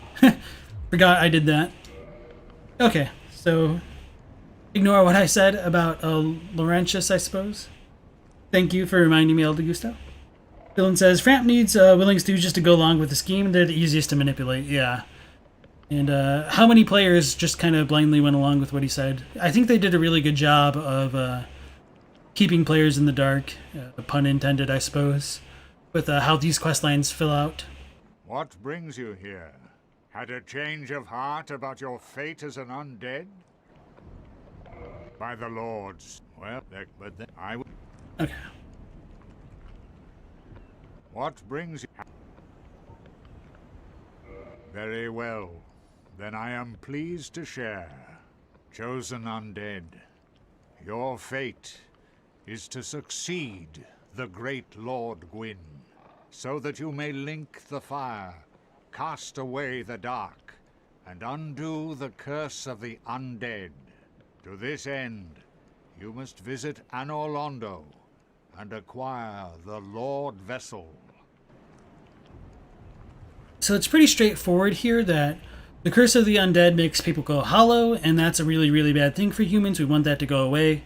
So we need to follow in Gwyn's footsteps. It's really easy to just kind of go along with the flow of things and not try to learn too much more other than what's given to us, like, right away. I am pleased to see you well. Is it something urgent? Ziana says, Framp feels more human than most characters. That's fair. Mick Myers, welcome back. Best waifu. So we can feed our items to Framp here, and he can, like, break down some things as well. Those who seek the realm of lords must brave Sen's fortress, a deadly house of traps. Many have gone before you, but none have returned. Fate has chosen you, but proceed with caution. So it's really strange that he says none have returned, or like many have gone before you, because if we're the chosen undead, it does call into question like how many times the bells of awakening have been rung, like why the giants kind of know their duty still to open Sen's fortress. There's just a lot of really weird things that don't quite add up. I digress. Whether he's lying to us now, we don't really know. Maybe there really has been nobody who's gone back. It doesn't seem like anybody has really proceeded super far in trying to link the First Flame, because nobody's really defeated the Four Lords. So yeah, I don't know.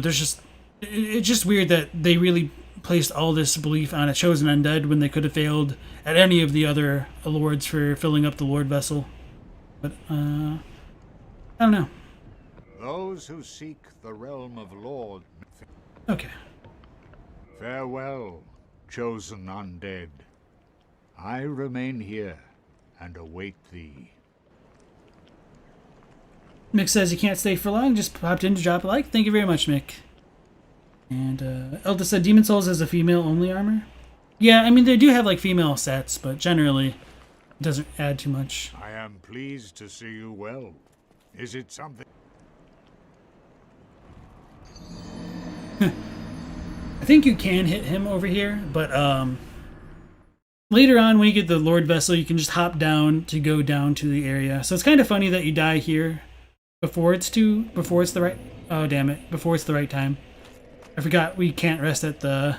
We didn't rest at the Firelink bonfire. At the very least, we could probably try to go get cursed right now. Or we could just send Laurentius down here and get that done super early. At the very least, this has been about 4 hours, so I'll go ahead and reload it just to get us like caught back up to where we were. And then we'll pick it up there next time at the Firelink Shrine and figure out where we're going. Dylan says the painted world isn't that bad. Demon Souls is a female-only armor. Its inhabitants are kind. He sees the pyro you got from entering the Chaos Covenant. Thank you. Perhaps should just ask and say you never beat the crap out of Engi, did you? Alright, everybody. So that'll pretty much be it for today. For you guys who've dropped by and left comments, I appreciate it. And hopefully we'll catch you on the next stream, which will, again, start tomorrow at 1 p.m. Eastern Standard Time. So until then, I hope you all stay safe and you'll be able to join me next time. Prithee, be careful.